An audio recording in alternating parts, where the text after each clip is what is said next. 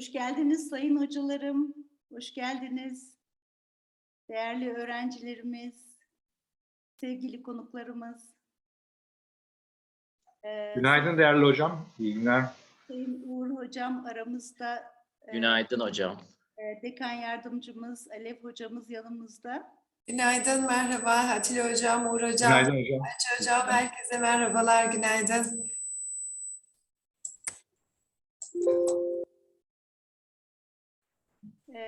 Bir parça bekleyelim izninizle.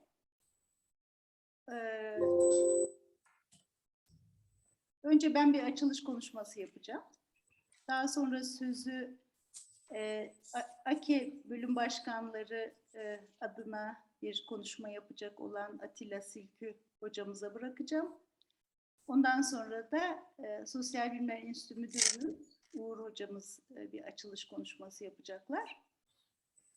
Ondan sonra da ilk session olacak. Tanfer hocamız ilk session'ın chair'i. Ondan sonra biliyorsunuz programı devam ettireceğiz.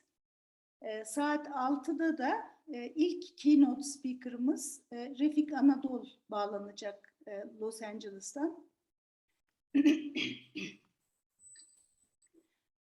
Yarın da aynı şekilde devam edeceğiz. Yarınki keynote speaker'ımız da gene Amerika'dan bağlanacak. O doğu tarafına biraz daha yakın bir eyalette olacağı için saat 4'te bağlanabilecek. Ve tahmin ediyorum yarın 5 sularında veya 5.30 sularında konferansımız bitmiş olacak. Böyle tanıdık simalar görmek beni çok mutlu ediyor. Vahit'i gördüm şimdi. Bölüm hocalarımız hepinize hoş geldiniz diyorum. Şimdi yan oda da var şu anda. AKE bölüm başkanlarımızı görüyorum. Ben Uğur hocamıza bir bilgi vereyim. Sosyal Bilimler Enstitüsü Müdürümüze. 9 Amerikan Kültür Edebiyatı bölümü bir araya gelerek bir graduate konferans başlatıyoruz bu sene bildiğiniz gibi. Ve dileğimiz de bunun devamlı olabilmesi. Ve her sene bir bölümümüz misafirliğinde, ev sahipliğinde bu konferanslarımızın devam edebilmesini diliyoruz. Çünkü bu graduate konferansların alana, Amerikan kültür edebiyatına sayısız faydaları olacağını düşünüyoruz. Yeni öğrencilerimizi alana akademisyen olmaya yeni adım atacak öğrencilerimize bir teşvik olacağını düşünüyoruz. Ve alanımızın ülkemizde daha çok ses getireceğini bu şekilde düşünüyoruz. Sayılarımızın çoğalmasıyla. Şimdi benim hayırlı olsun hocam diyelim. İlkini böyle başlatmış oldunuz. Her şeyin bir ilki var. Sonrası gelir nasılsa. Evet. Hakikaten ilk oluşu çok heyecanlandırıyor bizi. Üniversitemizin ev sahipliğinde olması da ayrıca heyecanlandırıyor bizi. Bu arada bütün AKE bölümlerimize de destek verdikleri için ve çok değerli işbirlikleri için ben ayrıca buradan bu resmi konuşmamı başlamadan önce teşekkür etmek istiyorum. Tamam. Çok genç akademikler de var. Onlar da ileride sizden bu bayrağı devralıp sürdürürler. Hocam ne güzel bir şey başlatıyorsunuz. Evet, eğer gerçekten öyle olursa, devamı gelirse işte o zaman diyeceğiz ki güzel bir iş başlatmışız diyeceğiz hep birlikte. Şimdi benim saatim 9.34'ü gösteriyor. Arzu ederseniz ben bir resmi açılış konuşmama başlayayım şu anda. Daha sonra da sözü Atilla Silkü hocama bırakacağım. Ondan sonra da Uğur hocamıza bırakacağım sözü. Dear colleagues, dear students, dear guests, it's my great pleasure and honor to welcome you all to the first joint graduate conference of the American Studies Departments of Turkey. I'm Ufuk Özdağ, the chair of the American Studies Department of Hacettepe University. We 9 American Studies departments from around Turkey, the American Studies departments of Ankara University, Atatürk University, Başkent University, Bilkent University, Dokuz Eylül University, Ege University, Haliç University, and İstanbul University came together to organize this event. And I am particularly happy that we at Hacettepe University are hosting this first event. May there be many more joint graduate conferences. We want the field of American Studies to thrive in Turkey.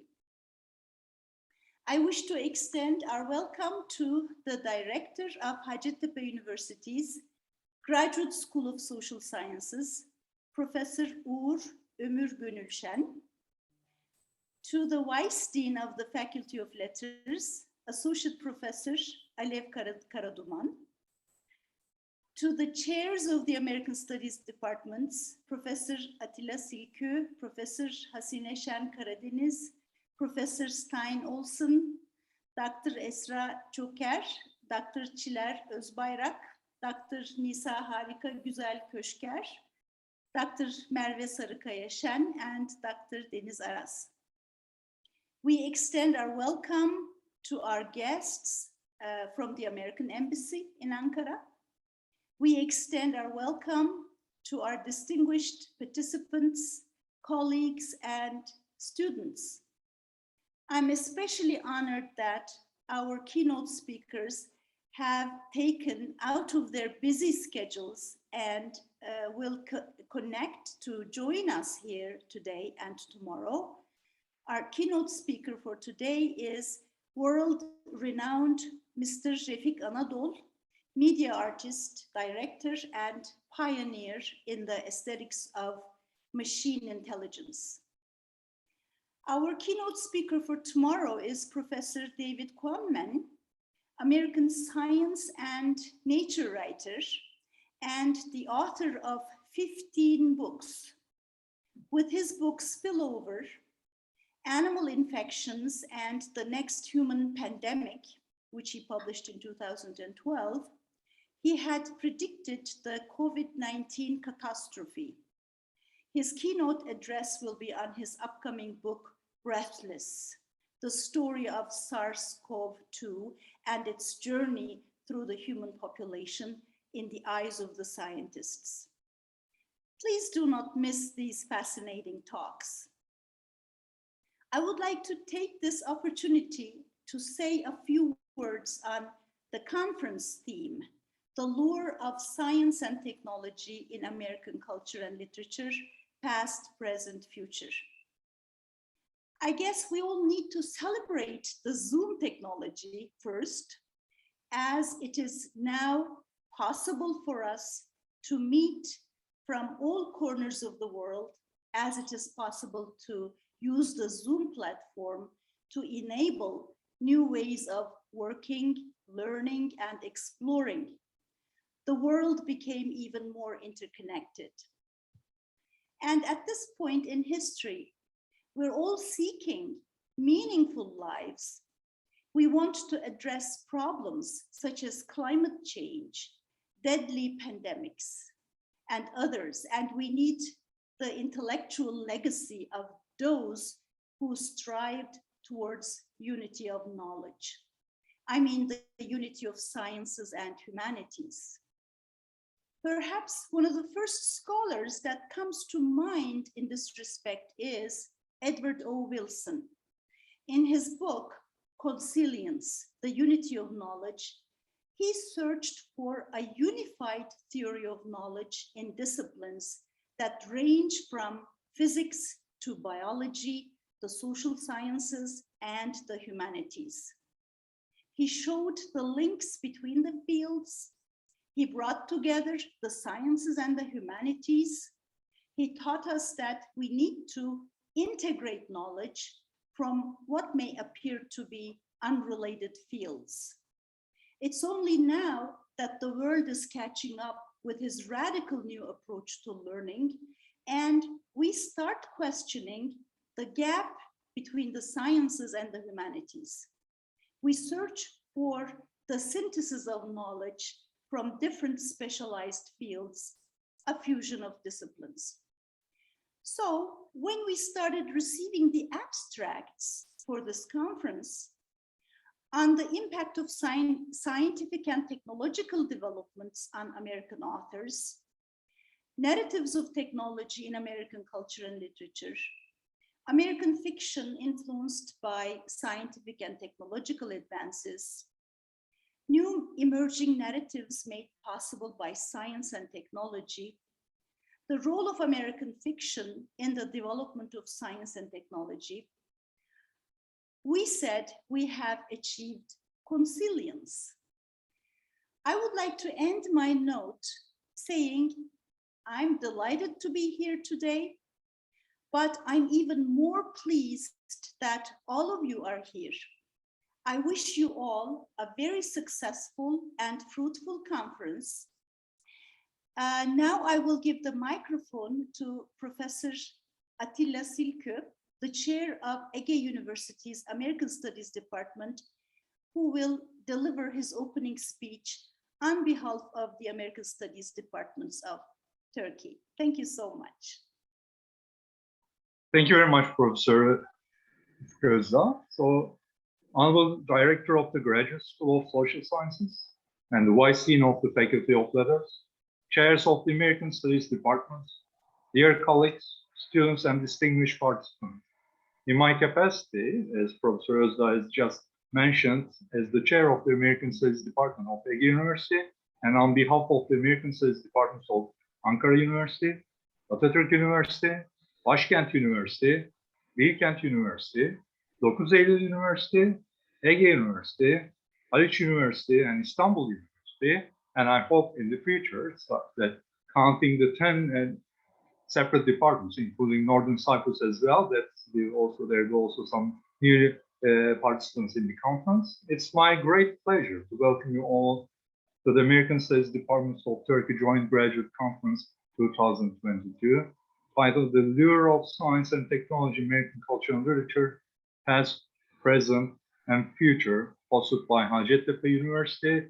And of course, having said that, you should also remember our dear beloved Professor Emel Doğramacı, who initiated the way, and Gönül Uçeli as well, who paved the way right after and carried the flag further, and in cooperation with the English departments, that all Turkey Conference, English Language and Literature Conference, and ASAT conferences, and dear Professor Gürüz Biken, who carried the flag in ASAT, and also that's who made it possible for us to come to such kind of academic platforms as well.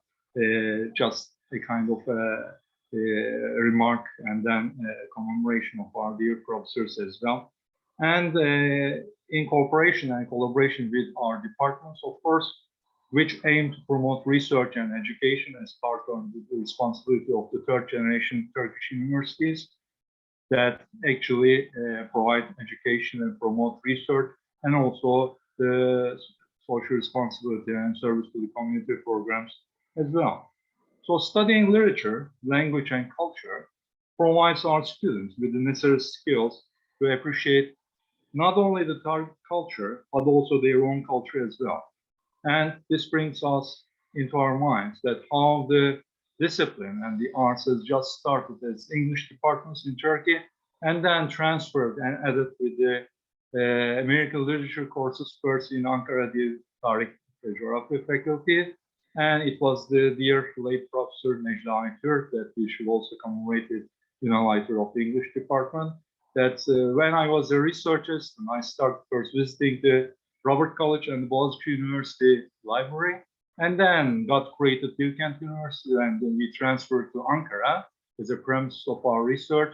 And in each occasion that I visit first Ankara University in Ulus, and then up in different fields, different universities, including Hacettepe as well, that actually how this academic environment and how it was implemented in Turkey, starting with the 1950s with the US civilization courses too. So the objective of our undergraduate and graduate programs is to develop students' ability to make critical analysis in many areas of social science and humanities and express themselves in spoken and written English. And considering the recent state of the arts, of the liberal arts actually, that it's the time, of course, to encourage all our young scholars to contribute to the field, because digitalization and of course globalization eventually, with considering the engineering sciences and the natural sciences, that actually brings to a kind of our liberal arts and humanities and social sciences into a kind of stake as well. And in an age of globalization, transnationalization and cross-culturalization, our departments with distinguished faculty members offer a wide choice of courses on both the American and the international agenda. And the students also benefit from the academic and cultural interactions of Erasmus Plus programs and the Fulbright programs too. For taking this opportunity, we will also extend our appreciation and gratitude to our US department in Ankara, the cultural office, and also the ASAT as well, that very much contributes to our academic facilities and occasions too. Over the years, we have noted that our graduates enjoy productive careers in the public and private sectors of Turkey and countries abroad in such fields as business, finance, government, international relations, education, media, technology, and the arts. So the Departments of American Studies have also a good history of hosting many international conferences, including undergraduate and graduate symposiums as well, which aim to facilitate the academic exchange of scholars and students from various disciplines, and also universities at home and abroad in such fields as literature, culture, history, sociology, philosophy, media, and women's studies. And also considering the recent state of the Turkish universities as part of the Bologna process, that our universities, many of them are ISTS holding universities that aim to become research universities as well. And again, it was one of the 20 universities as well, and most of our universities, which brings into scope the concept of interdisciplinarity and also internationalization in our education as well. In such conferences, we discuss various topics like migration, city and culture, displacement, globalization and transcultural issues, memory and nostalgia, I have just mentioned about our dear founding mothers and fathers, modernism and postmodernism, change and challenge, and which brings us as the seniors as scholars to this electronic digital platform with our digital natives and share, and we learn how to use the technology in our e-learning and distance learning programs because of the recent pandemic crisis too. Confinement, resistance, freedom, culture and space, and trauma too. So among the distinguished keynote speakers of the previous conferences all throughout Turkey were Susan Besnett, that's Ray Brown, Kevin McNamara, Lawrence B. Goodhart, Glenn Jordan, Chris Whedon, Yıldız Kenter, and our dear Talat Alman, that's the first Minister of Culture to Turkey. I remember while visiting our department that Talat Hoca is mentioned that, well, I applied for many scholarships and then many of them were rejected, but resiliently I endured and I insisted. Said I became the first Minister of Culture to Turkey. And I remember our Cevat Hoca and other Hojas and also our other professors, emeritus, that also pursued their PhD studies either in Europe or UK or United States.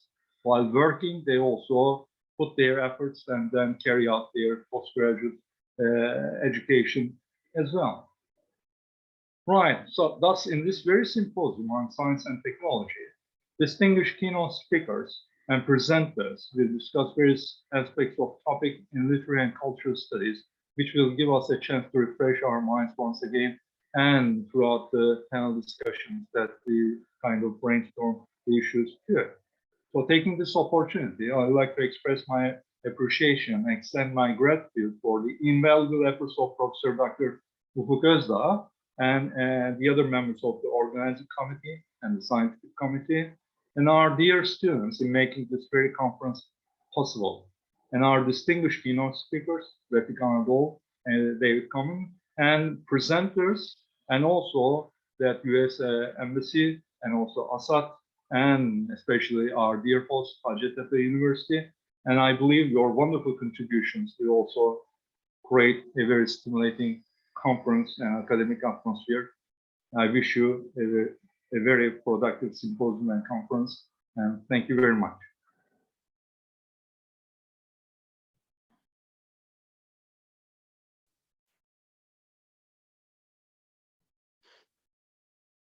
Thank you, Ufuk Hocam.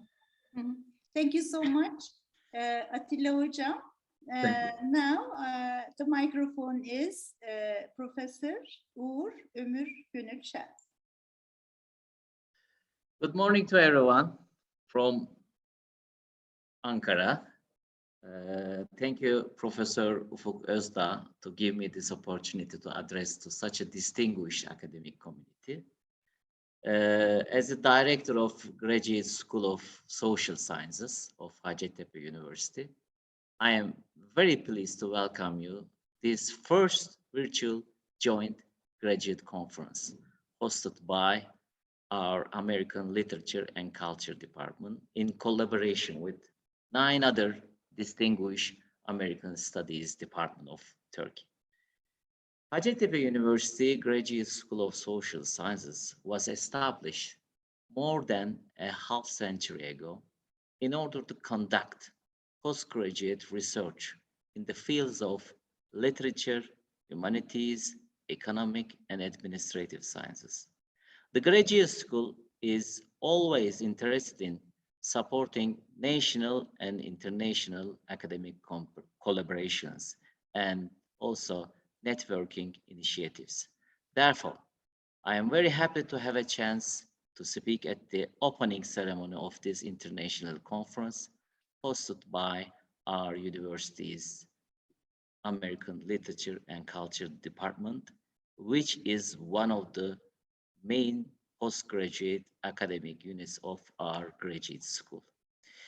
The theme of the conference, actually, Professor Özdağ tried to explain to us, is the lure of science and technology in American culture and literature in the past, present, and also for the future.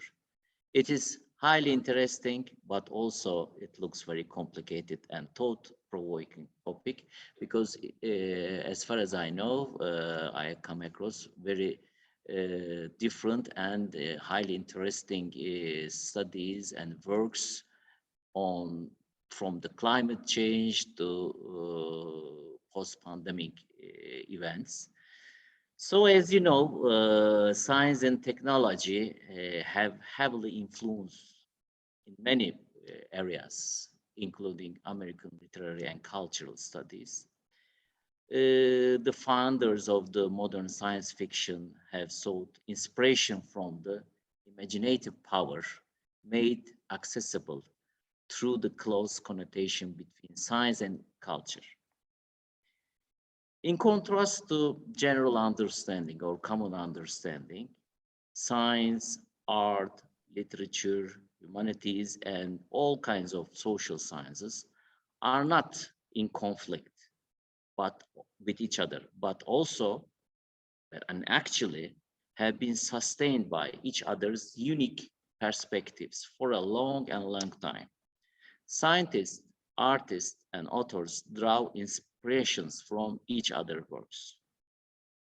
Particularly nowadays, new emerging narratives such as video games and all kinds of multimedia stories made only possible by means of science and technology. Within this context, this conference will give way to or will address the ways of interconnections, interrelationship between science, technology, culture, and humanity are reflected through representation of American culture and literature. I particularly would like to thank two keynote speakers, Mr. Refik Anadol and Professor David Quammen, for their participation and contribution to the conference. I'm sure we all look forward to their speeches. We have also, as I see, many experts from across the field who will be staying with us for the next 2 days, sharing their thoughts, knowledge, and opinions on the issue with us. So I would like also to thank to every one of you for being here with us. We couldn't have done this event without you, of course. Well, I don't want to take too much of your time. Before we get started, I would like to express my sincere appreciation to Professor Ufuk Özda and all the members of organizing committee of this conference for providing such a platform to all of us to raise the issues and go through the analysis of such interesting topics. I wish you all the best and sincerely hope you all will enjoy today and tomorrow of debate and networking. Thank you very much. Thank you very much, Uğur Hocam. Thank you very much, Atilla Hocam, for your welcome remarks. I'm just now taking a look at my program, and it says 10:15 is the first session. Maybe this will give us a good chance to have a cup of coffee and then connect again for the first session. The chair of the first session is Professor Tanfer Emin Tunç from Hacettepe University's American Studies Department, and she will be chairing the session on the role of science and technology in the literature of climate change, and our speakers will be Andrea Farber, Başak Almaz, and Nina de Bettin Padolin. See you in 15 minutes time. Thank you so much. Thank you very much. Thank you.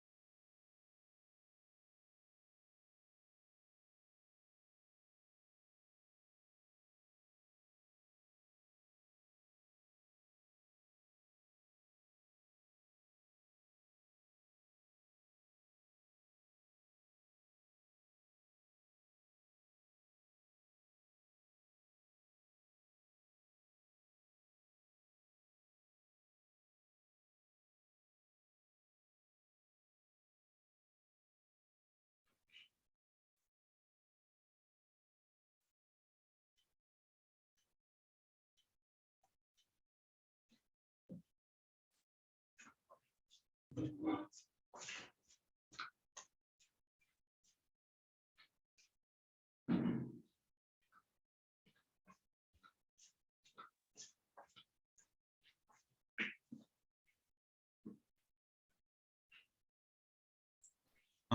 again, everybody.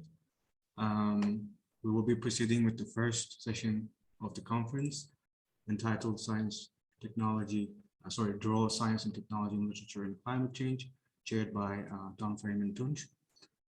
Whenever you're ready, Ojam. Okay, thank you very much, Onur. Good morning to everybody. I'd first like to start by thanking the 9 departments that prepared and organized this wonderful event, hopefully the first of many, as Ufuk Hoca said in her introductory remarks. Especially my colleagues at the Department of American Culture and Literature at Hacettepe University. I know that they put in many, many long hours over the course of the previous year preparing this event. So it's really special to see it come to fruition today. And our first panel that I'm chairing is on the role of science and technology in the literature of climate change. And as we all know, climate change is arguably the most important field of discussion today in the area of environmental studies. And we have 3 papers this morning. And I suppose that each one will last 20 minutes based on my calculations. And then at the end of the session, at the end of the panel, we'll have 15 minutes to discuss the 3 papers. So what I'm going to do then is introduce each of the speakers before they present, and we'll hold off on questions until the end of the session, and then we'll have 15 minutes to discuss. This morning we have 3 papers. The first by Andrea Farber from the University of Graz, the second by Başak Almaz from İstanbul University, and the third also from the University of Graz by Nina de Betten-Padelin.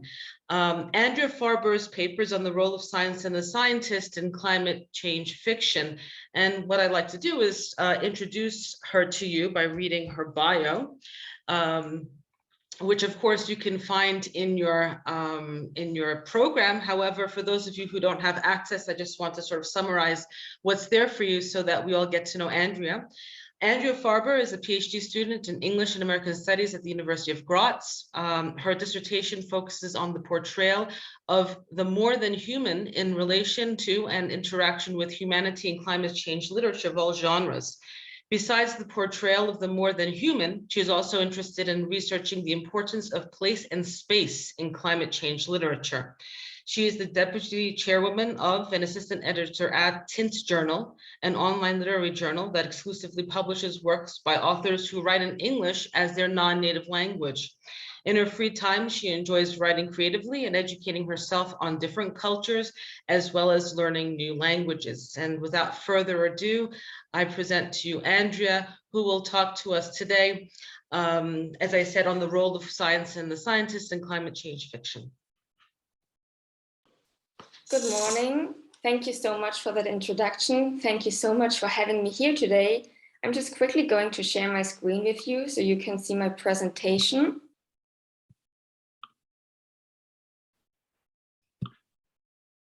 And you should be able to see that now. Yes? Okay, awesome. So, as has already been mentioned, my interest topic is usually the more than human in climate change fiction, but today I'm going to talk about ways in which science and the role of the scientist are being incorporated into American climate change fiction. As I will show, whilst it is a tricky subject to work with, incorporating science into this genre is an asset in terms of relaying information about climate change and science to the broader public to further a readership's general world knowledge. I will first discuss how fiction can be a useful tool to convey scientific information to a general readership with a non-scientific background by introducing 3 studies on this topic. Then, I will give an outline of how science and the scientists are represented in climate change fiction. Finally, I will introduce 3 American climate change novels today that represent Western science in diverse ways to demonstrate how works of this genre operate to bridge the gap between sciences and the general public, to make understanding the threat of climate change more tangible for a reader.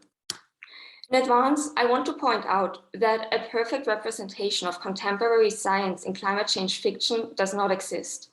Even scientists cannot predict the impact of global warming on this planet with absolute certainty. Thus, writers only have projections to work with when bringing facts into dialogue with fiction, by exploring how climate change could affect human cultures, imagined landscapes, and political realms in the future. This uncertainty contributes to media and the general public disregarding scientific warnings of a possible impending disaster. Artists and scholars in environmental humanities are trying to overcome the fissure between the two fractions by figuring out how to best convey scientific aspects of climate change in creative ways. The novel lends itself well for this task. A study suggests that fiction can teach information as well as influence judgment of a reader.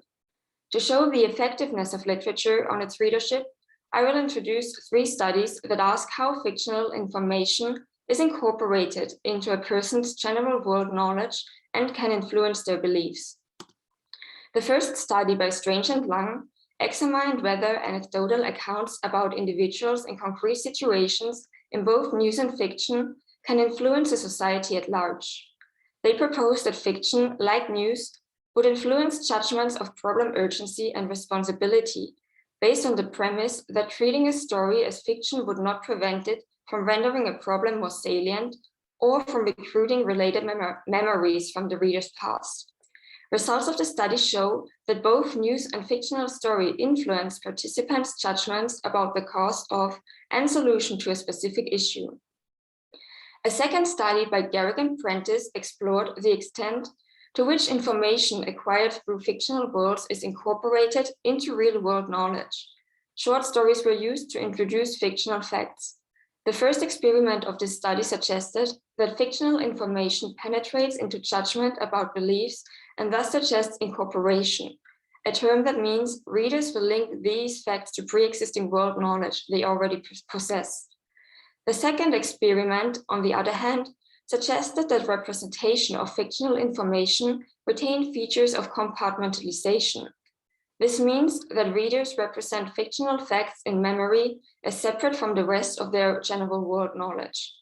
Garrick and Prentice thus concluded that readers create hybrid representations of fictional information in which facts learned from fiction are associated with related world knowledge, but also retain associations with the fictional sources.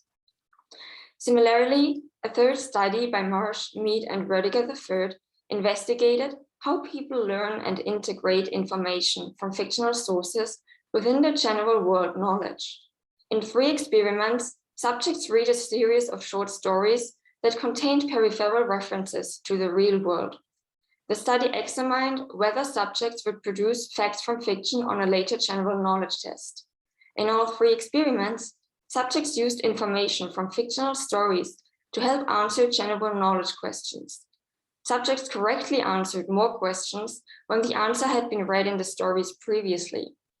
After reading misinformation that had been planted in the text, they answered fewer questions correctly and produced more target misinformation answers. The study suggests that integration of information learned from fiction with other related world knowledge is evident by subjects' willingness to use story facts on a general knowledge test. So, yes, research on this topic is vast, and besides the influence of the individual, literature also has the ability to shape and reflect cultures. Unfortunately, I lack the time to go into detail on this topic today, but for anyone interested, Hubert Saft's concept of literature as cultural ecology is a good starting point to explore it. What these studies propose is that fiction can influence and have a lasting impact on a reader's beliefs and general world knowledge, which makes it a useful tool to discuss important world issues. So it is not surprising that the genre of climate change fiction is currently on the rise. Nevertheless, as I've already mentioned, one struggle is that they have to figure out how to communicate science accurately in time of uncertainty. Drexler has identified 2 strategies commonly used in order to skirt around this. First, the novel can be set in a world in which climate change is already self-evident and has shaped the landscapes and lives on the planet accordingly. Second, scientific uncertainty and practice is avoided by turning predictions into tomorrow's scientific givens. As Drexler points out, even with these strategies, the majority of the novels about climate change include at least one scientist. That is because the scientist can be used as a credible source. Although the real course of events of global warming is indeterminable, the scientist in each specific story can still draw out the repercussions of climate change specific to their scenario. To have a scientist present and relating scientific evidence gives a climate change novel an explicit environmental agenda. The scientist does not necessarily have to be an appealing character. On the contrary, given the dire state of the planet that they already recognize, oftentimes scientists are portrayed as being worried, depressed, or standoffish. The character, for the most part, exists to overcome the gap between sciences and the general public. More importantly, they are utilized to help other characters understand the importance of finally taking action, because individuals frequently know about global warming and yet behave as if it was no tangible threat. In psychoanalytical terms, this gap between our knowledge and our behavior is referred to as splitting. Splitting, as Carriage puts it, is the manifestation of a defensive response which enables one to know the traumatic truth, yet simultaneously not know it. It is a coping response because to truly think about climate change and its repercussions would be transformative. So, as Doss explains, one form of splitting is a kind of intellectualization that separates abstract awareness of these crises from real emotional engagement. The scientist, as someone who is no longer disillusioned, can counteract this splitting when interacting with other characters. So let us now look at 3 specific examples of the representation of science and the scientist in climate change novels. First up, Kim Stanley Robinson's 40 Signs of Rain was published in 2004, and it is the first book in the Science in the Capital trilogy. Focusing on the effects of global warming, the novel's main characters are Anna, a woman who works as a hard scientist administrator at the National Science Foundation, her husband Charlie, who works as a science policy advisor to a senator and tries to push for the introduction of a climate change mitigation bill in Congress, and Frank, a biomathematician. As the professions of the main characters, as well as the title of the trilogy already suggests, the novel does not shy away from incorporating science. It is one of the most realistic approaches we have to the intersection of environmentalism and politics in the genre. While climate change itself is a significant topic, the novel also offers an in-depth insight into how scientists operate, illustrating the struggle that scientific advances face in moving forward by being dependent on financing and to some extent luck in proving hypotheses right or wrong, revealing the complicated aspects of bureaucracy behind the scenes that generally is not visible to a person with a non-scientific background. Considering that the story follows scientists at their workplace as well as at home, they appear more relatable than the token scientist character found in other works of the genre. They have the troubles, they are shown as being insecure and worried, and they have to deal with the obstacles thrown at them by higher-ups and policymakers, who are only operating in their own best interest. The ending of the novel sees both coasts of the United States afflicted by enormous storms, eroding cliffs on the West Coast and flooding almost all of Washington, D.C. on the East Coast. Charlie, the science policy advisor, in the end asks the senator whether he will be doing something about global warming now that almost most of Washington, D.C. is underwater. It is a poignant ending as it illustrates an ongoing issue in society today, more so than ever, with scientists warning and policymakers not listening. Here's an excerpt from the novel that describes the issue quite well. The battle for control of science went on. Many administrations and congresses hadn't wanted technology or the environment assessed at all, as far as Anna could see. It might get in the way of business. They didn't want to know. For Anna, there could be no greater intellectual crime. It was incomprehensible to her. They didn't want to know. So by detailing the struggle between science and politics, 40 Signs of Rain adds to general world knowledge by not only using science to explain climate change, but also the workings of science itself. It is a relatively dry approach to science in comparison to other climate change novels, but it accurately represents the current issue. And I want to contrast this novel with Barbara Kingsolver's Flight Behavior, published in 2012. Set in the Appalachian region in rural Tennessee, this novel follows 28-year-old mother of two, Delarobia Turnbow, who wants to escape her marriage and the small town she grew up in, when one day she stumbles upon a miracle in the woods up the hill that belongs to her in-laws' farm. Millions of monarch butterflies have gathered in the trees. What Delarobia and the small town first believed to be a blessing from God turns out to be a sign of a changing planet. For as long as humans can tell, the butterflies have flown to Mexico in winter to survive in warmer climates. Science in flight behavior comes in the form of Ovid Byron, a professor of entomology, that is the study of insects, and his PhD students. For him, their change in migration is a deeply concerning sign. He lives in a camper in Delarobia's garden and sets up his lab in her barn. Ovid's world of science clashes with that of the small town's religious beliefs and interests, and it is this divide between the two different worlds that is heavily thematized. Whereas 40 Signs of Rain tackles the issue between politics and science, flight behavior grapples with the restraints that growing up in a certain place can have on a person, in terms of, for example, the expectations by families or the education or lack thereof at school. Delarobia, who is naturally curious and wants to learn, yet cannot seem to get out of this town, is a spokesperson for the inhabitants who reject science, although her beliefs do not really align with theirs. However, having grown up in this town, she can still emphasize with them and understands where they are coming from. For them, climate change means worrying about their crops and believing that the weather is a sign of God. Ovid, on the other hand, represents the scientific community and has a hard time understanding the blatant ignorance of climate change as a serious global problem. Eventually, Delarobia starts working for Ovid. Once again, the reader is introduced to how scientists operate, but unlike with 40 Signs of Rain, flight behavior portrays actual fieldwork, which Delarobia learns about step by step.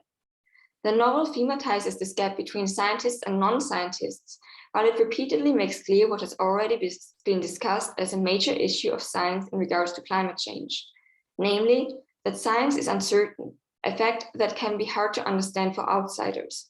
I quote, "There are always more questions. Science as a process is never complete. It is not a foot race with a finish line. People will always be waiting at a particular finish line. Journalists with their cameras, impatient crowds eager to call the race, astounded to see scientists approach, pass the mark, and keep running. It's a common misunderstanding," he said. They conclude there was no race. As long as we won't commit to knowing everything, the presumption is we know nothing. So while the relocation of the monarch butterflies is a fictional event, it was inspired by unprecedented rainfalls, mudslides, and flooding that destroyed the Mexican mountain town of Angangueo, a town close to where the monarch butterflies migrate to every winter. Kingsolver uses factual events of the real world that have contributed to climate change to establish a narrative for her fiction. And more so, Kingsolver tries to build a bridge between a non-scientific community and the scientific community. At the end, Delarobia decides to attend college, sending out the message that no matter your upbringing, anyone can pursue science as long as they're willing to do so. Science in flight behavior aims to open up people's worldviews and connects local events to global issues, promoting interconnectedness. For a more different approach to science, I will now discuss Richard Powers' The Overstory, published in 2018. Unlike the previous two novels, this one deals with climate change more implicitly by highlighting how humanity disregards nature, specifically trees. The novel centers around 9 characters, and spanning multiple time periods, it tells the story of a group of activists who are called to protect the last 3% of redwood trees on Earth. One of the main characters, Patricia Westerford, is a dendrologist, which is the botanical study of trees and other woody plants. Her character is heavily inspired by forest ecologist Suzanne Simard, and the book Patricia writes mirrors notable ecological texts existing in the real world. Patricia discovers that trees are capable of communicating with each other. However, her research is widely mocked, which causes her to withdraw from the scientific community. Years later, she discovers that her work has been redeemed and expanded upon. Near the end of the novel, Patricia is invited to a conference and is tasked with answering the question of what is the single best thing a person can do for tomorrow's world. At the end of the talk, Patricia toasts to the audience and commits suicide by drinking from a glass of water laced with an extract from a poisonous plant, Tachigali versicolor, also known as the suicide tree. Powers, in an interview with Los Angeles Review of Books, says the following about this scene.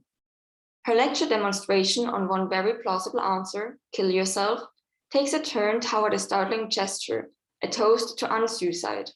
That is the gesture behind the entire novel, the active, even violent effort to oppose a way of life that would gladly bring itself and all else down with it, rather than capitulate to even the mildest forms of reconciliation to the rest of the living world. So science in the overstory teaches us about trees. It contributes to a reader's general world knowledge in ways that can have a lasting impact on their worldview. At the same time, the novel demonstrates how scientific facts can be misinterpreted and discredited for being too out of the box. While the previous two examples juxtaposed science and the scientist against the rest of the world, the overstory juxtaposes science against itself. What becomes obvious with these three examples is that science, even in climate change fiction, consistently has to prove itself against different opponents, whether that be policymakers, religion, economy, or even itself. As Ovid puts it in Flight Behavior, science doesn't tell us what we should do, it only tells us what is. The uncertainty of the effect of climate change on the planet complicates the use of science in climate change novels. Nevertheless, authors can draw from real-life facts to create different worlds of fiction in which to explore the multitude of possible outcomes. In a reality in which science is often regarded as being unapproachable, infusing it into fiction opens up this seemingly elusive and exclusive part of society to a readership of non-scientific background and broadens their general world knowledge. So while it is a daunting topic to tackle within fiction, climate change novels with an environmental agenda greatly benefit from representing the scientific side of the problem to further a better understanding of climate change and the uncertainty that comes along with it among the general public. Thank you. Thank you very much, Andrea. Perfect timing. You didn't even need a warning, which is great. And I think that you did a wonderful job laying out the concerns and characteristics of climate change fiction and providing us with some very good examples from the genre that will stimulate certainly discussion in the question and answer session. So our next talk is by Başak Almaz. And Başak received her BA from Hacettepe University's Department of English Language and Literature in 2018 with a minor degree from our department in American Culture and Literature. She works as a research assistant at Istanbul Aydın University and writes for The Pentacle, Post-Human Entanglements in Culture, Literature, and Environment. With her Cli-Fi short story entitled Global Summer House, she is one of the contributors to USLA's EcoCast special episode that hosts 25 environmentally themed quick fictions. Her research interests include, but are not limited to, posthumanisms, cli-fi, eco-psychology, environmental philosophy, and utopian and dystopian literature. And today she is going to be talking to us about climate optimism through science and technology, Kim Stanley Robinson's Utopian Projections, which I believe is from her MA thesis that she's currently working on. And that she'll be defending soon, right, in our department. Başak is also a master's student in our department.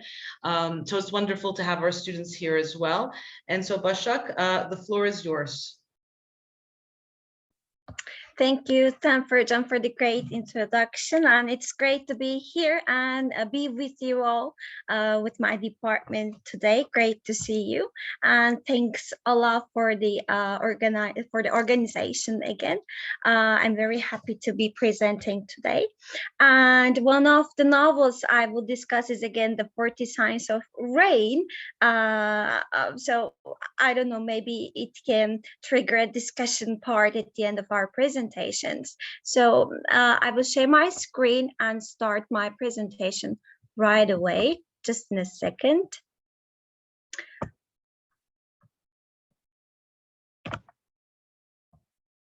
All right. Okay.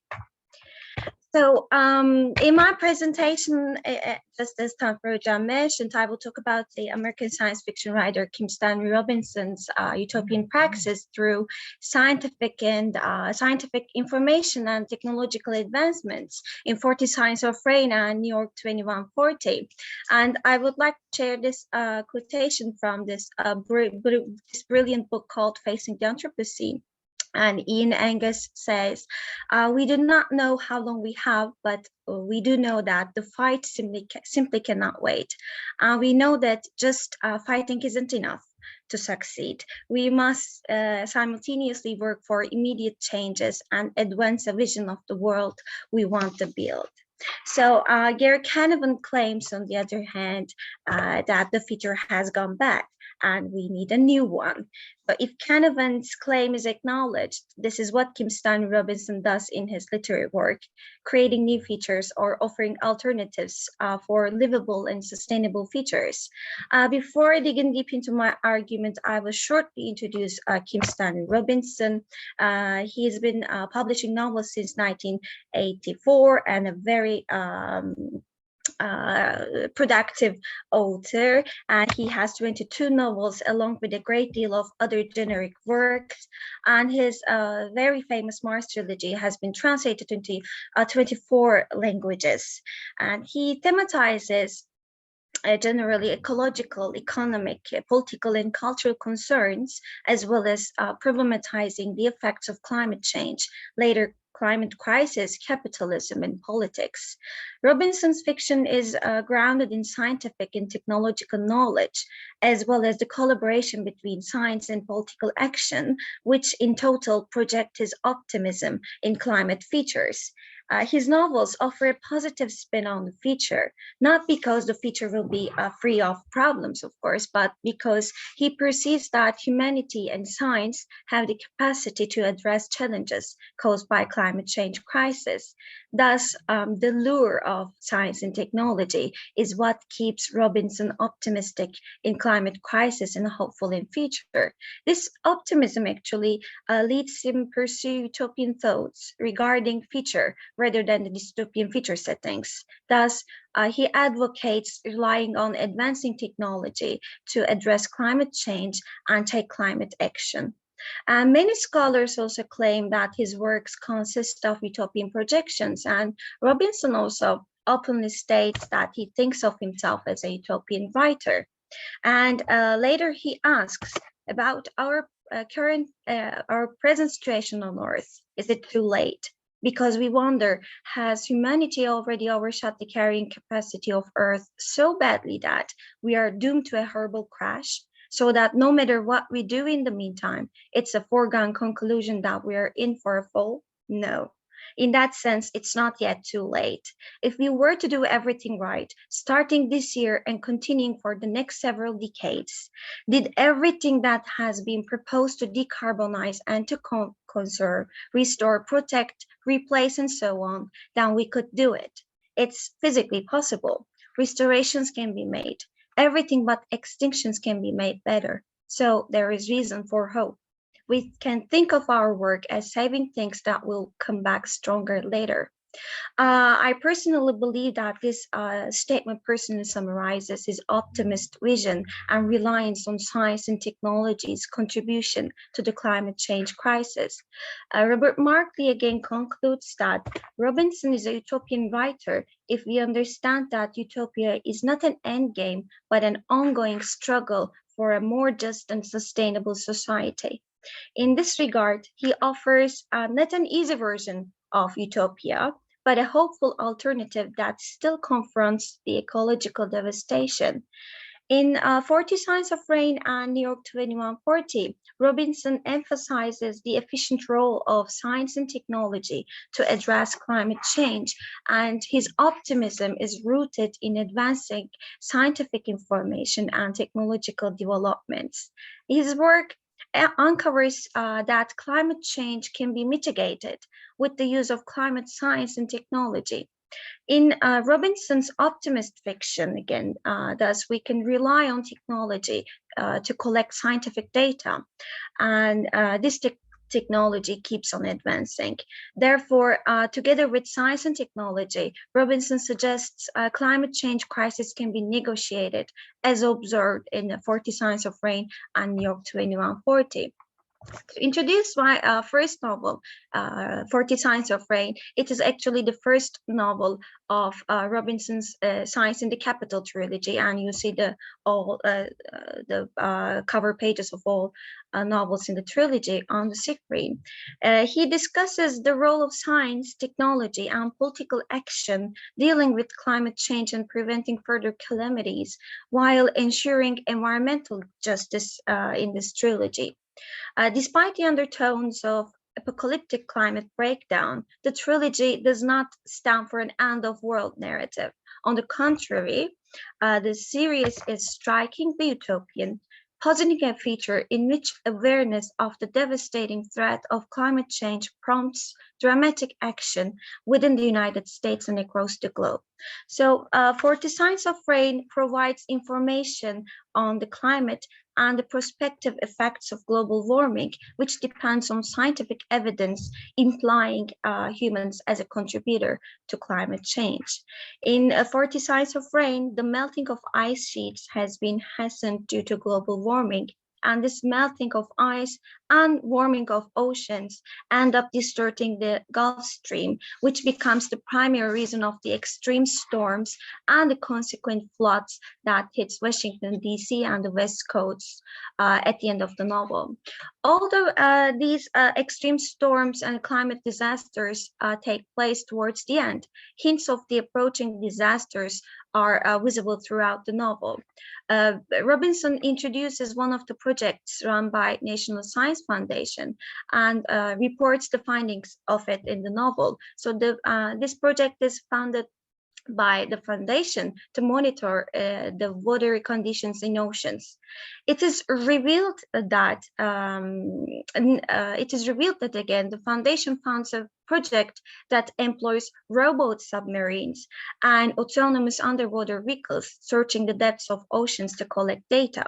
And what's more, white beluga whales with GPS devices attached on them are also included in tracking the circle of the ocean currents.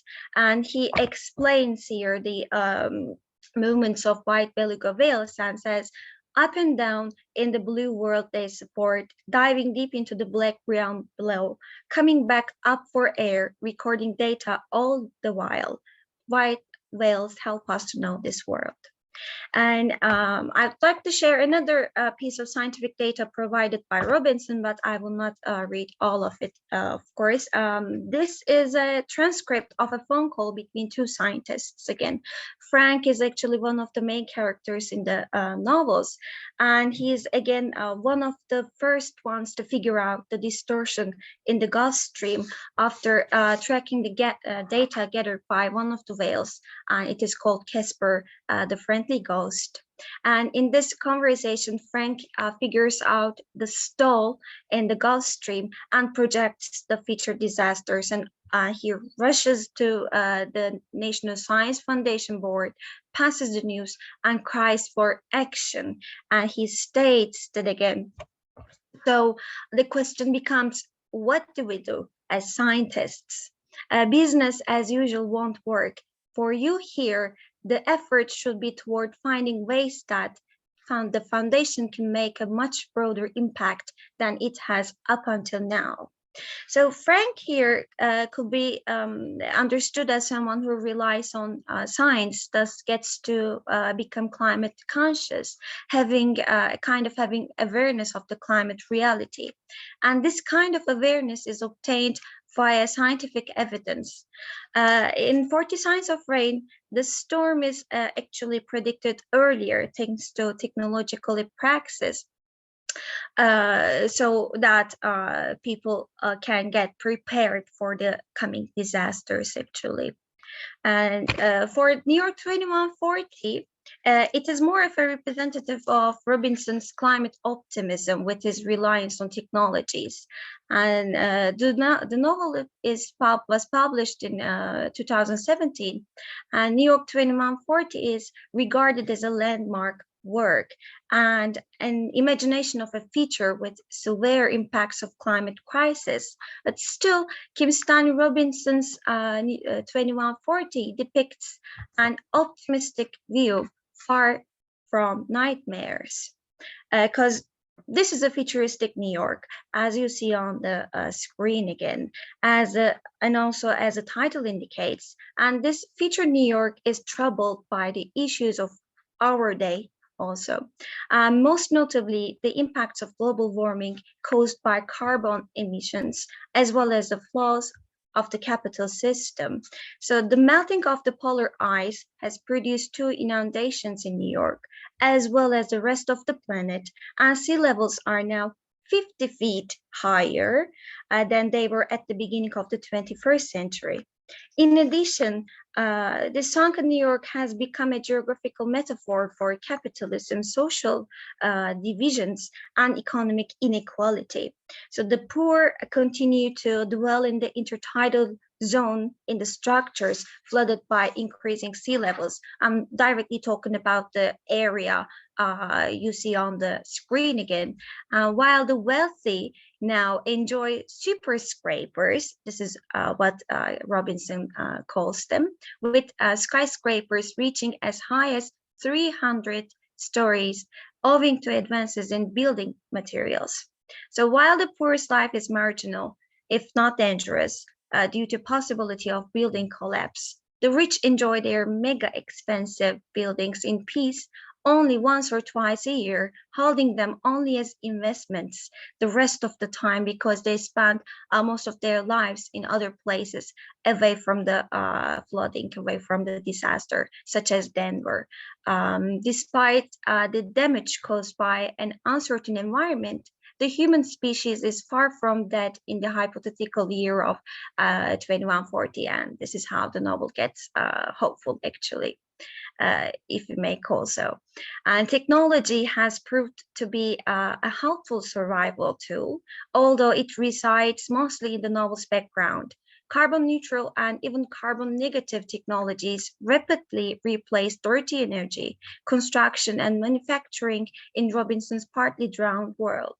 These technologies include, but they're not limited to, what Peter Rizek sums as again following. And he says, photovoltaic paint covers New York skyscrapers. Construction materials are made by pulling carbon out of the air and turning it into graphene, which is then transformed into super strong composites by 3D printing. Electric cars, bicycles, and trains come to dominate land transportation, with many roads ripped out to create habitat corridors to help species survive. So sky villages hovering above the earth serve as the new forms, returning just long enough to cultivate and harvest crops. Although most meat is raised in vats, livestock becomes free range, and the urban landscape is likewise reimagined, as Robinson writes. All the blocks would then float up and down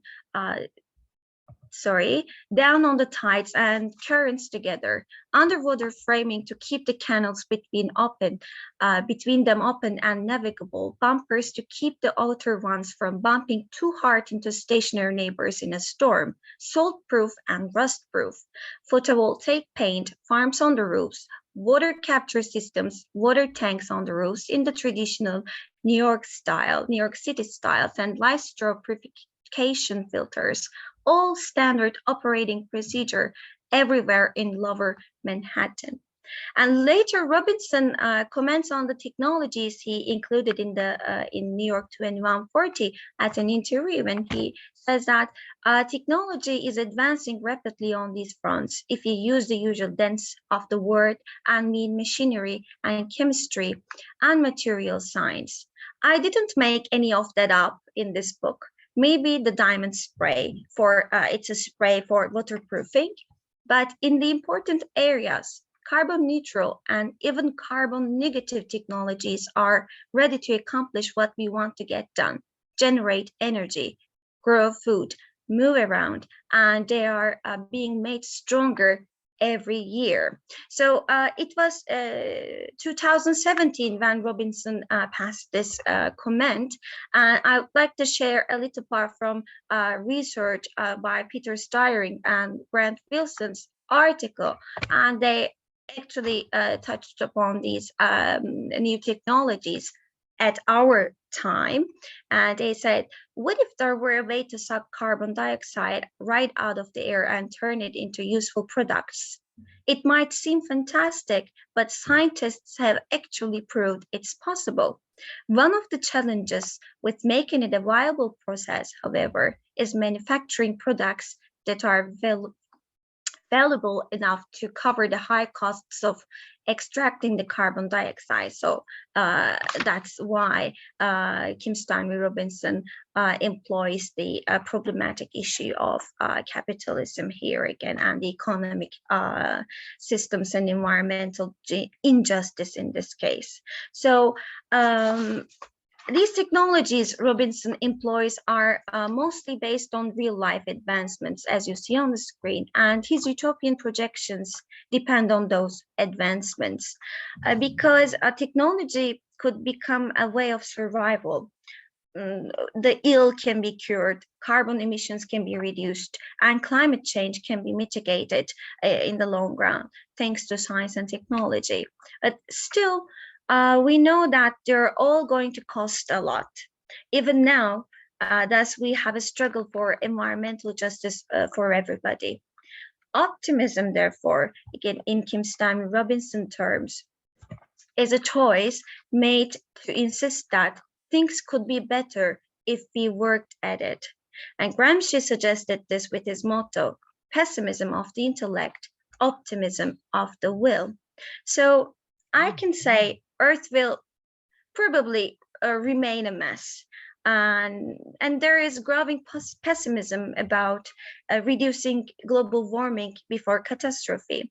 But there are glimmers of hope that humanity will someday encounter a significant stimulus to accept responsibility for the harm they have done to the biosphere. Ultimately, again, we may conclude the reason of it is that again, as Robinson frequently touches upon Aldo Leopold's land ethic by saying, what's good is what's good for the land. Thank you so much. Thank you, Başak, for that wonderful analysis of Robinson's works. And your paper certainly brought a lot of issues to mind, not just in environmental studies, but as I was listening to your paper, I was thinking that certainly Robinson's novels would also be of interest to engineers, not just structural engineers who would have to modify their techniques. Those images that you showed of New York City, as somebody from New York myself, were quite disturbing. But certainly, climate change is going to have to force others in other STEM disciplines, I think, to modify their practices. And the construction of skyscrapers, for example, by structural engineers, their work will also have to be complemented by the work of hydraulic engineers and tide engineers. And so I think that Robinson's novels intuitively involve this kind of interdisciplinarity that I think certainly needs to be examined. So thank you for bringing those ideas to light. And I'm sure, again, we'll have plenty to discuss during our Q&A session. Our third paper is by Nina de Betten Padelin, and I would like to read her bio. And Nina graduated with honors from the University of Graz with a European Joint Master's degree in English and American Studies in November of 2019. She completed her second master's degree in Gender Studies in May 2020. During the academic year 2020-2021, she served as a foreign language teaching assistant at the Washington and Lee University in Virginia in the United States. She's currently pursuing her PhD in American Literature at the University of Graz, and her doctoral thesis, Drama's Eco-Critical Capabilities of Decolonizing Indigenous Epistemologies, focuses on climate racism, indigenous ecological studies, eco-drama, and eco-theater. And from what I can gather, her presentation, A Planetary Vision, Indigenous Scientific Approaches in Eco-Drama and Eco-Theater, are from her PhD dissertation. This presentation is from her PhD dissertation work. And just by the title, I can see that she's bringing in other viewpoints, specifically in this context, indigenous scientific approaches. So I'd like to hear what you have to say. I assume that you'll be talking about Native Americans and their take on climate change in the United States. Okay, thank you very much, Nina. The floor is yours. First of all, I would like to sincerely thank the organizing committee and of course you, Professor Tanch, for chairing this panel. Let me just briefly share my screen. You can all see my screen? Yes, perfect. Okay. My paper today looks at the scientific knowledge communicated in theater and drama using the examples of Denemeti, Marie Clement's Burning Vision, and the Dancing Earth Collective's IF Indigenous Futurities, Dancing Earth in Cyberspace. In the following, I focus on how these two works of art communicate indigenous sciences and envision the planet as what Elias and Moraro see as a, quote, an incrementally integrated system, unquote, where the arts are intrinsic to the communication and creation of societal patterns. As a first step, I want to briefly delve into an overview of the common denominators of indigenous sciences. Then I look at my primary text and analyze the scientific concepts of balance, energies, and relationality. I use Leanne Simpson's concept of resurgence to then give an understanding of coloniality and historicity in both IF Indigenous Futurities and Burning Vision. As a last step, I will compare the scientific aspects in the drama and the play. Historically, indigenous peoples have stored their knowledge and wisdom orally and transferred this knowledge throughout generations in a series of rituals and according to defined rules. To quote J.T. Johnson et al., spirituality, ethical relationships, mutualism, reciprocity, respect, restraint, a focus on harmony, and acknowledgement of interdependence, unquote, are all characteristics of knowledge production within indigenous communities. For the most part, indigenous sciences are rooted in a plural and open understanding of the relationships between the earth and its inhabitants. Johnson et al. State that indigenous sciences are, quote, engaged across linguistic, cultural, epistemological, spatial, and temporal difference, unquote.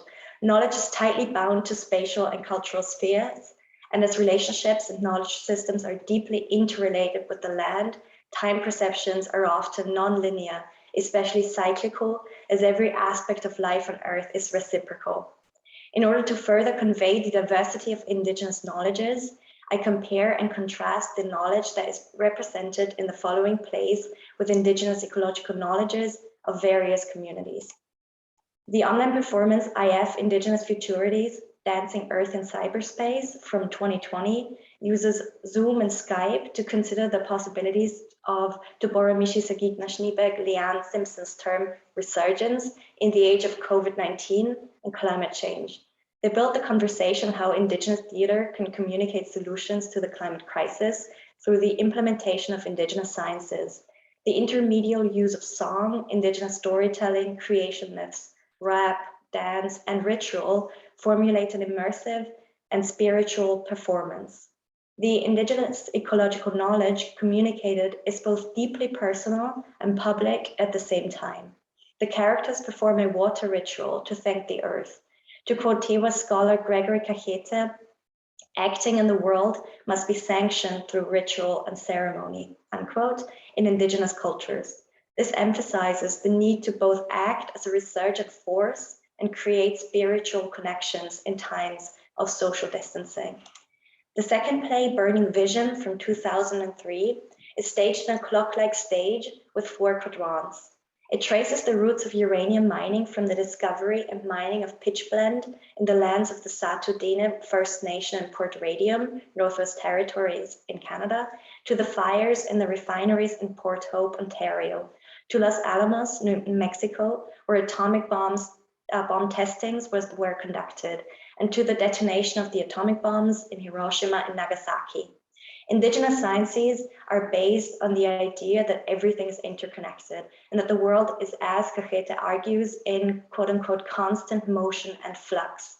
Thus, characters in the play communicate across time and space as their fates are similarly impacted by the mining of uranium. To visualize this on stage, characters are double cast. Much like the stage itself, time is cyclical, past, present, and future are coincident, which deconstructs Eurocentric time perceptions.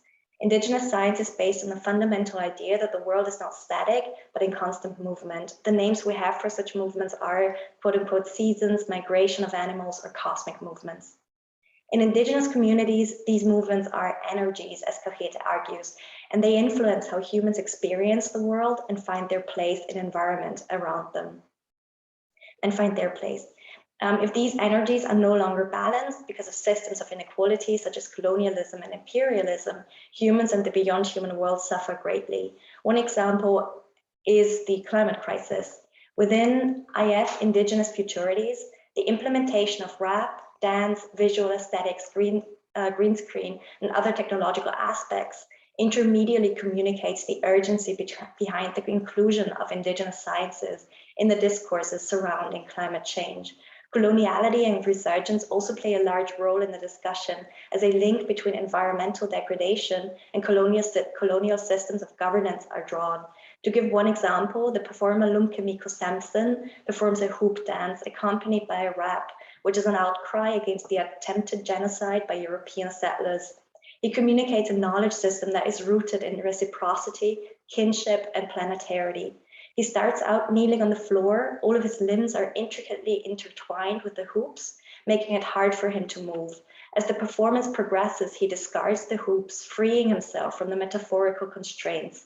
He ends the performance with 3 hoops interlinked into the form of a planet, as you can see here, which he holds in his hands and carries later on his shoulders. This visualizes the deep interrelationships between humans and the planet. It further illustrates that it is humanity's obligation to deconstruct exploitative systems to create a just world. The rap accompanies this argument. He juxtaposes indigenous sovereignty with US American and settler quote-unquote broken governance. Miko Sampson further challenges US America for the attempted genocides committed against indigenous peoples throughout history. He raps that, quote, "My people are hustling, struggling, and praying while the sunrise, working to renew my ceremonies, songs, and stories, while Western scientists was worried not to find where my soul is." While indigenous people survive dehumanizing processes of othering, resistance has always been present, as can be seen in these lyrics. This requires an unsurmountable level of strength given the forced removal of indigenous peoples and children, residential schools, the 60s scoop, the high levels of systemic poverty and epistemic violence against indigenous communities to this day, and many other things. That the preservation of their indigenous sciences and epistemology takes effort on a daily basis is also visualized in Burning Vision. To briefly look at the historic account, according to Dene oral tradition, in the 1880s, the Sato Dene man Etseo Aya predicted the detonation of the atomic bomb after seeing white men enter a mine that was located on the land of his people with tools made out of iron. The play Burning Vision communicates this prediction through the character of the Dene seer. Visions are an essential part of Indigenous sciences and are tools to approach the environmental world and gain knowledge about the present and the future, as Hacettepe, Simpson, Teves, and many other Indigenous scholars affirm. In the play, the Dana seer's vision, the vibrations of the world, the Geiger counter, the sound of a heartbeat, the beeping of a radar, accompany the violence against his people. He is, quote unquote, disturbed by the future, as he, quote, felt they would hurt my people, and the vision, quote, will come burning inside, unquote. Both the vision in the play and the historical vision describe in detail how the mining of uranium will lead to the detonation of the atomic bombs in Japan. The burning refers to two aspects in the play. First of all, it communicates the detonation of the atomic bomb and the aftermath of the nuclear fallout. The second aspect refers to the fires in which millions of people disappear into and pass into the world of the dead. The character of the widow communicates with her dead husband, called the Dana Orcaria, through his shadow that appears from the fire, as well as his clothes that she has not burned yet. According to Dana tradition, the belongings of loved ones are also filled with their spirit and must also be sent to the world beyond. As she begins to come to terms with his death, she slowly burns the materials that made her husband what he was, thus letting his spirit travel to the afterworld. Her husband joins many other Dana Orcarias in the fires of death, illustrating that thousands of Indigenous people died because of the extraction of uranium from Dana Sato land.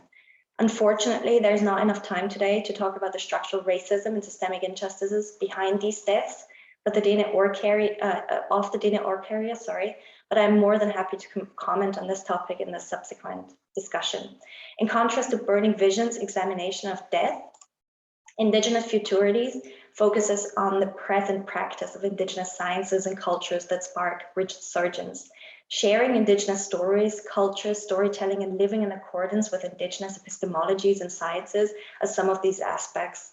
The three scientific concepts IF Indigenous Futurities highlights are intuition, imagination, and amongst all, spirituality. Their approaches, they are approached as tools that pose viable solutions for a future that includes all. As aforementioned, the all-encompassing and planetary energies present on the Earth are emphasized in this performance. The performers are projected onto a video that shows either the Earth from above, lakes, waterways, or patterns similar to what can be seen through a kaleidoscope, as you can see here. Their bodies become one with the nature projected by the green screen. Their movements are in constant flow, but always in sync with their fellow performers who dance behind, next to, or above one another. Saragozin and Carretta's concept of cuerpo territorio is particularly useful here. It considers, quote, the inseparable ontological relationship between body and territory, unquote. The body and the land make the same experiences in a quote unquote codependent relationship. The performance in IF Indigenous Futurities mimic the natural flow of water to visualize the energies flowing between humans and the land. Thus, it argues for the need to recognize this quote unquote codependent relationship and the urgency behind a radical shift toward a world order based on relationality and reciprocity. This scientific message is further communicated within the performance of the Iroquois creation story of twin brothers, Sapling and Flint, who were born to keep the world balanced as they create the natural world around them. Quote, one would make roses, the other would put thorns on those roses, unquote. This equilibrium is essential to keep the world's energies in quote unquote balance. Unquote. Spirituality, reciprocity, and relationality guide the earth of this creation myth.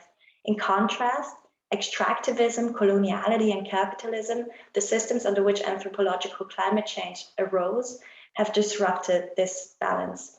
The performance therefore argues for the active inclusion of Indigenous sciences in finding solutions to the climate crisis. In Burning Vision, the impacts of rampant capitalism also ask for a redefinition of the current world order. The events unfold around the discovery of uranium by the historical brothers Gilbert and Charles Labine. While history may not be sure how the brothers discovered the uranium in the Sato Dana lands, The play assumes that an old Hacettepe man warned the characters, the Levine brothers, of the dangers of a black rock located far underground. Entranced by the economic value of pitchblende, they do not heed his warning, and their discovery sparks a long chain of events that leads to the suffering or death of almost every character on stage. The brother one, the brother one, Gilbert, is driven by imperialism and capitalism, stating that, quote, "It's just plain naive for a grown white man to be scared of Indian fairy tales, as he has never been scared of no rock," unquote. To quote Johnson et al., consistently framed in negative terms by the dominant colonizing cultures, indigenous cultures and the knowledges they produce have too often been seen and treated as out of place in academic discourses and institutions, unquote.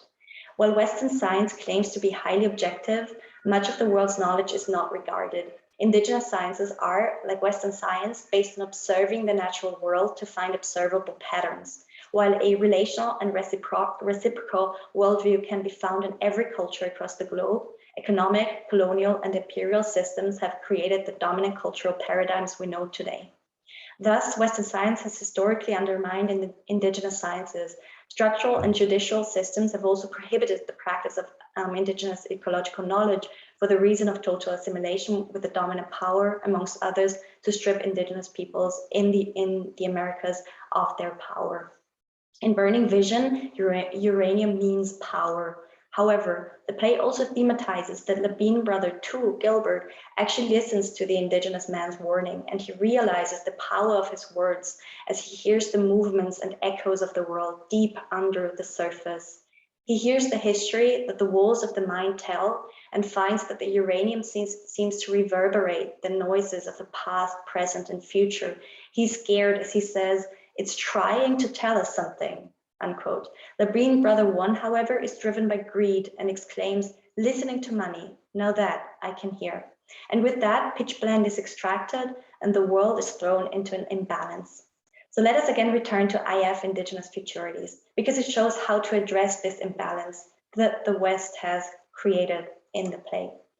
So the play's climax is the ritual. The play asks how the ritual itself allows us, quote, "to reimagine the future during these dark times," unquote. The audience is invited to join in with the performers and drink from their own cups filled with life-giving water. The performers first cleanse themselves with the water in their cups, dance with it, then they thank the water, and then they drink it, visualizing the deep connection between indigenous peoples and their land. It practices relationality and a belief in resurgence as the performers reconnect with the land in times of quarantines and lockdowns. This is further emphasized in the very beginning of the performance. 4 characters lie on the ground. The green screen behind them shows images of the planet from a bird's eye view.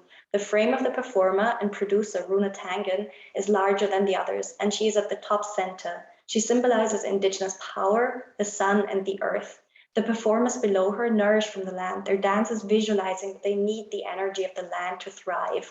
As they take from the land, they flourish and rise to look at Runa Tangen at top. The performers invite the audience to join in by staring into the camera lenses and beckoning the people on the other end of the screen closer. It is a dance that envisions a ground and the restoration of humanity's relationship with the earth. The performers dance on the green screen and transcend corporeal and national borders. Their bodies are part of each other and the earth. The performances are in sync and they are guided by music and traditional song as they perform resurgence and decoloniality by bringing their own lived and subjective experiences as indigenous people into their performances. Thus, the play visualizes once more that humans are all interconnected despite having subjective and unique experiences.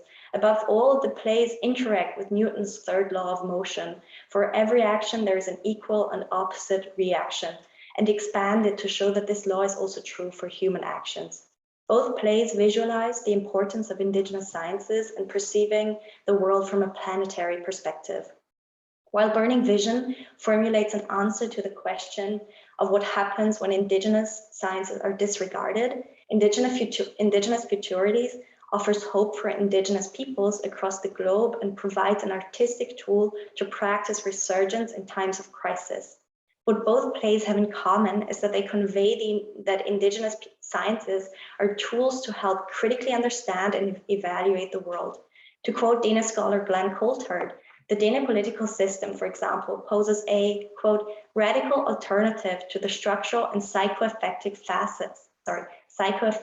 facets of colonial domination, unquote. Thus, the planetary and relational worldview communicated in Burning Vision and IF Indigenous Futurities are both deeply resurgent and pose clear answers to the question of how humanity should tackle the anthropocentric climate crisis from a non-Eurocentric and non-Western perspective and perception. Thank you. Thank you very much, Nina, for bringing to our attention Indigenous responses to climate change and the ways in which they do that through their drama and theater. So now I'd like to open the floor to questions. Unfortunately, one of the speakers in our next session, Fatih Akbal, had to withdraw his paper due to an emergency situation, which means that we will have a little bit extra time to answer any questions that you may have for our speakers. So please don't hesitate to ask them whatever's on your mind. You can either turn on your microphone, or if you don't want to do that, you can also type your question into the chat box, and then we will read them out loud, since not everybody may be able to see the chat box, and then our speakers can address your questions.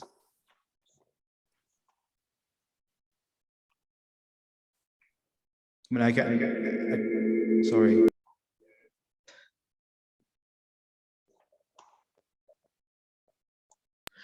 I wanted to ask Nina a question. I mean, we read this really interesting eco drama called Salmon is Everything in our graduate course, Environment Criticism. And it's very much in line with what you've been saying, Nina, about this, the function of eco drama in sort of provoking action and thought. And what they did at the end of this performance is that they handed out questionnaires with answers, and the audience had to actually answer these questions. And based on the evaluation of those answers, the thesis was able to make analysis and sort of try to understand how ecodrama functions. I was wondering in that regard, how, what can you say more about your thesis? I mean, the performances or the ecodramas or playwrights that you focus on your thesis. I found it very intriguing, so I want to ask you that. Thank you so much for your question, and thanks for recommending another play. Could you maybe type it in the chat? I'm always happy for recommendations, because was it Sound is Everything? But thank you for your question. I've been working with plays written in North America, so especially focusing on Canada and US America, but I also have so far one play from that is produced by a Mexican playwright, and none of them have, like you just recommended the play, have evaluated their performance after the performance. So that sounds really interesting. I am working with one play. It's the translation is Home. I'm not entirely sure how to pronounce the word in, I think it was Cree, but it is a super interesting play because it involves the audience. So in the first part of the play, they staged this performance where really normal people are just affected by climate change and by coloniality and even decoloniality. And in the second part, they then switch characters out with the audience, and they don't give them any text or anything. They just let them perform themselves. Most of them are indigenous, so most of the audience members are indigenous.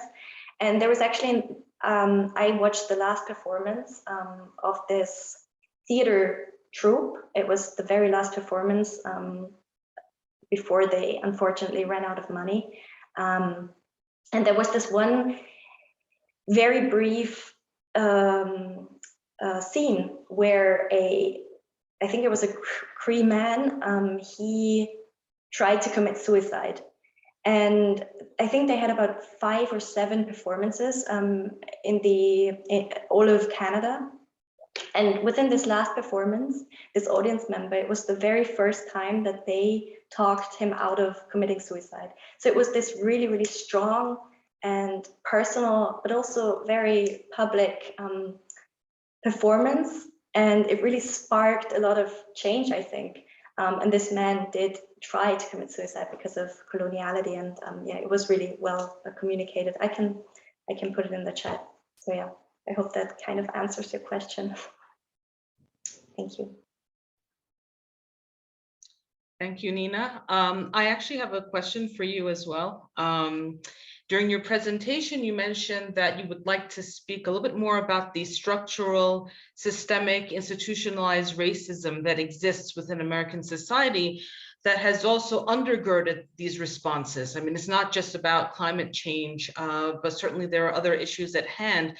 And I was wondering if you could speak about that a little bit, because I think that our students, especially our undergraduate students who are here listening to you today, would find that very useful, as these are topics that we discuss in our classes, and perhaps hearing your opinions and your interpretations of these sorts of racisms would be helpful for them. Thank you for your question. I'd like to give 2 examples, one real world example, and then I'd like to maybe go back to Burning Vision, the play that I mentioned, that there was a lot of environmental injustice in there. So first I would like to talk about redlining in the United States. If you're not familiar with redlining, it's this,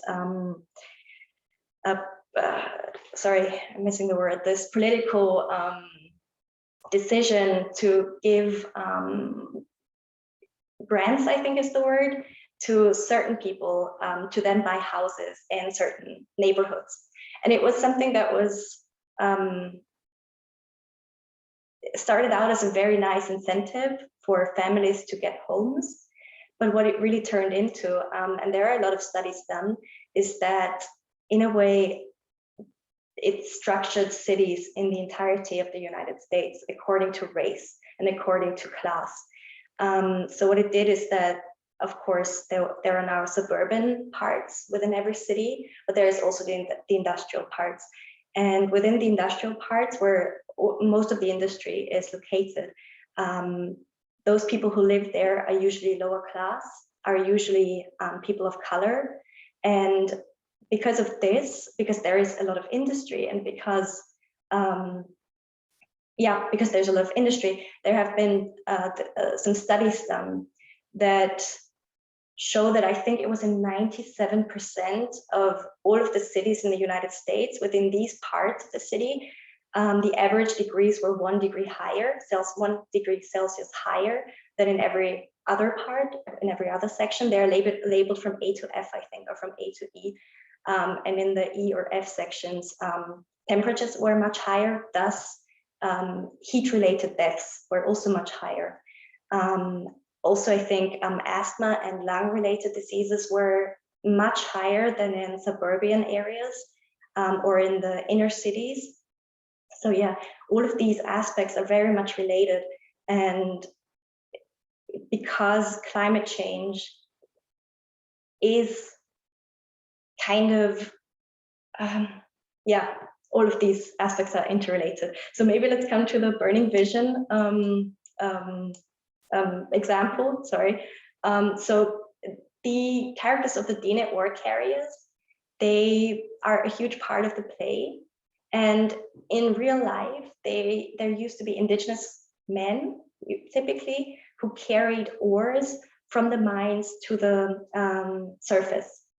And these were huge sacks, and I think they had 80 pounds, or I think the play mentions 80 to 100 pounds every sack. And they did this for a living because, and this is also mentioned in the play, their indigenous ways of life did not provide the, food or shelter anymore. They were not able to afford their lives anymore by living off of the land. And they state, I think, the DNet war carrier states, we have to now live like the white man or something like that. I'm paraphrasing. So the white man, this is how it's described, the white man came to Canada and to live off of the Dene land. They bought it. It's mentioned that it's stolen, of course, and the play emphasizes that these Dene people, that the Dene were exploited by these men who, by these particularly, of course, white men who extracted uranium or a pitch blende, actually. So they, and I have a quote here, they, quote, worked hauling those sacks in long lines from one man to the next, one coolie to one coolie, one Indian to another, a chain passing the rock, a rock we called the money rock. A coolie is an Asian migrant worker, lower class, typically male. And of course, this is, we can unpack so much within this line. It really reminds, I mean, it's a play from 2003. It works with slavery, it works with the prison industrial system. It's really a line that speaks a lot. So even though this black rock, which is pitch blende, is defined throughout the play as something that brings a lot of money to some people, this is obviously a metaphor that shows that so many people within the play were killed by the extraction of uranium, and not only on Dene Satu land, but also in Japan, also in New Mexico. So it really spans kind of planetary ways. Yeah, I hope that kind of answered your question.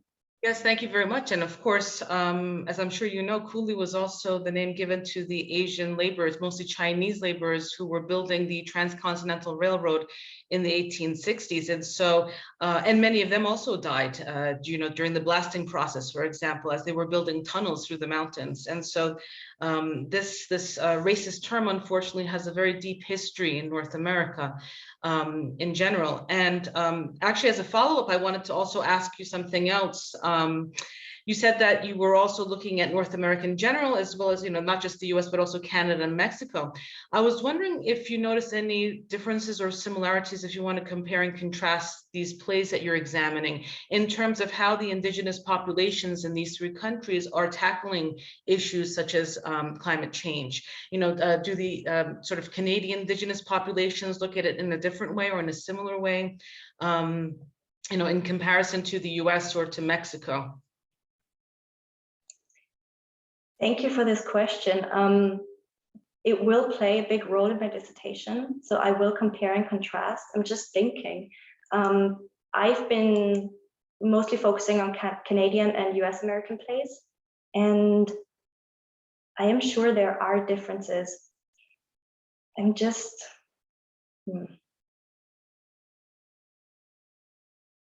I'm sorry.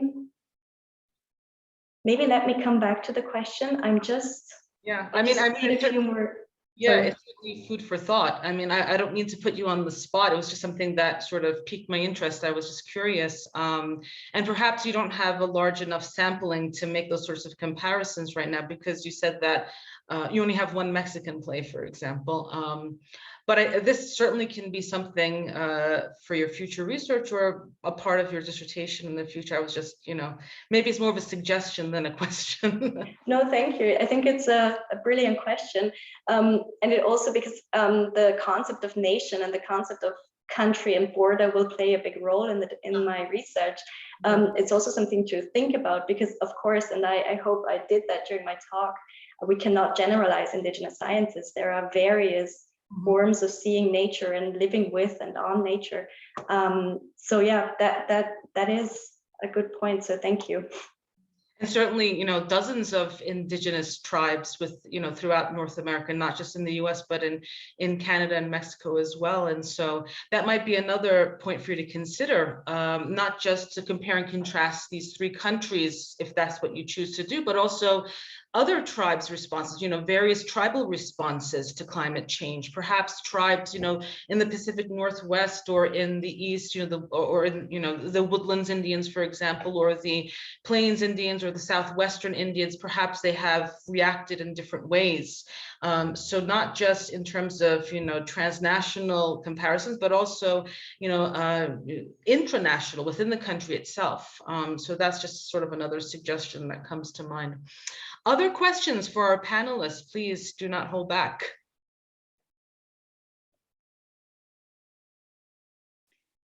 Yes, Lori Phillip. Yes, first of all, I want to thank Andrea, Nina, and Başak for sharing your work with us. And my question goes to Andrea. And I have a question regarding the climate change fiction and the figure of the scientist there. Have you encountered any popular trend? Like you talked how most of these novels include at least one scientist.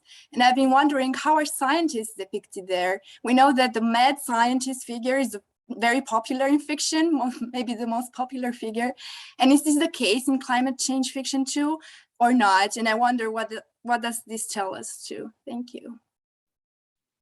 Thank you for your question. I've briefly mentioned it already, but it's not so much the mad scientist. It depends. There's a few examples where we do have like a scientist who's not really the perfect person, like for example, Ian McEwan's Solar. But usually the scientist is more of a level-headed person.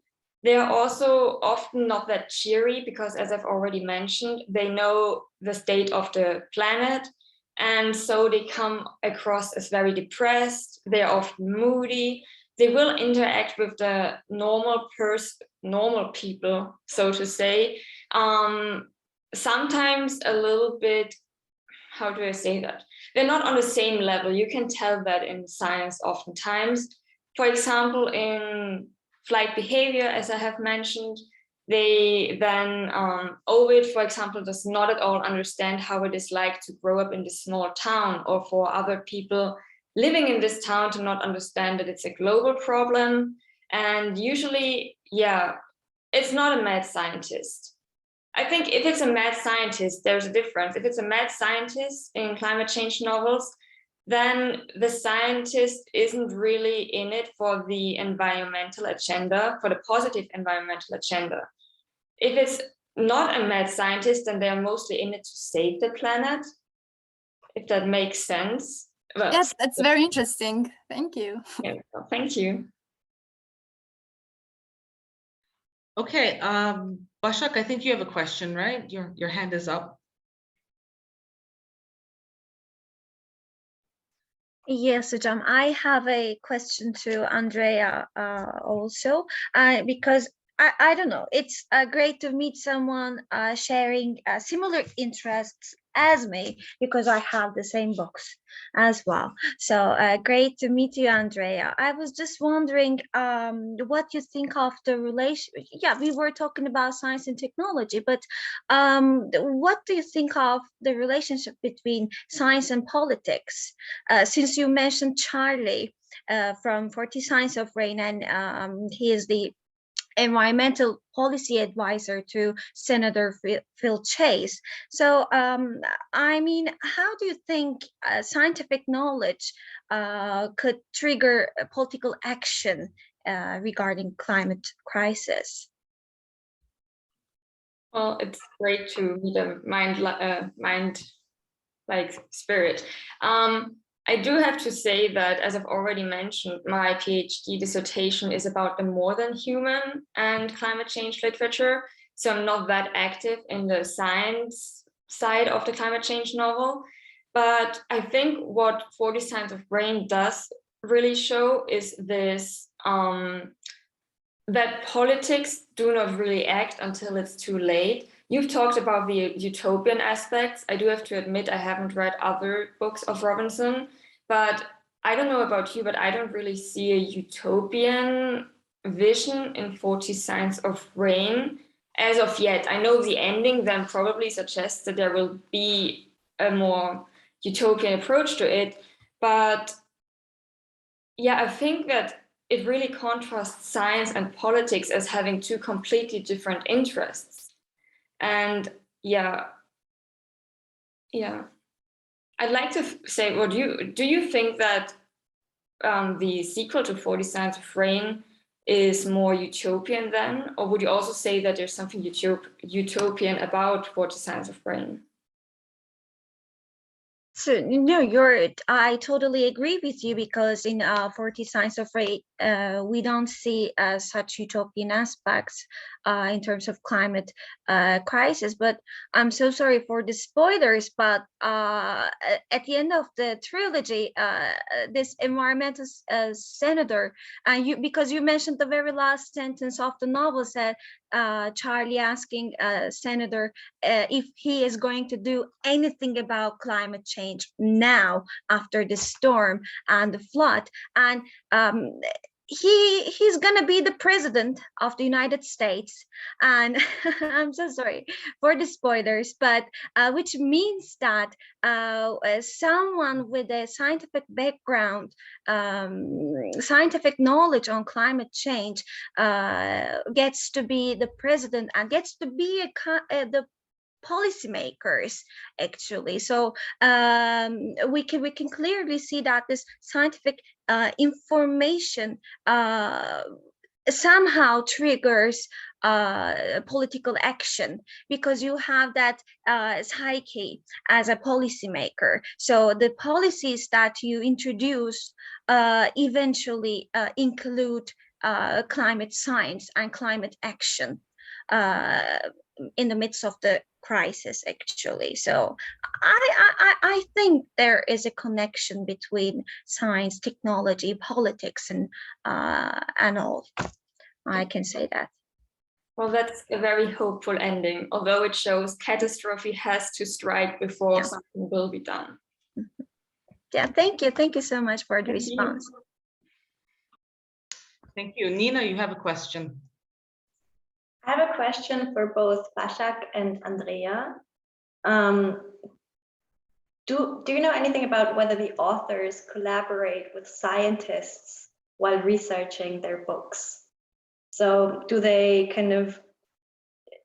just look on the internet, or do they really work together with scientists? Because I have to admit, only read Barbara Kingsolver's novel, and it's quite scientific at times. So how does that work? I can go first if it's okay, since I have only one writer. Kim Stanley Robinson has been working on these issues for years. We can see his early short stories, again, climate fiction from 1980s. And he also states that he does get included with the scientists himself.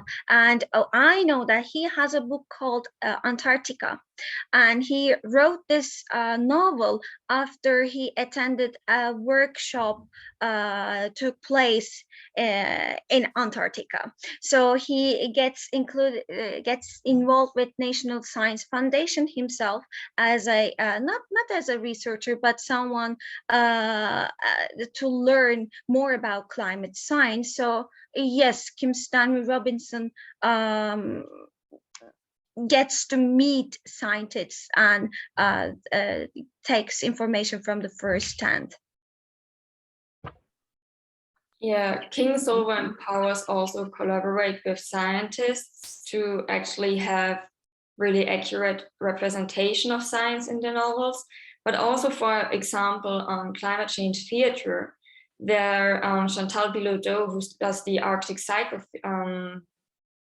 plays, she said that she works a lot with scientists, and they are always astonished, for example, when they see that their work that usually isn't really seen by non-scientific people suddenly gets represented on stage in a way for them also to understand and to reach a wider audience.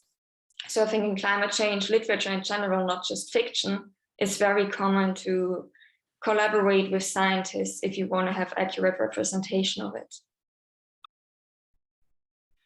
Okay, thank you very much. Ufuk, you have a question.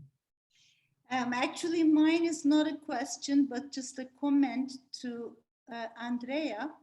Andrea, I think you were interested in the impact a novel makes on his readers, and this reminded me of the methodology of a new subfield within eco-criticism, empirical eco-criticism.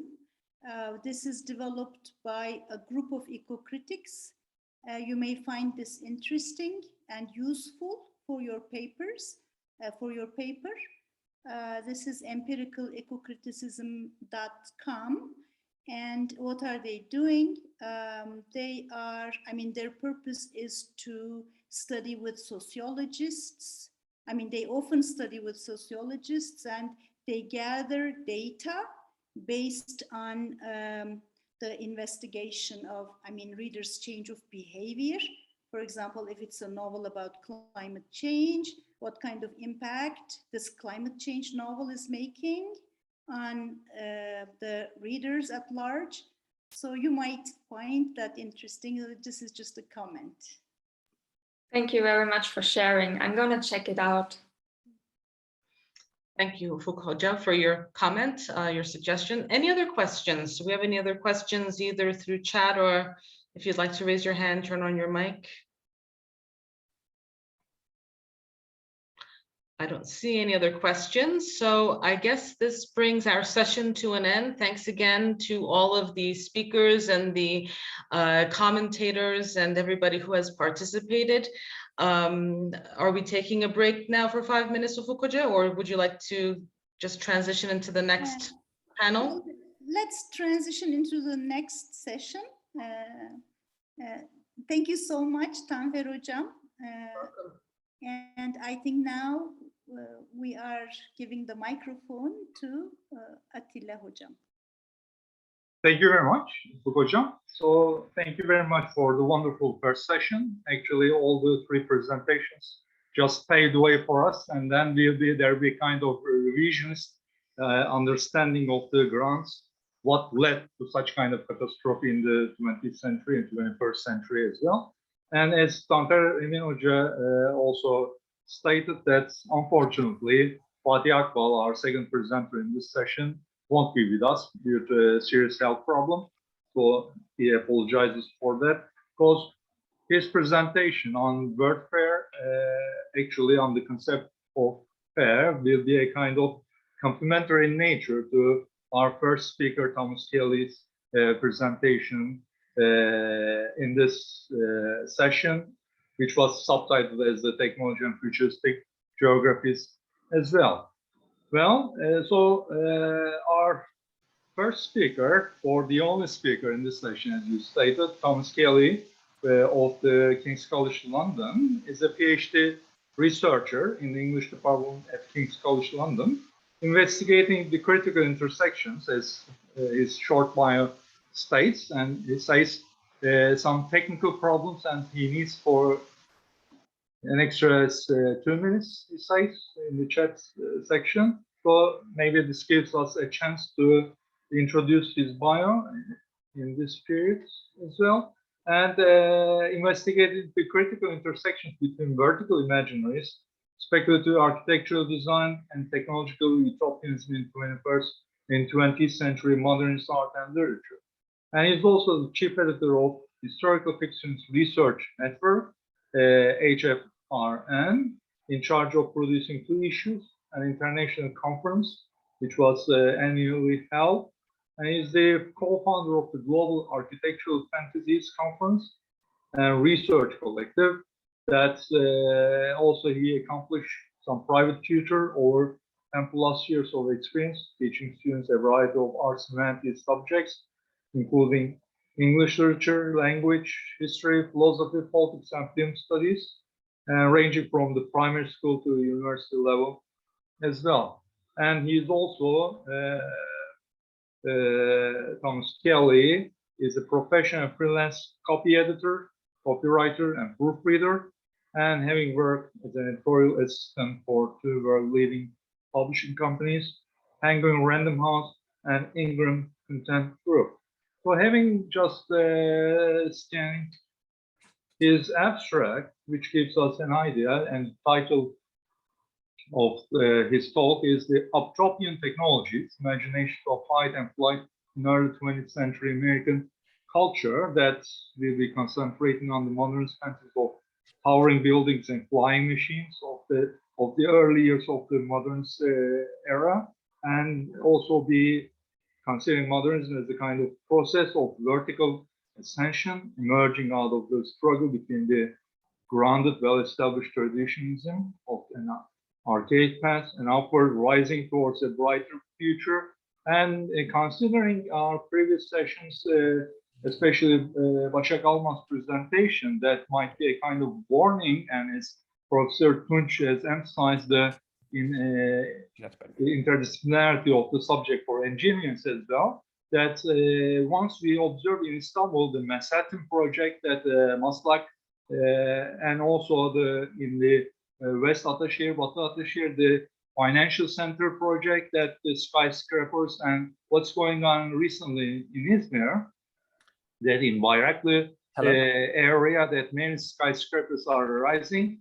So this will give us a chance to, of course, due to its abstract, to consider the speciality of such kind of futuristic geographies in terms of architectural, geopolitical, and socio-economic changes of the period, and emphasis on the vertical imagination that was represented in various genres such as films, novels, paintings, and also the architectural and urban planning, and also technological investments. And Thomas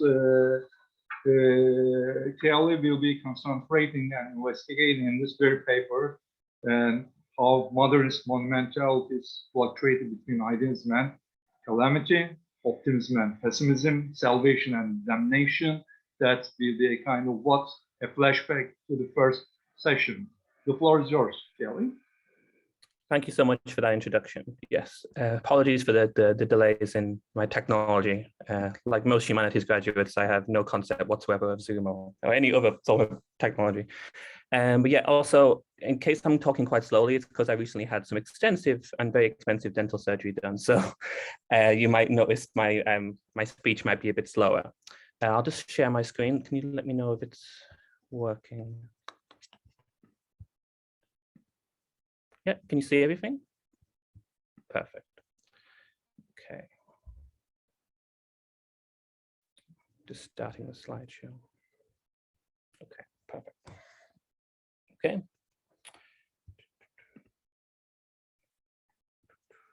Okay.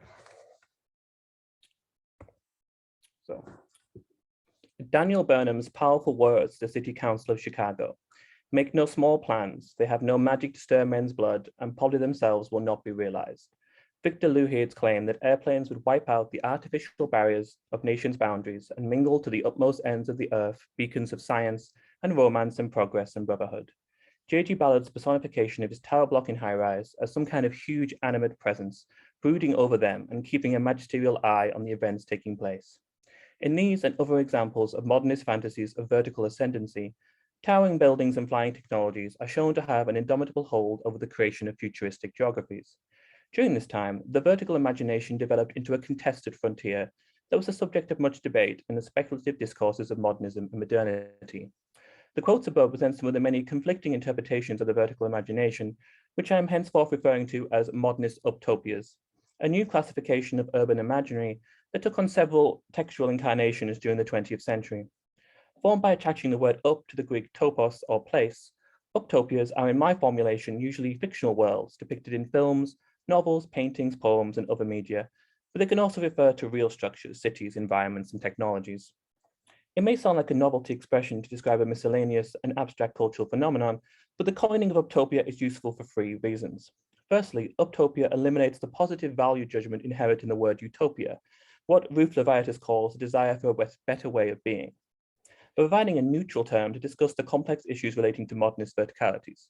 Secondly, it unites several literary genres that grew in popularity during the modernist period, what William Gillard referred to as speculative modernism, which included utopian and dystopian projections, science fiction and fantasy stories, to which I would add the unrealized designs of visionary architecture.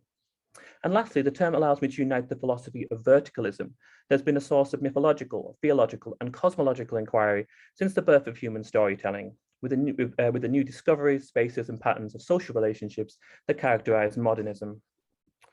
From the late 19th century onwards, the rise of the urban age gave new significance to verticality and aeriality in the modern imagination. The vertical axis has expanded considerably over this time, transforming major cities all around the world into hotbeds of complexity, variety, and intensity. From the invention of elevators, skyscrapers, and aeroplanes, to subways, sewer systems, and basements, verticalization became an unavoidable part of everyday life, but particularly in the American urban context. The rapid pace of capitalist modernity scaled up the American metropolis into a monumental and overpowering phenomenon. In an Einsteinian sense, the hyperextensions of modernist vertical urbanism, the crowded vistas of skyscrapers, elevated trains, and billboard advertising created an unstable environment whose transcendental qualities lay in its simultaneity and fractal dynamism. The modern city shattered the former earthbound rules of perspective and vision by introducing new multi-perspective and multi-visual encounters that exchanged traditional linearity for three-dimensionality. This new decentralized and unstable landscape was a source of enduring fascination for speculative modernists who sought to understand the ephemeral qualities of what I have termed vertical modernity. Researchers only just began to recognize the development of vertical topographies was fundamental to the rise of modern cities, in what Graham and Hewitt have called the vertical turn in urban studies. While steps have been taken to adopt a more interdisciplinary approach in other subjects, a horizontal imaginary persists in literary and cultural criticism. Leading works on modernist literature tend to focus predominantly on the way characters walk rather than climb, fly over, or descend metropolitan territories. This is despite vertical ascents, panoramas, and spaces being pervasive in accounts of the modernist metropolis. The focus on the urban rambler over the urban climber manifests itself in the tendency of scholars to emphasize the figure of the flaneur, a real and literary archetype that wandered the streets of major European capitals, observing the ever-changing spectacle of modern urban life. Paul Keynes-Amar has pointed out the limitations of the urban horizontalist perspective of the flaneur in comparison to the panoptic and God's eye vantage point of the vertical observer. The horizontal, according to Saint-Amour, is the axis of habituation and incarnation, the plane within which life and narrative unfold haphazardly, while the vertical is the axis of totalizing overview, of a certain geometry of detachment and objectification, of seeing without being within the scene. From this perspective, the aerial view represented a scopic form of consciousness, useful for mapping connections and discovering meanings within modernist urbanism's discursive and discontinuous landscape. I have identified two categories of modernists that narrated their dreams of ascension in urbanistic and technological terms. Those who we might refer to as the vertical idealists created large-scale ideas and structures which embodied their desires for moral and spiritual transcendence, technological utopianism, and broadly speaking, the collective unification of people under a totalizing system, namely that of capitalism. The reverse, who we might call the vertical detractors, link the above with countervailing notions of apocalyptic catastrophe, class segregation, recessionary and fragmentary urbanism, and panoptic surveillance. It is not surprising that there were such conflicting interpretations of the dizzying social and environmental changes initiated by vertical technologies and architectures. As tools of global capital, they shattered any sense of a clear or grounded perspective on urban space and culture, provoking an existential crisis in speculative modernists who began to create utopian texts that asked what kind of future was being created. This paper will consider two utopian texts, Hugh Ferris's The Metropolis of Tomorrow, 1929, and Fritz Lang's Metropolis, 1927. That both reflected on the impact architectural and technological verticalization was having on the American-built environment. The text critically examined the politics of seeing the world from an elevated, aerial, and panoramic perspective, but came to widely different conclusions over the space above can be viewed as a source of unification or division. Ferris was enchanted by the idea of metropolitan ascension, using it as a launchpad for his creative imagination to foresee the rationalized skyscraper metropolis hidden beneath the tangled and chaotic perforations of the contemporary skyline. Through voyeuristic contemplation from the great heights of skyscrapers, Ferris created a totalizing image of a utopian Manhattan that sacrificed a grounded sense of pedestrian urbanism and traditional streetscape for megalomaniacal spectacle. Lang, on the other hand, was not fooled by the sublime aura of the skyscraper, seeing it as a disguise for socioeconomic stratification of capitalist business. He chooses to counter the upward concentration of power, authority, and privilege by using dissension to pull back the vertical veil and reveal the true oppression and misery of regulatory power systems. Of all the utopian visionaries that mythologize the rising forms of New York skyscrapers, Hugh Ferris was undoubtedly the most well-known and celebrated. Rescued from obscurity by postmodern theorists in the 1970s, The extraordinary illustrations of Ferris fuse together light and darkness, reflecting the culture of ambivalence surrounding the future of the skyscraper as either a harbinger of enlightenment or catastrophe. Ferris perceived the skyscraper as an organizational tool that would discipline a spontaneously developed city that he saw as psychologically and aesthetically alienating into a technologically and scientifically rationalized utopia. There was much criticism about the growth of skyscraper constructions, which many believed were having a negative effect on the built environment. As R.L. Defoe wrote, the building of skyscrapers has been the result of blind and groping impulses. They rise incongruously beside structures of which they have no conceivable relationship. They stare at each other like hostile giants. In seeking a solution to this disjunction in size between skyscrapers and their users, Ferris invented the title of the architect visionary for himself, an individual that possessed an inner eye so powerful they could see beyond the present city of closely juxtaposed verticals and unlock the city of the imagination hidden beneath its facade. It was the objective of the architect visionary to act as an urban disciplinarian that used the processes of aspirational elevation to transform civilization by imposing order onto the sprawling horizontal metropolis. While there's been much analysis of Ferris's manifesto, The Metropolis of Tomorrow, as a work of modern planning, there have been few studies into his philosophy of vertical ascension, which is presented as a way of achieving spiritual and moral communion with the metropolis. In contrast to French Cubist artists like Ferdinand Leger, whose paintings celebrated the chaos and catastrophe of vertical forms seen from street level, Ferris recognized that the human eye was overwhelmed at this angle, and a wider, more encompassing perspective existed from the tops of the buildings themselves. Ferris does pay homage to the Cubist fascination with urban streetways in the drawing The City at Night, Descent into the Streets, which features a solitary figure in a moment of calm prior to heading down into the chaos of the surface. The image emphasizes the jostling geometric forms of the high-rise architecture, each competing with one another for recognition from the gaze of the observer, who contemplates from the tranquility of the rooftop. According to Ferris, the true possibilities of the metropolis can only be appreciated from atop the buildings themselves. He believed that only through ascension can the metropolis be transformed into a theatrical performance ready to be explored and analyzed. This heightened visuality amplified the power of Ferris's imagination, who began to discern patterns and relationships within the dense agglomerations of the city's high-rise architecture. From his studio apartment on the top floor of the Architects Building on 101 Park Avenue, Ferris romanticized the possibilities of the Manhattan skyline. His move into a penthouse was part of a great migration of urban intelligentsia, artists, photographers, architects, writers, and journalists who retreated from the surface of New York to better contemplate and understand the city from its rooftops. Year by year, the top of the metropolis grows more pleasing to the sight, as one journalist wrote. All this makes for the beautifying of the skyline, so that the bungalow and the penthouse seem one in architecture. Presented as domains of secluded isolation and escapism, these elevated enclaves became transition points for observing the tension between the upper and lower levels of metropolitan life. The act of ascension was often linked with a sense of revelation or discovery. In most accounts, the ground level was linked with the status quo and conformity, while the skyward forms of the city's architecture introduced new worlds and perspectives.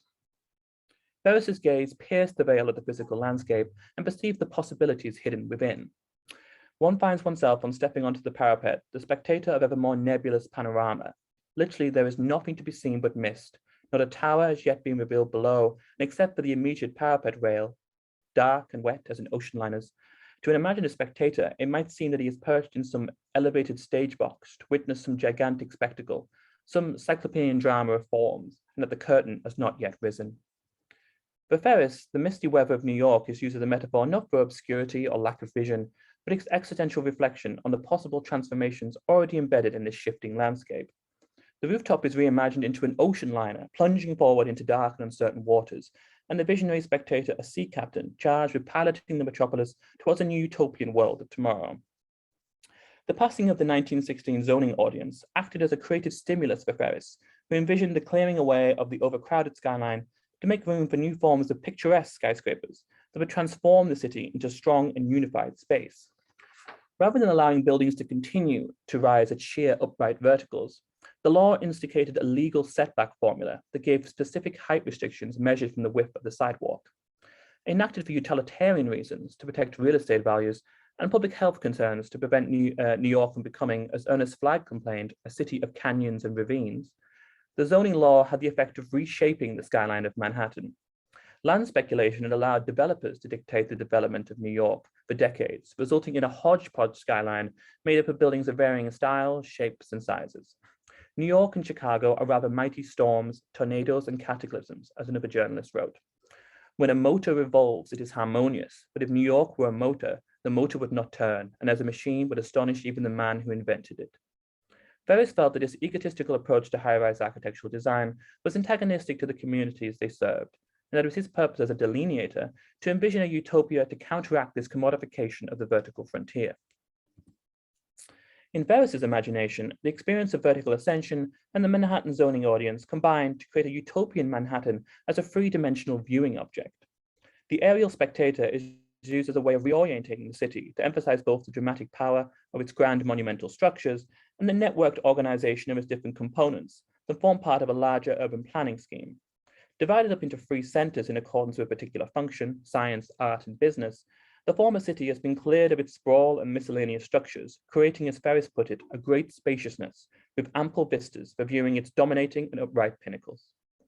The skyscrapers have not only vastly increased in size and mass, but transformed from unimaginative rectangles into structurally and aesthetically awe-inspiring sculptures. For instance, the image Night in the Science Zone recategorizes the skyscraper as a huge crystallized stalagmite in recognition of the unfixed and evolving nature of the modern metropolis. Yet, at the same time, Ferris's city represents a top-down formula that uses monumental spaces to consolidate and centralize hierarchical power for the purposes of visual order and social control. To achieve what Mumford criticized Ferris as an elephantiasis of imagination, Ferris sacrificed human scale and localized street communities in favor of gargantuan buildings that glamorized the megalomaniacal qualities of capitalist urbanism. Claude Bragdon argued that the contrast between such extreme verticality and absence of living beings creates an almost apocalyptic world from which humanity appears to have perished, done to death by the successful realization of its own egregious dream.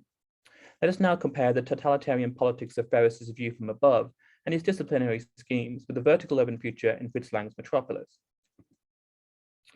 In an interview given later in his career, Fritz Lang recalled first visiting New York in October 1924 as part of a UFA business trip for him to learn the new American methods of filmmaking. Like most Europeans, Lang arrived in the city by cruise ship and had a remarkable confrontation with the city's skyscrapers. While visiting New York, I felt it was the crucible of the multiple and confused human forces, with blind men scrambling around in the irresistible desire to exploit one another. The building seemed to be a vertical veil, very light and scintillating, a luxurious backdrop suspended from the grey sky to dazzle, distract, and hypnotize. Lang recorded feeling simultaneously terrified and fascinated by Manhattan's iconic skyline, recognizing that its ascendant forms seemed to hide a deeper, more complex meaning. He analogized its monumental structures as a vertical veil, an image that suggests concealment and subterfuge, designed to trick viewers with their sublime beauty and technological majesty. In Lang's Marxist-inspired reading, the American skyscraper is a disguise for the socio-economic stratification of capitalist society that prioritizes wealth acquisition over human welfare. It is this association of inequality, dominance, and division with the skyscraper metropolis that so appalled Lang and set him to create an allegorical film that would criticize the moral and social dehumanization of capitalist modernity. Lang's uncovering of the illusionary promises embodied in New York skyscrapers became the inspiration behind the vertical hierarchical structure of his science fiction dystopia Metropolis.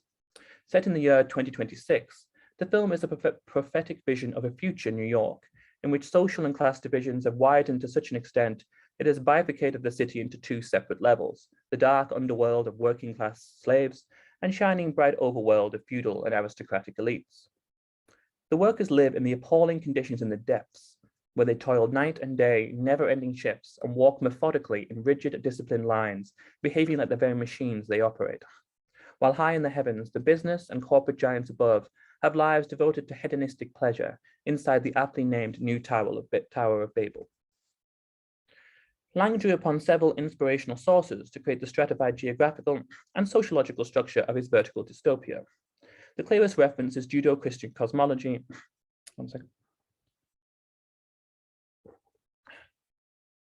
The clearest reference is Judeo-Christian cosmology and the belief in the soul's destination into the vertically structured afterlives of heaven, hell, and purgatory. In Metropolis, the upper world with its Edenic pleasure gardens, opulent halls, and shining spires is representative of heaven, while the sulphurous and dark interiors of the worker city is a metaphor for hell. This cosmological ordering is also a reference to the body politic of medieval urban governance, in which the head was the administrative power and authority, while the city's inhabitants were the body to be ruled over. Lang presents an updated image of the exclusionary distinctions of medieval townships in his futuristic skyscraper metropolis. The corporeal structure is reflected in the moral adage played at the start of the film: the mediator between the brains and the heart must be the head. In Lang's vision, Joe Ferguson, the leader of Metropolis, is the head or brain, and the workers are the hands. And the prophesied mediator or heart is Freda, his son, who will help lead the rebellion to overthrow this schismatic civilization. Lang created a multi-layered narrative that switches back and forth between the upper and lower cities to showcase the sharp disparity in living standards betwixt the oppressed and privileged characters. This cinematic contrast runs throughout the film, but is most apparent during the opening scene, when shadows cascade up and down a pyramidal formation of towers before fading into multiple shots of the underground machine halls. Reminiscent of the tension between light and dark forces seen in Ferris's drawings, Lang's cinematography was designed to turn the magnificence of the skyscrapers inside out and reveal the demonic machinery powering the splendor above. This connection between the machine rationality and human suffering is compounded in the famous scene of workers descending to the factory floor in gigantic freight elevators. The elevator was an innovative form of vertical transportation technology that enabled the rise of the skyscraper metropolis with the construction of larger and taller buildings. Since its invention, the modern elevator, as Rem Koolhaas put it, has been the great emancipator of all horizontal surfaces above the ground floor. Lang distorts the promises of vertical ascension by reimagining the elevator from a device of emancipation, mobility, and interconnectivity into a symbol of socio-economic oppression, which reinforces the underclass status of the workers and the regimental drudgery of their daily lives. Lang uses the idea of traveling down as a narrative device to reveal hidden truths about this capitalist metropolis and the nature of human morality. The protagonist, Freda, is a hyper-privileged, carefree youth who spends his days frolicking with prostitutes in the pleasure gardens and performing acts of masculine egotism on the athletic fields. After glimpsing Maria, he becomes enchanted by her angelic presence and goes down to the catacombs and discovers the injustices of the system. His descent into the underworld is the modern equivalent of a katabasis, a Greek word literally meaning a going down, a descent. This is a recurring story in mythological and religious traditions of a hero who undertakes a descent into the underworld filled with the tortured souls of the dead and monsters with the purpose to obtain spiritual or material wealth. Erling B. Holtzmark argues that the katabasis seems inevitably to entail at some level a search for identity. The journey is in some central, irreducible way a journal of self-discovery, a quest first for a lost self. By separating himself from the normal world of the surface, Freda's katabasis initiates an allegorical process of death and rebirth within his identity, enabling him to cast off his former blindness and become the heart that will unite the two halves of the city. After returning to the surface, Freda travels to the top of Metropolis to challenge his father, Joe Ferguson, with the knowledge of what he has discovered. Ferguson believes in the natural order of its social structure, in which he rules and surveys the city from its highest point in a high-tech penthouse overlooking the majestic skyline. Where are the people whose hands built your city? Freda asks. Off where they belong, his father answers, in the depths. The aerial view from his office reflects his emotional distanciation from the suffering of his citizens and the disciplinary power and authority he wields over them. Lang associates the totalizing view from atop the skyscraper with a voluntary ignorance and a grandized sense of self, which combine to give those at the top the false belief they have the right to control, dominate, and restructure the lives of those beneath them. Ironically, it is this top-down view from the skyscraper that created, as Michel de Certeau called, an illusion of fixity onto the ascensional paradise of the upper metropolis, which hides Maria and the rebellious workers in the catacombs from the panoptic control system of the tower and Ferguson's gaze. This association of the metropolitan panorama with an elitist worldview is asserted when Ferguson walks in front of the gigantic window and he momentarily becomes a part of the skyline. This juxtaposition of the human body with the upright forms of skyscrapers was a common technique used by photographers to aggrandise the figure of the person and to symbolically associate them with the power, strength, and majesty of the vertical frontier. There are numerous examples of modernist visionaries placed side by side with Gotham's towers to present them as soaring figures, most notably Le Corbusier's disapproving face and Buckminster Fuller, whose form is placed adjacent to the shadowy silhouette of the Empire State Building. The origin story of Lang's imaginary metropolis is drawn from the biblical story of the Tower of Babel. Maria tells the myth of the apocalyptic destruction and warns of the last time the proletariat masses decided to rebel against their overlords, which resulted in the collapse of civilization.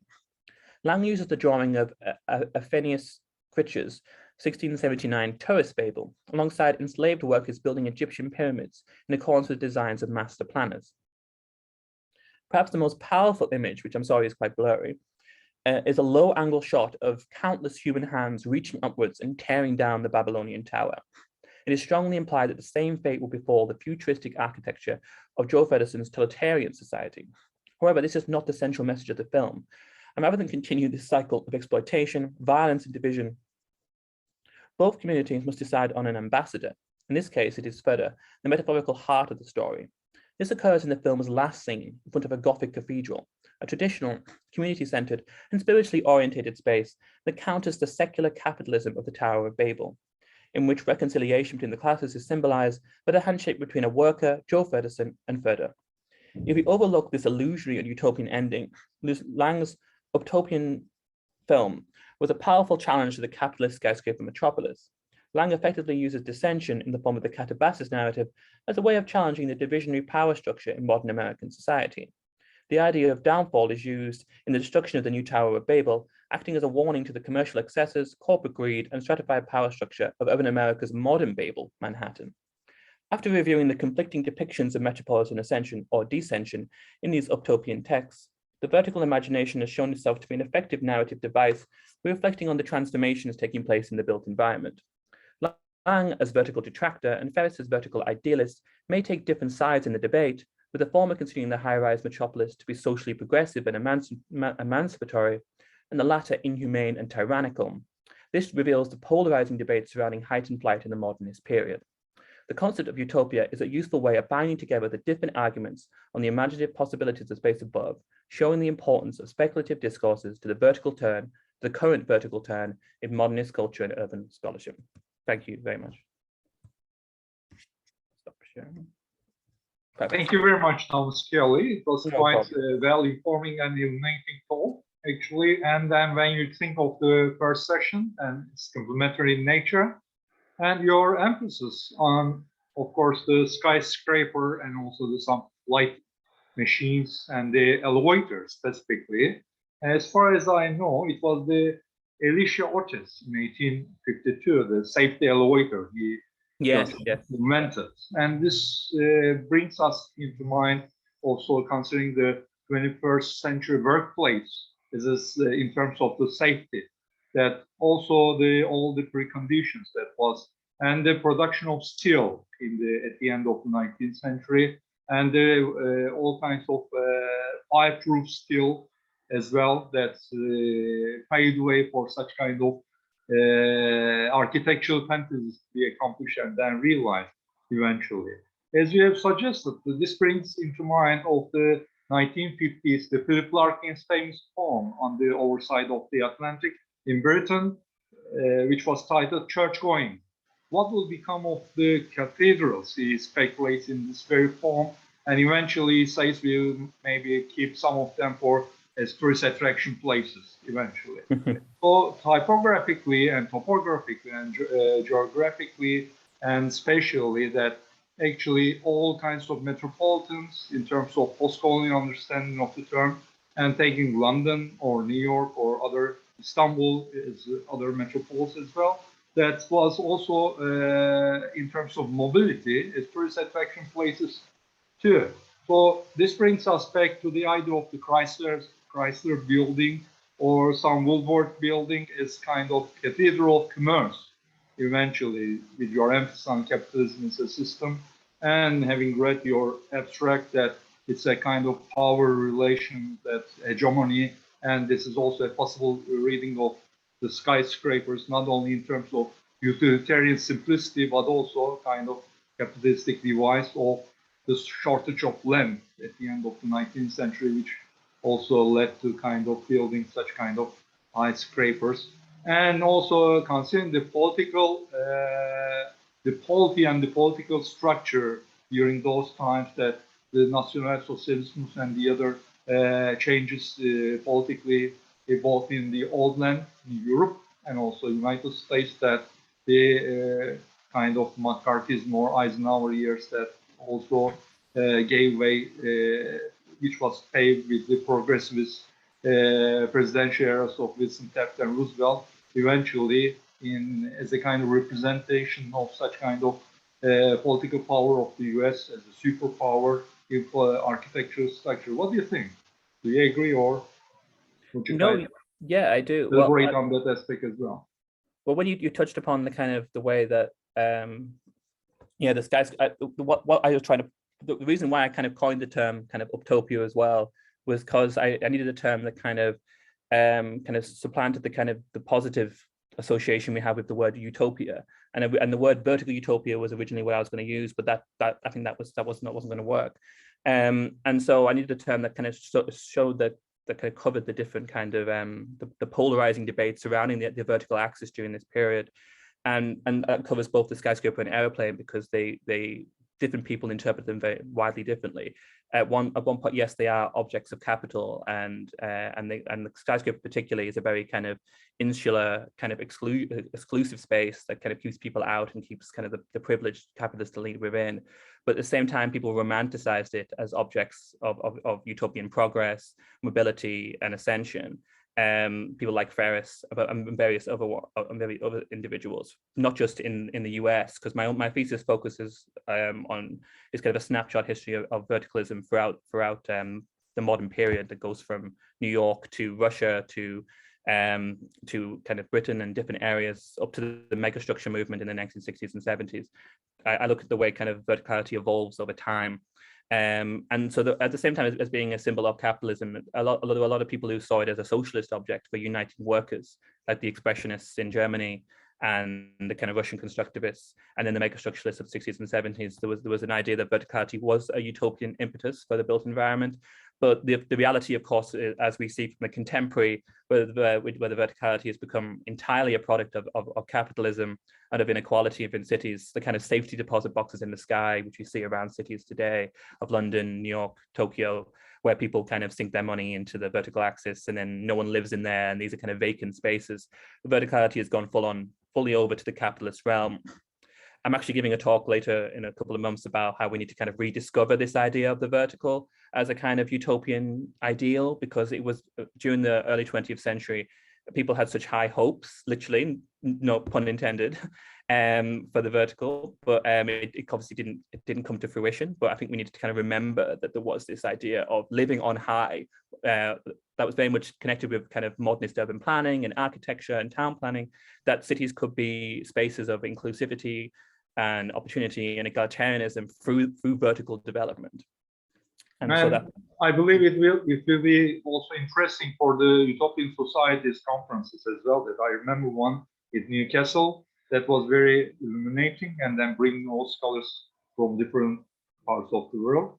And maybe you should, at the end of the pandemic crisis, visit Turkey as well, and then see Istanbul and Izmir that I mentioned at the beginning of your introduction, that actually we are following the path of such kind of capitalistic understanding in our architectural designs too.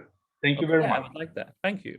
So maybe the floor is open for further discussions and questions. Maybe there will be some participants raising some questions. Yes, Maria Doğan, I think, is the first. Thank you. Thank you for the interesting presentation. I have two questions to you. First, have you looked into more recent texts, films, or fiction that deal with the same vertical structure of movement? And the example that comes to mind is Blade Runner, which I believe is similar to what you were talking about in Metropolis.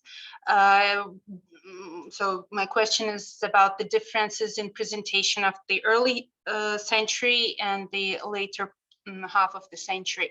And the second question is, if after you said that you study comparison of American and Russian and other narratives, or it is rather a suggestion, have you studied the early Soviet film Aelita, the Queen of Mars. Yes, yes.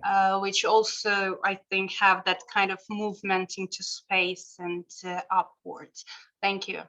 Okay, yeah, good questions. Thank you. Yeah, but so the first question, yes, I have looked at several contemporary texts. I decided to focus mostly on the period of modernity and modernism because there's such a wealth of material in that period, from the late 19th to the kind of 1960s and 70s. That was kind of the moment when verticality went through various different stages and incarnations and associated with different ideological fantasies surrounding ascension, and including around capitalism and socialism and other movements like anarchism and expressionism. It tied with all the isms almost in many ways. But yeah, there were a lot of interesting contemporary texts that I think, yes, Blade Runner, for example, the newest, the Blade Runner 2049, is it? I remember. Yeah, so I do mention Blade Runner, the original Blade Runner from the 80s in the end of my thesis, because it kind of straddles the line between modernity and post-modernity, or kind of vertical modernity and vertical post-modernity is the kind of term that I use, because the postmodern kind of movement, being as distrustful as it was towards kind of hierarchical power structures and systems of authority, the idea of a kind of vertically structured city with the kind of rich at the top and the bottom didn't appeal as much to the postmodernist imagination, and a lot of the time it was a lot about kind of horizontal movements, and so Blade Runner is an interesting example because it's all about simulation and it's about the virtual world, as opposed to kind of these kind of strong kind of structures that exist in kind of reality, which you see in kind of in modernist texts, and about a realized utopia versus a virtualized utopia, which is more about flows of capital and kind of the movement of kind of sprawl and different things like that, and detritus and things like that. But other more kind of contemporary texts, I've looked at kind of the Black Panther film is a particularly good example of a kind of alternative approach to verticalism, because the idea of the skyscraper, particularly in a kind of speaking in a kind of racist theoretical sense, was kind of a lot of time was interpreted by a lot of kind of Black Americans in the 1920s as a kind of object of their own oppression and inequality, as an ideal they were excluded from.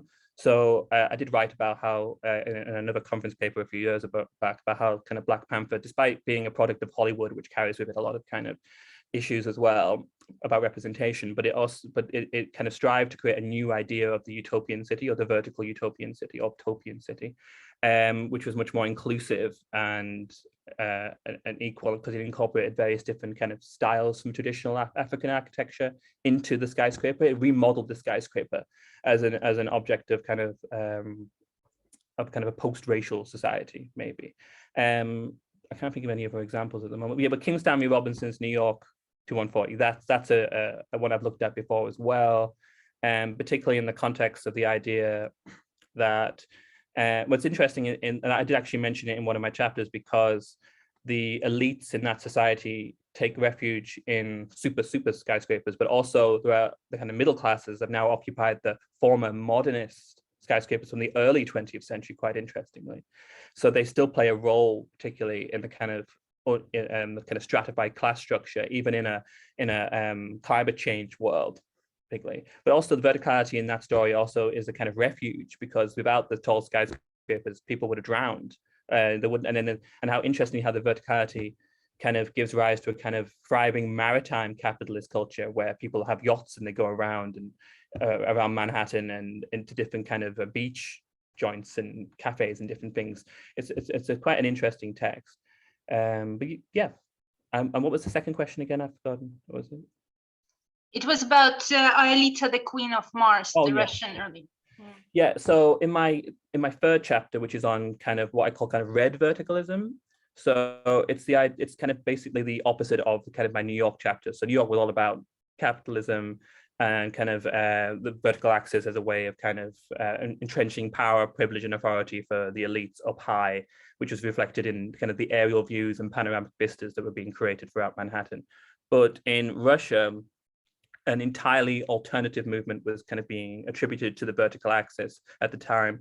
And there were various different artists, architects, designers, engineers who kind of were designing high-rise environments that were about worker unification and about symbols of socialist ideals.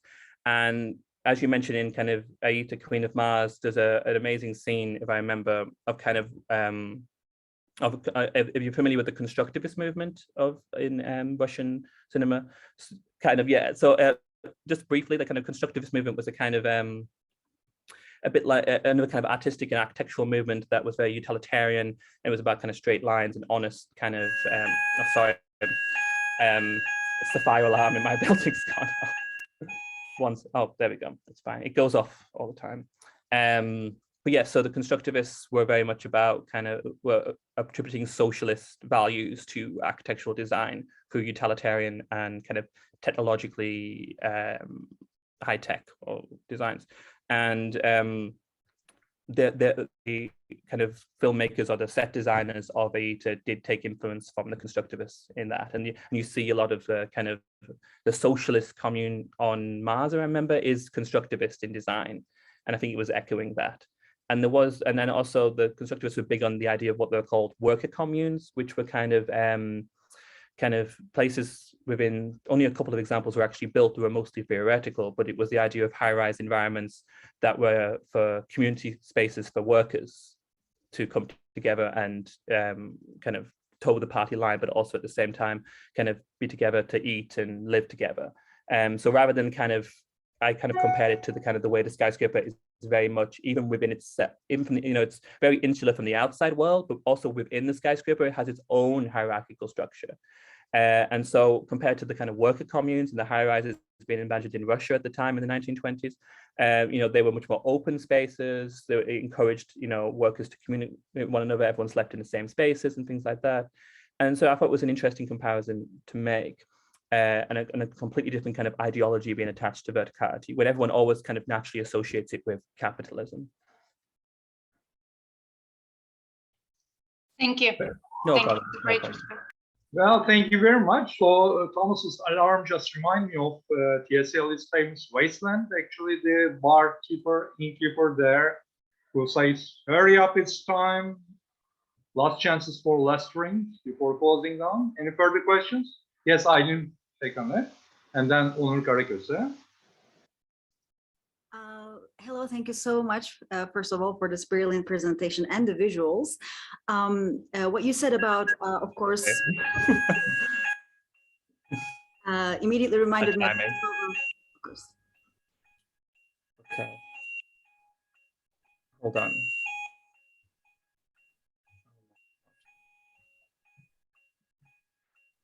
Sorry. Why is it doing that? Maybe there's actually a fire. Safety elevator. Normally it's just a test, but it's going on for a long time. I'm so sorry. I live in a student hall, so this is kind of something that happens. I told you it's TSL. Yes, exactly. I don't know. I'm not sure what to do, really. Should I continue? You can. I'll try and shout over it if you want. Oh, okay. I'll mute it. No, okay. Yeah. So I was going to say that what you said about elevated spaces immediately reminded me of Tower of Babel, of course, but specifically, I don't know if you were familiar, but Ted Chiang's short story Tower of Babel, where he reimagines how this would actually work technologically and physically, where he imagines that if a tower is so big that it would take years to climb, people would have to live on the tower, the workers. Children that are born on the tower and never knows the ground. So I was going to ask, and Maria's question kind of brought that out too. Usually with elevated spaces, we see people in positions of power in capitalism, but if so unfortunately, I'm going to have to leave my building because of the fire alarm. Oh, okay. Everyone else is leaving. So I'm sorry, if you want to try and send me the questions, I can try and answer them. Sure, they can just write in the chat and then Onur, I think. Okay, I'm very sorry about this. At least you heard the talk before this. Well, thank you very much for your presentation, and we want to see you sound and safe. So thank you. No problem. Thank you. Bye. Bye. Bye. So thank you very much for this. Oh wait, it stopped. It stopped now. It stopped. Oh, okay. Can we continue if you like? I think so. Well, yeah, the smoke, I'll run away, so it's fine. All right. So if I still wants to continue, otherwise. Sure. I can if you have time. maybe I should start from the beginning. I was talking about specifically Ted Chiang's short story Tower of Babel, where he reimagines Tower of Babel and how it would work technologically, how the workers and the children would have to live on it because it takes years to climb. So I was thinking in the future, usually in elevated spaces, we see people in positions of power, but in the very far future, if we all would need to live in elevated spaces because of climate change, for example. You also talked about the hierarchy with Maria's question, but I want to ask specifically, how do you think that would affect people who are just born in high elevated spaces and can't even see the ground, or would only take a vacation to see the ground as like a monument to humanity's hubris, maybe? So how would that affect our maybe physical bodies, or also our mentality, being born in elevated space and never being able to leave? Yeah, it's interesting how you say that, because that's exact kind of what people envisioned, both in a positive and negative sense, in the early 20th century. They envisioned that we would be entirely contained in these kind of monumental environments, and people would get in, and the elevator would kind of replace all forms of transportation, and everyone would just get into an elevator to go to work, to go to the shops, to go up to the rooftops for gardens and different views and things like that. Obviously, it didn't quite come to realization, but in terms of, yeah, there are, I think there's actually a good example of this is there was a text, I can't remember the name of the author, Woman on the Edge of Time, if you remember. There's a brief moment in that text where, even though it's not kind of one of the main narrative focus, but it's like a dystopian alternative to a utopia that she's envisioning, where people live in high-rise environments where they're born in it, and usually it's associated with kind of totalitarian and authoritarian ideals, and there were a lot of stories in the 60s and 70s, which I focused about in my last chapter, that deal with this idea of kind of vertically contained spaces and what that means for people who are born in kind of these all-encompassing high-rise environments. And I mean, people envisioned them as a kind of utopia, but I think the reality was very different, I guess, because if you compare it to kind of the way modernist high-rises existed in the real world, in the kind of West, they were kind of an abject failure because of various different government funding cuts and lack of administrative authority. If you see, in London, different cities, in New York, the projects, these kind of things, when we see these kind of utilitarian, modernist, international style high-rises, we associate them with crime and criminality and vandalism and this kind of thing. But a lot of time it was due to lack of funding rather than an actual social problem, or people actually blaming people on welfare for the things going wrong, but it actually was just because of government, usually of funding. But they were quite, the idea of kind of people living in high-rises all their lives was very successful in kind of Asian cities, in like, I think in like Hong Kong and Singapore, where like I think it's in Singapore, some I can't remember which country it is, where 60 or 70% of urban populations live in high rises, and it's successful. So, but I probably wouldn't recommend, I guess, having read a lot about high rises, to live permanently up high all the time, I guess. And I think a lot of actually kind of people who have studied that find it's not exactly good for psychological and emotional health. It needs to be immediate access to it. It needs to be, able to go outside. But yeah, well, does that answer your question? I'm not sure. Yes, that answers my question perfectly. Thank you so much. Good. Thank you very much. If Onur Karaköse is still here, because Yes. we've got 25 minutes, I think, before lunch. So maybe one final question. Yeah, not much of a question, but a kind of an observation and a comment. You mentioned this relationship between medieval cities and cosmopolitans in medieval architecture and cosmopolitan cities and skyscrapers. And you talked about Hacettepe and Le Corbusier, and I was thinking of how philosophy kind of reflects on this division.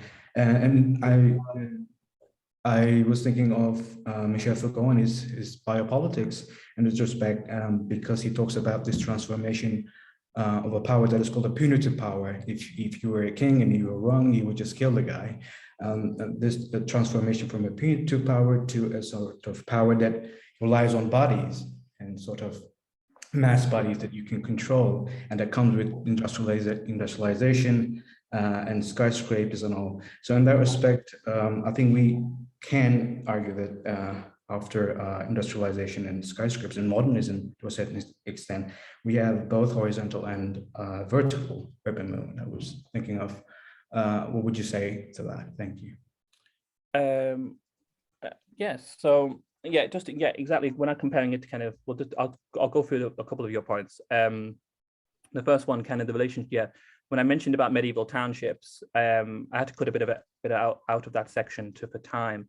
But yeah, I was essentially arguing that, well, basically the idea of verticality has been a kind of a strong influence in various different models of city planning and urban construction for thousands, but maybe since the start of urban settlement making, I suppose, from kind of the Greek and Roman columns and pantheons and different kind of temples and things like that, all the way up to, again, medieval cities where the idea of the kind of palaces and the administrative buildings and structures form the kind of head, and the kind of, as you go out of the city towards the kind of the walls, that's where the poorer lived, and more kind of sprawling horizontal kind of structures. And then even all the way up to, again, skyscrapers is the best example, but of course, kind of, again, kind of modernist social high rises. So I was just trying to in my actual thesis, I kind of draw a thread between that and say that it was during modernity and modernism particularly that it took on kind of a new, more kind of metaphorical significance. Because, and I did also have a section on the idea of verticalism as a philosophy that has existed in kind of human storytelling and explanations of the world and who we are. Like, for example, of the heaven and hell, the idea of afterlives, the idea of vertically upright bodies that we associate with health and horizontal bodies we associate with death. So it exists in a kind of linguistic vocabulary, our cosmological explanations, our power structures, as you noted in relation to Foucault. It's like a very pervasive, the idea of verticality is pervasive in our culture. And a lot of time we don't kind of acknowledge that as much. It's become almost second nature that we use certain linguistic expressions like feeling, when we feel happy, we feel up, or we feel low, we feel down. So, and I think this kind of speaks to a larger, that's why we kind of associate it, and this kind of maps onto the urban world quite well, I think, in a sense, why we associate upright forms of kind of beauty and splendor and prosperity and wealth, and you know, but I was trying to, in my assessment of Lang recognized that wasn't the case, that it was a disguise, it was a vertical veil, as he calls it. You pull back the veil and it actually, these spaces were not the case, and a lot of the time verticality was an instrument of exploitation, division, hierarchization, stratification. Yeah, exactly. Yeah, does that answer your question? Thank you so much. Yeah, it does. No problem. Well, thank you very much. I'd like to extend our appreciation for Thomas' presentation. So it was wonderful. And if you just excuse me, because we have only 20 minutes before the next session, I think. So thank you very much for this wonderful event. And Ufuk Hocam, thank you very much for all the convenience with your team, assiduous team, that you prepare all the grants here. And hope to see you in the afternoon session. Thank you. Thank you very much. Thank you. Bye. Thank you very much. We have a short, like 20 minutes for lunch. See you at 1 o'clock. We will be starting the afternoon sessions in a couple of minutes.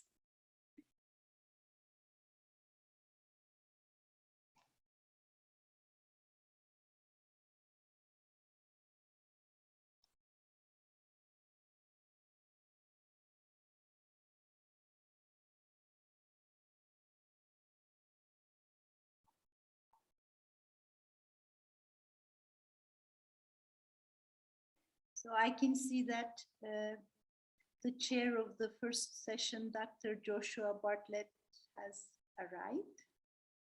Hello.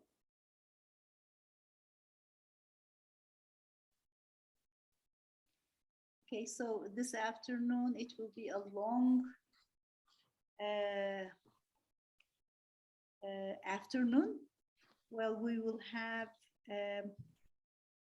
4 sessions before Refik Anadolu's keynote address. The first session will be chaired by Dr.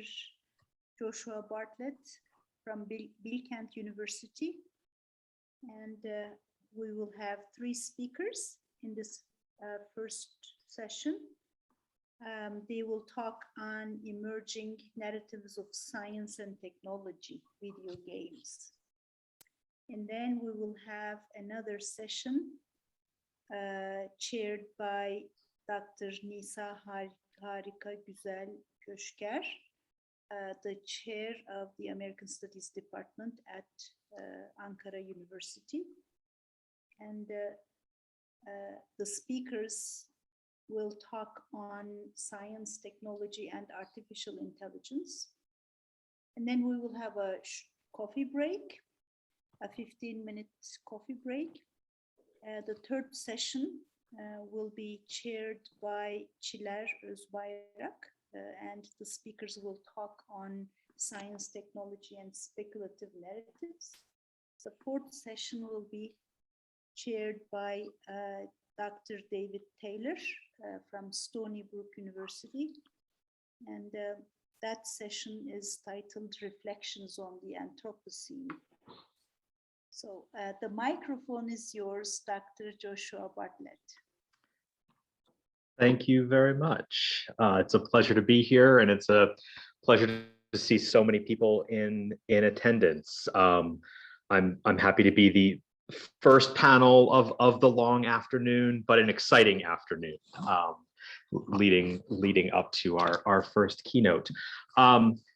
So as Professor Özda mentioned, this is the third session of the first day of our two-day conference, and a panel entitled Emerging Narratives of Science and Technology, Video Games, which is a fun topic. So I will briefly sort of introduce, I should introduce myself. I'm Joshua Bartlett. I'm an assistant professor in the Department of American Culture and Literature at Bilkent University. I'll briefly introduce each of our three speakers.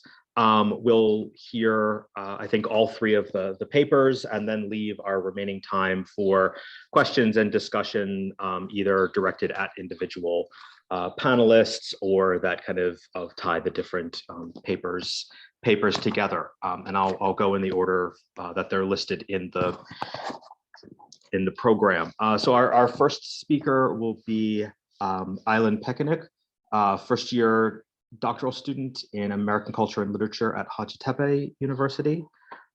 She received a bachelor's in English translation and interpretation and a master's in American Culture and Literature, also from Hacettepe.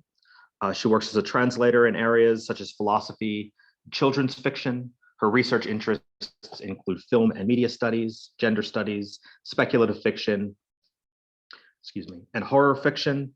And her paper today is entitled Decrypting the Medium, Decoding the Message, Interactivity as Narrative in Contemporary Video Games. Our second speaker will be Elifsu Saçbukan, a first-year MA student in American Culture and Literature, also at Hacettepe, where she also received her bachelor's degree in 2020. She currently works as an English teacher in Ankara, has research interests in ecology, ecophobia, biodiversity, climate change, and climate fiction. And her talk today is entitled From Ecophobia to Eco-Consciousness in New Emerging Narratives, Video Games, The Sims 4, and Never Alone. And our third speaker of the panel will be İlyas Deniz Çınar, a graduate student of communication studies at Kadir Has University in Istanbul. His work on collaborative research practices in theater and performance research was published in the Journal of Dramatic Theory and Criticism. His critical study of Jewish Turkish theater history and historiography is forthcoming in Theater and Performance Notes and Counter Notes. And his current research focuses on the political and affective economies of Turkish Westerns from the 1960s and 1970s, and politics of genre in audiovisual media. And his talk will be on science fiction, self-reflexivity, and America in Far Cry 3 Dragon Blood. So with that, I will let our three speakers take center stage. And as I said, we'll hold questions till the end, or people can always put questions and comments in the chat as well. So Aylin, it's all yours. First of all, thank you so much for that wonderful introduction. Let me share my screen first of all and get it out of the way before I introduce the presentation. Let's see.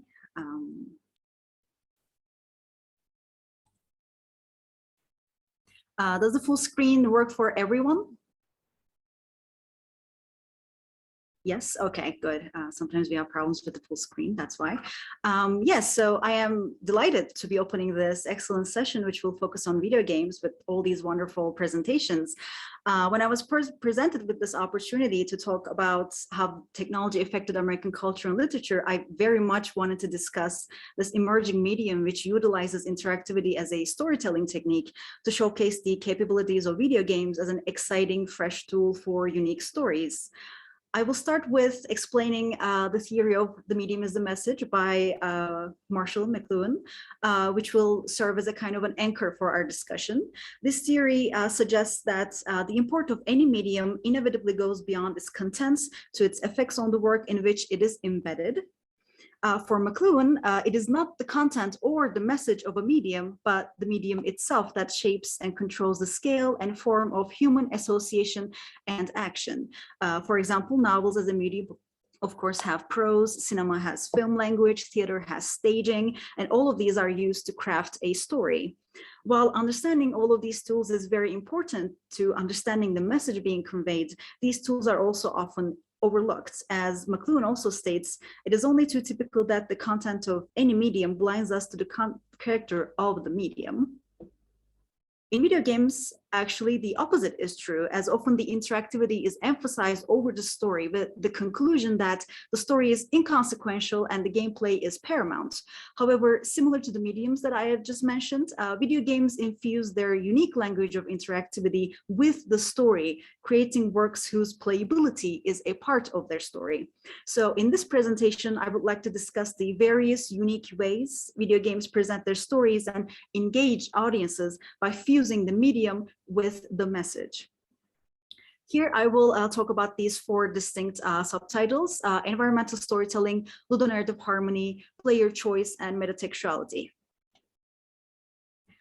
First, we will start with defining environmental storytelling, which was coined by Don Carson in his essay, Environmental Storytelling, Creating Immersive 3D Worlds Using Lessons Learned from the Theme Park Industry. This was first coined not regarding games, but regarding designing theme parks, which tells us a lot about its use to describe the design of a physical space to create a history. Carson emphasizes the importance of establishing history and offering choice in these spaces, stating, "It is my objective to tell a story through the experience of traveling through a real or imagined physical space. Unlike a linear movie, my audience will have choices along their journey. They will have to make decisions based on their relationship to the virtual world I have created, as well as their everyday knowledge of the physical world. Most important of all, their experience is going to be a spatial one."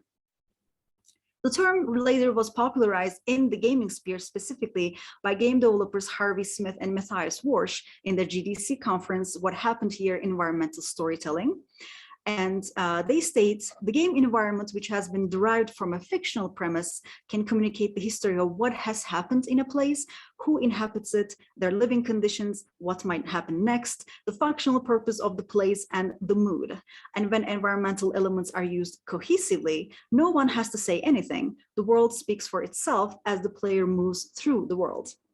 As such, environmental storytelling sets up the story elements, but also teaches the gameplay elements in a way that brings the gameplay and narrative together. Of course, in video games, the camera is a tricky variable because the perspective through which the story is revealed is not controlled by the director or the cinematographer, but by the player. So when the world building is interactable, the player can enter the world and uncover it for themselves, as opposed to the camera focusing on a specific vignette.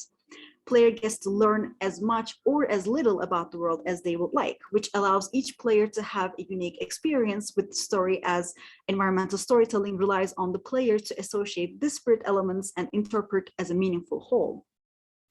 Many games draw players in the aftermath or at the precipice of destruction so that they can piece together what happened themselves through context clues and exploration. Smith and Warsch here use heavy examples from BioShock in their GDC talk, which I will always also do. This is a game that utilizes familiar and unfamiliar environmental design to tell its story. In this game, the player is replaced in Rapture, which is a wondrous city underwater, which evokes feelings of awe, but also presented with understandable story elements, such as the aftermath of a New Year's party gone awry. Here, the environmental storytelling, which utilizes listenable recordings, decorations, posters, and destroyed space, signifies history. The trappings of a decadent party imply volumes about the state of Rapture just before its societal collapse. While designing the environment, Carson asks, how do I draw my audience into my imagined world and make them want to stay in this world? And the answer to this question is, of course, immersion. The design of the environment needs to invoke both a sense of potential danger, but also an intriguing story.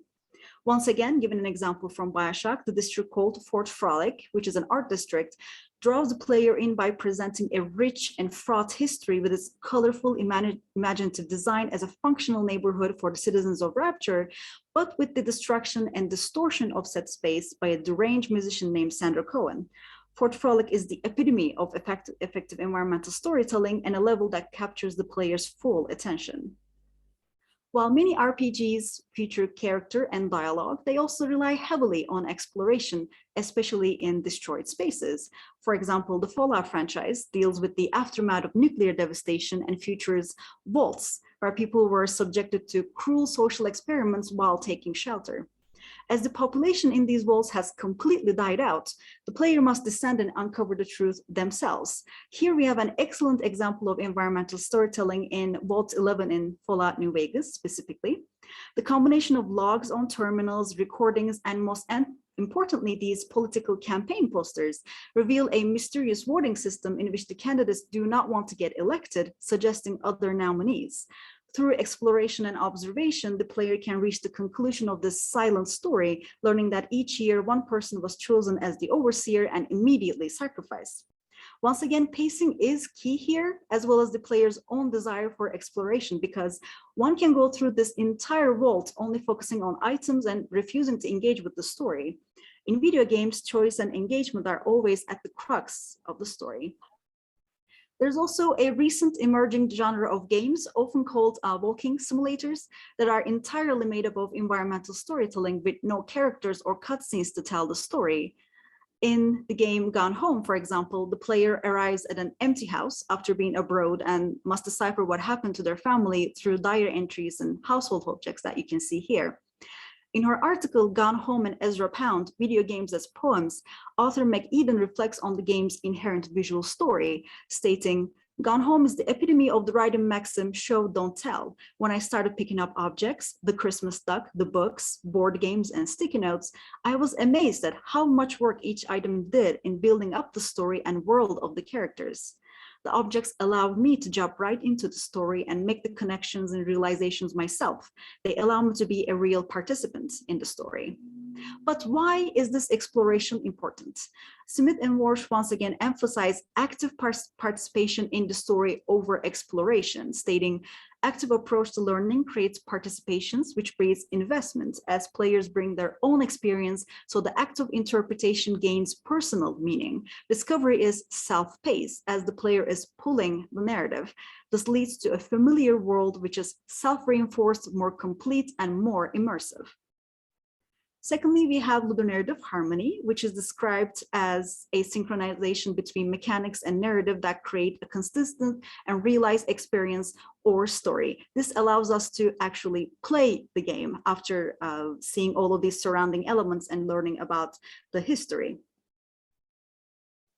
Of course, critic Colin Wright emphasizes the importance of this element, stating, one feels more immersed in such games because there aren't any seams between one's aesthetic experience and one's practical experience. Works that are consistent in this fashion feel like they are a holistic unit, rather than something cobbled together from different pieces. A discord then can pull the person playing the game out of the narrative in a jarring, distracting, or annoying way. So ludonarrative harmony emphasizes the mutual relationship between the narrative and the gameplay, where these elements inform and enrich each other. I will discuss certain video game genres which will make this point more clear. First of all, we have the genre of roguelikes, which is characterized by repetition and their trial and error gameplay mechanics, where the player must die over and over again. And the game Hades incorporates this game mechanic into the plot as the player controls Zagreus, who is the son of Hades, trying to escape the underworld. And every time he dies, he must return to the underworld and interact with his father, furthering the plot. In this game, multiple deaths are required to unlock new story branches and character interactions. Secondly, we have co-op, and I have used some GIFs here because we are talking about an interactive medium. I do hope that you can see them clearly. I tried to optimize them as best as I could. Co-op games emphasize cooperation and require two people to play, and certain co-op games include this element into their story. For example, A Way Out is a game about prisoners learning to trust each other to escape. And we have It Takes Two, where a married couple who has decided to divorce now have to learn to team up to get back to their daughter and save her. Then we have puzzle games that emphasize solving puzzles, and they invoke a sense of being a lab rat, which the game Portal utilizes perfectly in its story. Or they may cast the player as a detective, which the game Her Story perfectly encapsulates with its unique gameplay that lets the player fully embody the role of a detective who must solve a murder by investigating the collected evidence.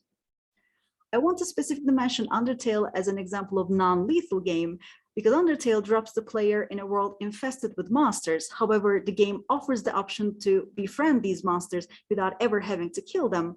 As such, the mini games that accompany every boss battle reflect this by solely focusing on a dodging mechanic with no harm done to the monsters. Each game, of course, aims to instill a different disposition and an attitude in the player. For example, certain action games aims to empower players. And this is true for certain genres like role-playing games or first-person shooters, where the player can embody a full-fledged person with a whole world at their disposal, getting to speak, kill, heal, destroy, relax. Or combat-heavy games where the player can assert dominance over the environment. But there are other games that actually aim to disempower the player, making the player feel vulnerable. Naturally, the horror genre perfectly utilizes this, not seeing the source of horror attack others from a distance, like in a movie, but being the one who is attacked. Having to face the horror yourself makes horror games more effectively terrifying than other types of horror stories. For example, in horror games such as Outlast and Amnesia: The Dark Descent, the game mechanic of hiding, cowering, and avoiding becomes a part of the narrative, a story about a vulnerable person with no way to defend themselves having to face horrors. Amnesia specifically utilizes sanity, which is negatively affected by simply witnessing the monsters. Insanity distorts the player's vision and limits movements, which makes the experience even more terrifying. Other games may allow combat or protection, but they use scarcity of resources to instill a sense of dread. The game Pathologic casts the player as a struggling doctor trying to combat a plague in a small town with limited resources. The game supports this oppressive and hopeless themes in the story with scarcity and vulnerability to make the player constantly barely get by, forcing them to make difficult choices and creating a false sense of security. I want to talk about one of the most effective examples of ludonarrative harmony, which occurs in the video game What Remains of Edith Finch, a game where the player must explore the Finch house and learn about the various ways the family members have died over the years. While each death is told through a different minigame that fits the specific theme of the particular story, I would like to specifically talk about Lewis's death. Lewis is a young man battling with depression, often dissociating at his workplace because he cannot derive any joy from it. This manifests as an imaginary fantasy world as a form of escapism during work hours. The player gets to control the fantasy world with their left thumb while trying to do the work of cutting fish with their right thumb. I hope you can see in the GIFs. Forcing players to physically handle both the fantasy and reality allows the player to relate to Lewis's mental state and the difficulty of focusing on reality, as the fantasy on the left becomes more and more engaging, taking up more screen space until at the end, the fantasy is all Lewis sees. The emotional engagement of the player is deeply rooted in the interactive elements of the game, and Lewis's eventual suicide becomes all the more effective due to this excellent use of ludonarrative harmony. Now I will talk about player choice, a very important aspect of games. Interactive mediums, choice and control are key elements of the narrative. Games present the players with choices which in turn affect and shape the story they experience. Video game stories are experienced not passively, but through a series of choices. Of course, choice brings with it a lack of choice, as getting to experience a full story in an interactive medium is dependent upon the player's willingness to seek these elements out. However, interactivity is more concerned with choice over closure. In a later interview, Harvey Smith states, that's the classic insecurity of interactivity. Things might go badly. If you set up some systems where the player can't fail and everything is protected, it's not a game anymore. It's boring, in fact. It has to be possible to make bad decisions in order to make the good decisions meaningful. It has to be possible to miss some things to make finding them meaningful. You have to trust your players. Game developers utilize this trust to craft an experience that can only be facilitated by the player's cooperation. And this player choice can manifest in different ways. First of all, of course, we have the choice of character creation. When the player makes decisions determining the kind of player they would like to play. Many games give players the opportunity to create their own customized characters. This gives the players a visual choice, of course, which allows the player to feel like they fully embody their character. However, another aspect of customized characters is the way the story shifts and changes based on the type of character the player uses. There are certain games where who you are defines the story, and you get a completely different experience based on your character choice, race, appearance, or abilities. An early example of this is the beloved RPG game, Vampire the Masquerade Bloodlines. This game allows the player to play as a vampire in a world of mortals, engage in politics, and use different abilities to influence others. The player is given the option to choose between different vampire clans, which come with their own unique abilities. However, each clan has a certain reputation in the game world, which the players now must contend with when they step into this world as one of these clans.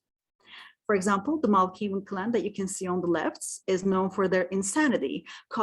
This causes all of the dialogue to change, and it becomes difficult to decipher which options are negative and which options are positive in the dialogue, which affects the way that they interact with the world. The Nosferatu clan, which can be understood from their name, is further marginalized for their monstrous appearance in an already marginalized community, and this removes interaction altogether, as their terrifying embodiment limits their persuasive and seductive tendencies, forcing them to hide constantly and completely changing the way that the game is played. On the other hand, we have the Ventru clan, who is favored by the bureaucracy, and this affords them a lot of privilege in the form of influence, more choices, access to new spaces, and respect. As Vampire the Masquerade Bloodlines is described as a game of social horror, your clan defining your experience is an extremely important and effective part of the narrative. Other RPG games, such as the Dragon Age franchise, also utilizes this method. In the first game, Dragon Age Origins, the race and class you choose completely changes where the player starts the story. While a wood elf starts in their own tribe in the forest, city elves will start in cities, dwarves start the story in their dwarven city Orzammar, and the specific region the dwarves find themselves in changes depending on whether the player decided to play a common dwarf or a noble dwarf. All of these different races get completely different starting missions, each reflecting their circumstances and history. The racial choice continues to affect the story as the game progresses, as certain classes such as humans are favored, while others such as elves and the Kunari face prejudice. City elves being especially discriminated against, as the starting mission for the city elf includes facing abuse at the hands of a wealthy human, while a human would never go through a mission like this.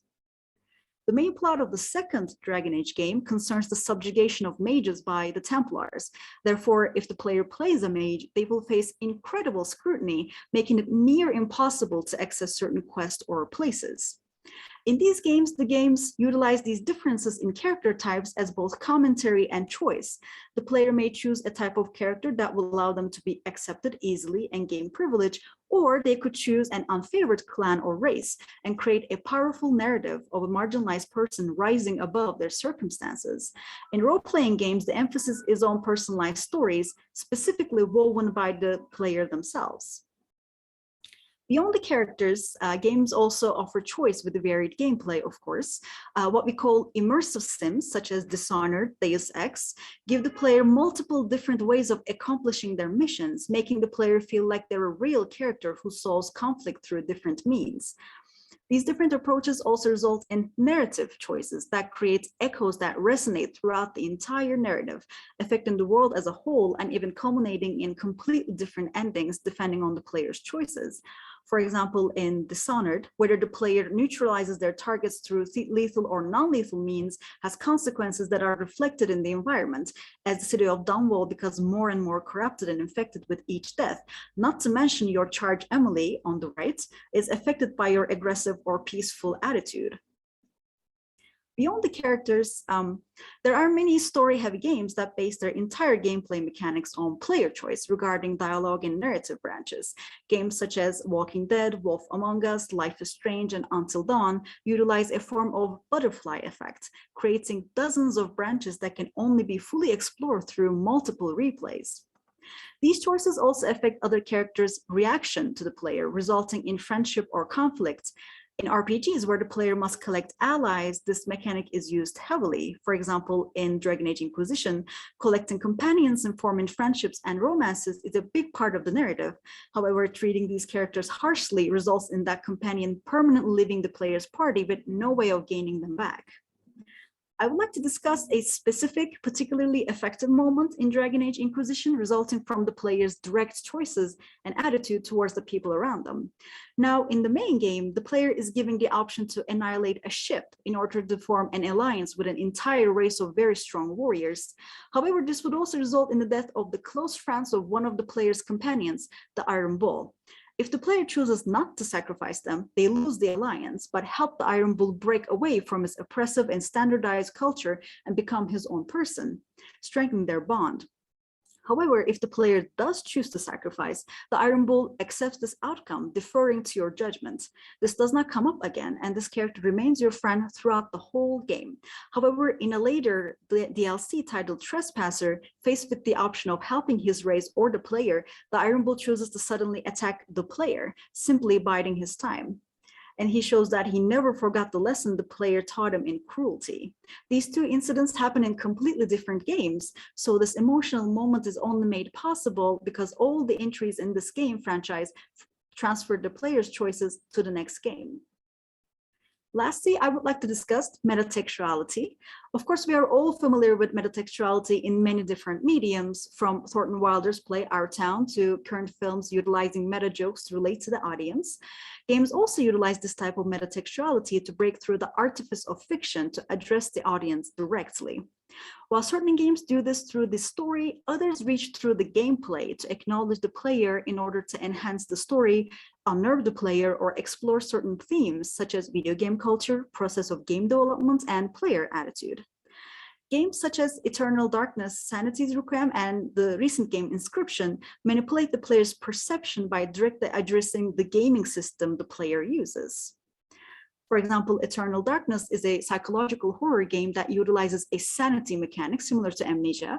If the character's sanity is too low, the game will pretend to crash or suggest that there's an error regarding the Nintendo GameCube.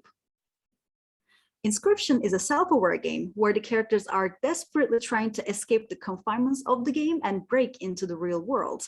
The framing device of a YouTuber finding the game disc in the real world, shown in these live-action video segments, paired with the direct attacks from the characters, such as accessing the player's actual hard drive, asking them to choose certain personal files, and even threatening to delete them if the player does not succeed in a boss battle, all create a sense of dread.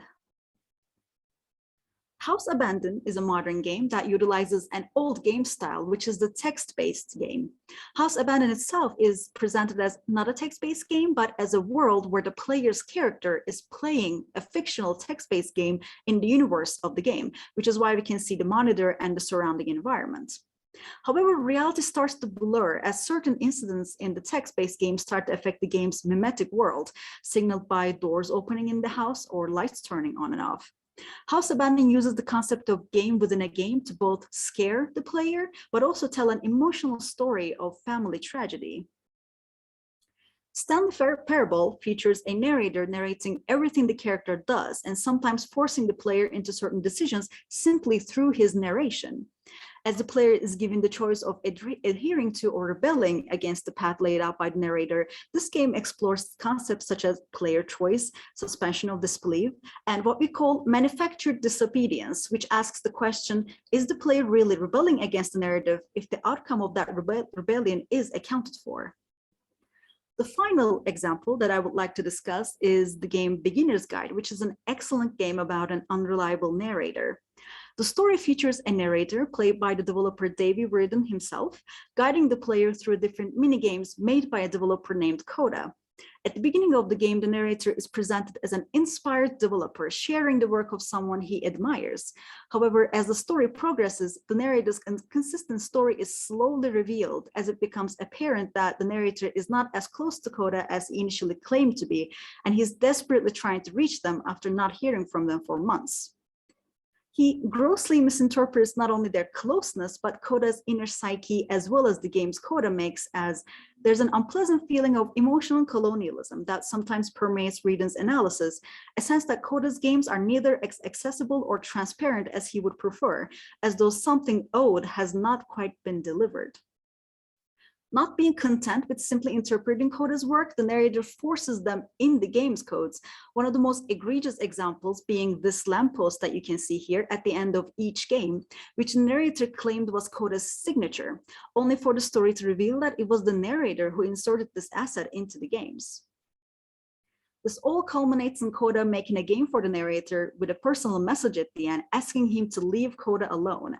However, the narrator is still desperate to meet his idol, even putting this clear-cut restraining order up for the world to see. The game ends with the narrator's nervous breakdown, begging for validation and berating himself. Of course, this game explores both the toxic culture surrounding video games and the emerging concept of parasocial relationships, with fans distorting the original intent of their favorite video games and projecting their own personal problems onto creators who do not know them. The Beginner's Guide is a game that likes to make you question not just what it means, but whether you've been looking for meaning in games in the wrong way altogether. As the ambitions and capabilities of video games as a form of art develop, these issues become more and more prominent. And as a story, Beginner's Guide is so infused with the process of video game development and the shifting landscape of video game culture that the story could not be told through any other medium. So, as can be seen in all of these examples, video games are not simple interactive containers for repeated cliche plots from other mediums, but as actor Andy Serkis puts it, a part of our current storytelling tradition with its own language, structure, and rules. By utilizing this language, developers are able to weave stories that are not only enriched by their medium, but are inseparably rooted in their medium. Through interactive elements such as environmental storytelling, narrative harmony, player choice, and metatextuality, this medium is able to create truly unique artworks that can and should only be experienced as video games. And that concludes my presentation. Thank you all so much for listening.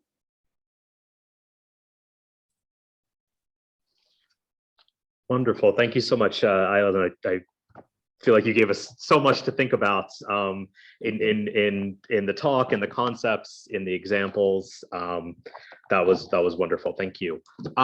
So let's move to our second speaker, Elif Su. Yes, first of all, thank you for the introduction. Let me share my PowerPoint.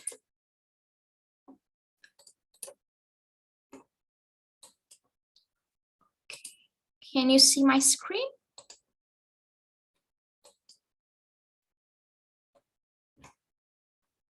Can you hear me? I can see your, yes, now I can. I have connection problem, so sorry. Okay, can you see it, right? Maybe you can try to make it full screen once again. It is full screen right now on my laptop. Can you see it as full screen? No, it's not full screen. As you know, we face certain problems when we directly share the presentation. Maybe you could switch to share screen instead if it's not working out. Okay. I'm so sorry for the inconvenience. Okay. Now? Yes. Oh, thank God. Okay, today I will be talking about how video games can transform ecophobia into eco-consciousness. And the human and nature relationship has been the subject of both social sciences and physical sciences over the years, especially in recent years, people have started to see and experience the consequences of their destructive actions against nature, and the most anthropocentric natural threat is climate change. To clarify, as you can see from the charts on the screen, on a country by country basis, most of the population thinks that the primary cause of climate change is human activities. And therefore, it is possible to take this to mean that there is an increasing concern about climate change. Climate activists, scientists, and writers through different platforms have been warning humanity of the possible effects of climate change, and they assert that, quote, a change of 1 or 2 degrees in the average temperature of the Earth can cause potentially dangerous shifts in climate and weather conditions, unquote. The effects of rapidly increasing climate change over the years and the natural disaster cause the development of ecophobia, especially in young people and children. Although the most critical threat that humanity faces is climate change, ecophobia developed or internalized by humans makes it difficult to prevent the situations that have already started happening. So what is ecophobia? Ecophobia is characterized by a sense of helplessness in the face of impending environmental disasters. As people see the devastating effects of climate change, especially on animals and plant species, they began to think that they are not powerful or effective enough to stop these environmental catastrophes. Climate activist and the founder of Force of Nature, Clover Hogan, says there are 3 underlying causes of ecophobia, and she claims the first of these is unable to compute. To explain, people tend to ignore the extent of disaster they have not directly seen or experienced. For example, when they see news about a hurricane that people have to face in a distant part of the world, they feel empathy for the losses and the hardship of disaster victims. And despite the obvious natural scale of the disaster, people do not want to see this fact, or they delay taking action to stop it. Nevertheless, nature and humans are interconnected. Therefore, a natural disaster, no matter far away, affects the people and biodiversity at the other end of the world. And the world actually gets a little closer to this catastrophe every time the actions that need to be done to stop climate change are delayed. As Hogan suggests, the second cause of ecophobia is excessive optimism. To explain, people tend to imagine the future based on how they want to see it. And this image creates an optimistic illusion. Therefore, they cannot see the reality that is happening right now because they approach the future with too much hope. And the last reason, Hogan says, is greenwashing, in particular buying or supporting so-called earthly friendly products made by major corporations that aim to gain economic profits creates a false assumption. Thus, this situation does more harm than good because people begin to think that this is how they balance the individual damage they cause to nature.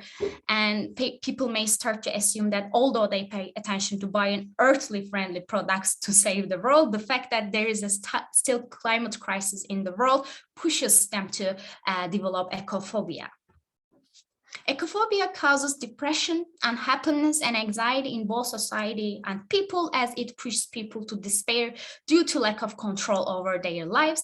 When the generations, especially Gen Z and millennials, grow up with this mentality, increasing hopelessness and anxiety become inevitable for the world. Thereby, in order to prevent people from being affected by ecophobia, climate activists inform people about the climate change and show the measures that can be taken with different projects on different platforms.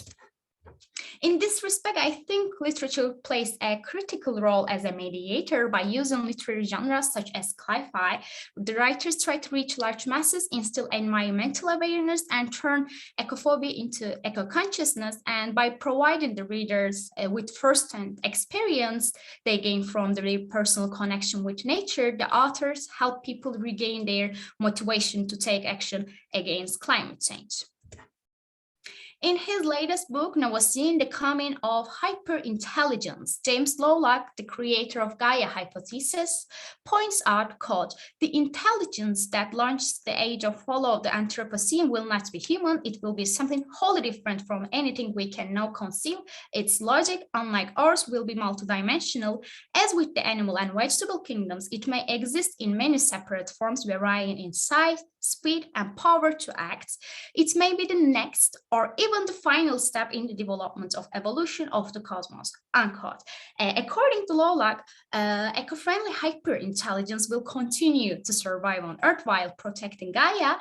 However, this situation will not bring the end of humanity, quote, "Rather, humans and machines will be united because both will need to sustain Gaia, the Earth, as a living planet," unquote.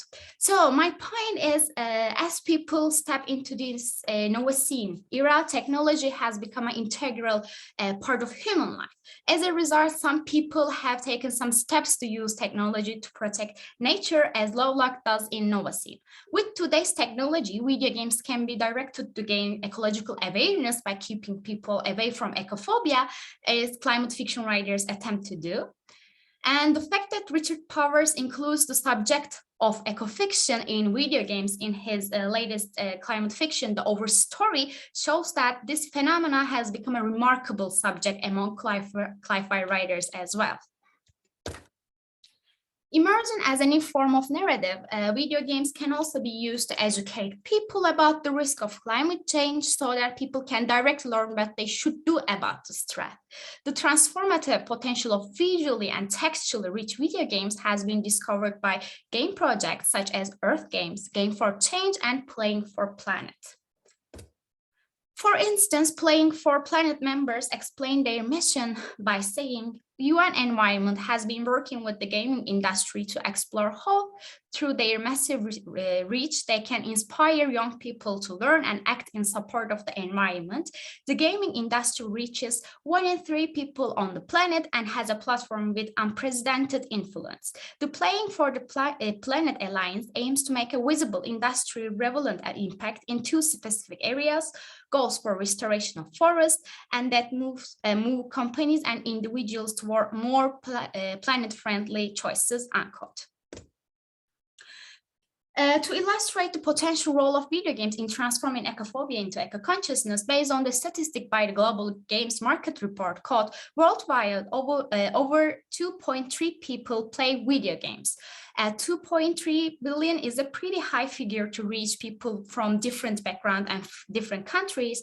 Also, according to Playing for Planet report, the revenue from video gaming is larger than that from Hollywood, Bollywood, and worldwide recorded music sales combined, unquote. With this increase in numbers, video gaming has become a successful industry that has spread to different platforms. Thus, the option that video games offer have potential to be truly revolutionary and transformative, dramatically changing people's perception of participation in social and environmental issues. Hence, I believe video games can be seen as far-reaching mediators to empower billions of people, especially youth, to discover their individual potential to make a difference and to change the course of climate crisis. Apart from its transformative potential and ability to reach a large audience, video games employ different gameplay strategies to instill environmental awareness and encourage people to take action. Some of these strategies will be first examined by drawing a parallel with a life simulator video game, The Sims 4 Eco Lifestyle, released by EA Games in 2020. Basically, the main aim of the game is to play a virtual character throughout his or her life. The players create a sim with a wide variety of personalities and physical traits. Then they start completing the goals or aspiration of their characters. With the Ecolife expansion pack, EA offers players a different purpose, as claimed by the official announcement called, in Evergreen Harbor, every action you take and decision you make influence the state of the world around you. The cleaner Evergreen Harbor gets, the more you will see nature thriving. You determine whether the skies are smoggy or clear enough to see the aurora glimmering above. Let garbage pile up on the street of your neighborhood or clean it up to create lush green walking paths in town. It's up to you, unquote. In this expansion pack, there are some actions the character must take to achieve and reach more green feature. These actions can begin as individual actions and evolve into neighborhoods action plans that can lead to a larger mass movements through community organizing. To exemplify, the game presents a footprint system that shows how polluted each neighborhood's air quality will be. Eco-footprint is a significant part of the eco-lifestyle expansion because it shows how eco-friendly the characters are to their environment. There are three pollution levels to measure the character's impact on the environment, which are green, natural, and industrial.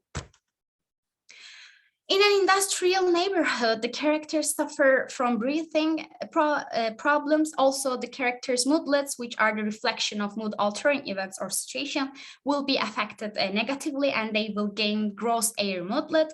The air becomes smoggy, also greenish and brownish atmosphere pollution appears. Furthermore, the characters living near the water see the color change. The water will go from clear blue to greenish swamp-like water. Apart from this, there is garbage all over the street, and it affects actually biodiversity. For example, there is a large population of invasive species around, so there is no diversity of plant species and just barren grasses.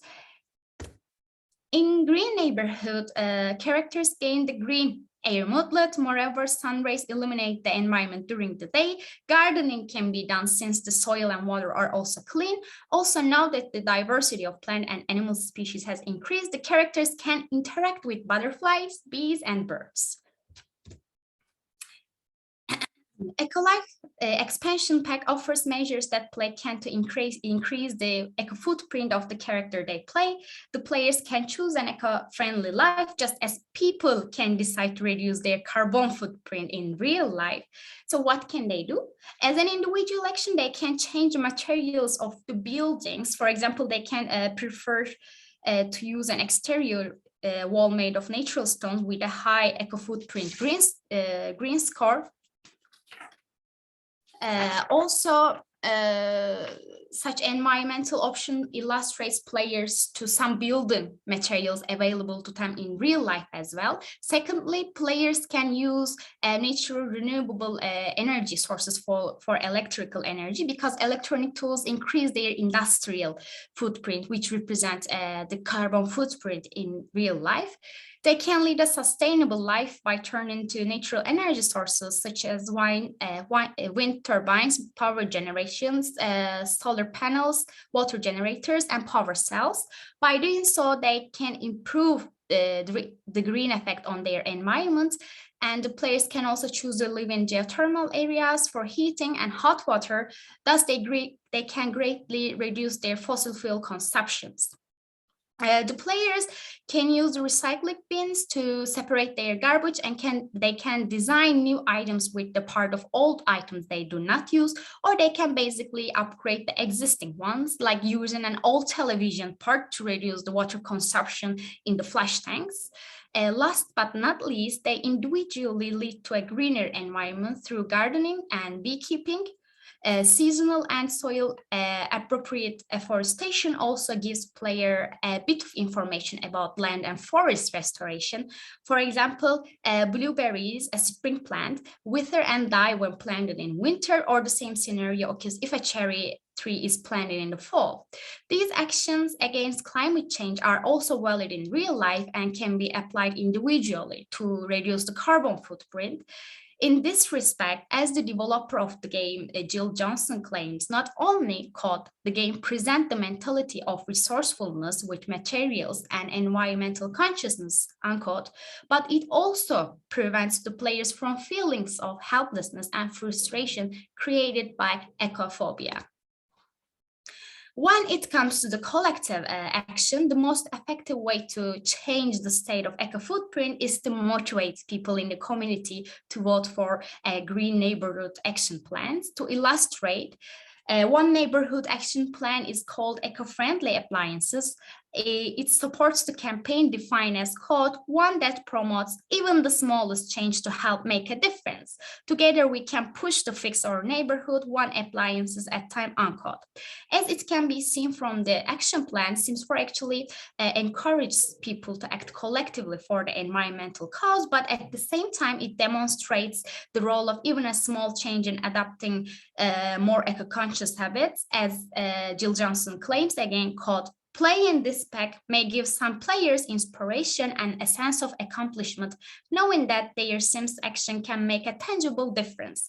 If that happens to make people more mindful of the impact of our action in real life and our capacity to create positive change, we all win, unquote. There is no specific narrative in Sims 4. Instead, the player writes a story and tells it based on their own aspiration. But in Never Alone, Kishima Ingituna, published by E-Line Media in 2014, players encounter a story that is narrated in Inupiaq language by using Native American oral tradition. Furthermore, unlike The Sims 4, Never Alone doesn't point out the measures that individuals should take against the climate crisis directly. Rather, it tries to give the player an ecological consciousness within the framework of a story or a plot, like in sci-fi novels.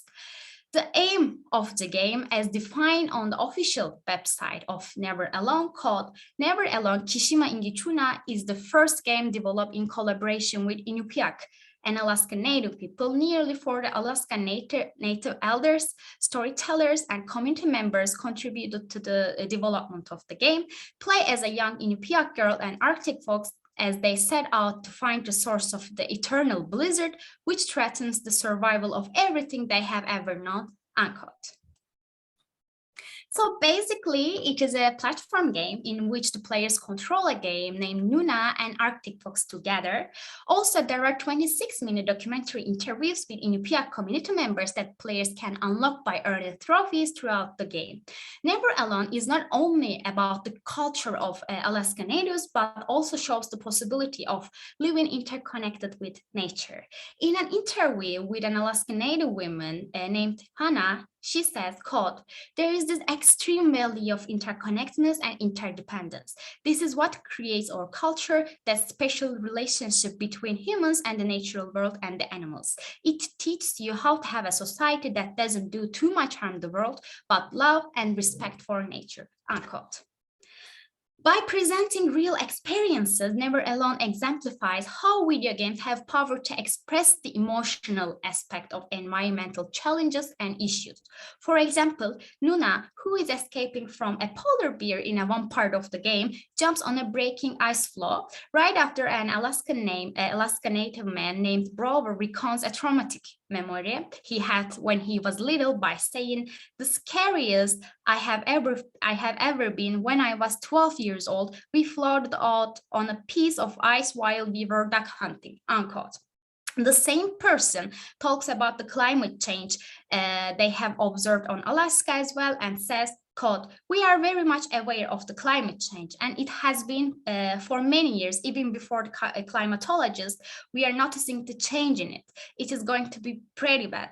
Different birds are coming, and they are coming earlier, and sometimes the rain is more than what we want, because when there is more rain, it's going to knock the permafrost, unquote. In this respect, it can be interpreted that the game connects the threats of climate change using Alaska Native folk legends, history, and technology at the same time. As the players proceed to the source to find the cause of the blizzard, they also see that Native people have high regard for and awareness of the environment. Therefore, climate change has become a severe threat to them. While Neverland offers ecological awareness to players by providing an inspired platform for them to learn about climate change from new perspective, it also spirituality deconstruct the psychological damage caused by ecophobia. For Alaska Native, there is a strong relationship between nature and spirituality. This ecological spirituality is also present directly in the game. For example, whenever Nuna gets stuck, spirits called Sila come to help her. And Inupiaq elder named Fanny explains the concept of Sila by saying, Sila is the weather. It also means the atmosphere. It is very spiritual and we have a relationship with Sila. Sila has a soul in the same way we do as people, in the same way animals. We have always had that spirituality in everything around us. It is the interaction you have, the air you breathe, the ocean where you gather resources. It is not one way of seeing things, it is one way of knowing you are connected to everything, unquote. Hence, it can be understood that as one with every living organism in nature, each step taken for environment creates a domino effect, causing greater positive consequences. Additionally, the concept of community is also presented so that players always encounter the importance of being one with community. In interviews, especially the elder say that if a threat needs to be tackled, they do it as community. However, this community doesn't only consist humans, but it also includes all living things in nature, from wind to ocean, from river to animals. Hence, they say climate change is not just an economically damaging threat to them, but it also poses a threat to the lives of all members of the community. Consequently, the players understand that the climate crisis affects everything in nature, and because everything is interconnected, an individual effort can have a positive effect on another living thing in nature. At the end of the game, Nuna finds the source of the blizzard. It is a giant named Kunusayuka who breaks the iceberg with his axe and clears the snow with his shovel, causing the blizzard to head towards Nuna's village. In one of the interviews, an Alaskan native one described Kunusayuka as the physical embodiment of elements of nature, and the defeat of a destructive giant by a child like Nuna shows players the idea that small changes make a big difference. The fact that a fox accompanies Nuna in this spiritual and environmentalist journey shows that the nature and human relationship can be established constructively, and only in this way individual efforts will yield results. In conclusion, The Sims 4 Eco Lifestyle and Never Alone are the games that differ from one another in terms of plot and gameplay and appeal to a variety of player groups. Nonetheless, these two video games point to the potential of video games to show players both the material and moral consequences of climate change, and that ecophobia can be transformed into eco-consciousness by using different narrative and gameplay techniques. People may think that their individual efforts will change nothing, or they may assume that they have little effect. Therefore, they may hesitate to do anything voluntarily about climate crisis. But in reality, the scenario is different. Our current rate of growth and consumption is unsustainable and leads to the destruction of both nature and humanity. For this reason, people should be made aware of climate change in the shortest and most practical way. In this context, I personally believe that the transformative potential of video games should be used to stop this threat. Thank you for listening.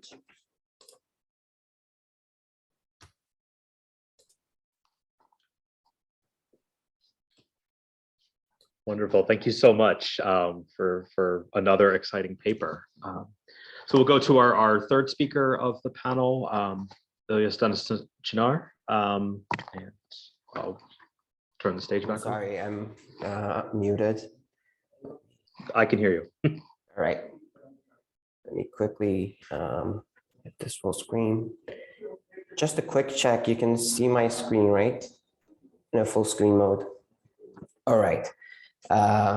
First of all, I'd like to thank the selection committee for allowing me this exciting opportunity to share the initial findings of my research with you today. I would also like to thank the organizational team who put a lot of effort into putting this amazing gathering. So a huge thanks. So to begin my talk, I would like to show you the trailer of my case study just for 1 minute to set up a context better. I will then go over why should we analyze video games as a part of American studies, the summary and political economy of my case study, Far Cry 3 Blood Dragon, and clarify how this particular game text offers a thought-provoking parody to negotiate the place of science and technology in US popular culture. So just for a quick minute, let's watch this, but I have to share my sound, hold on.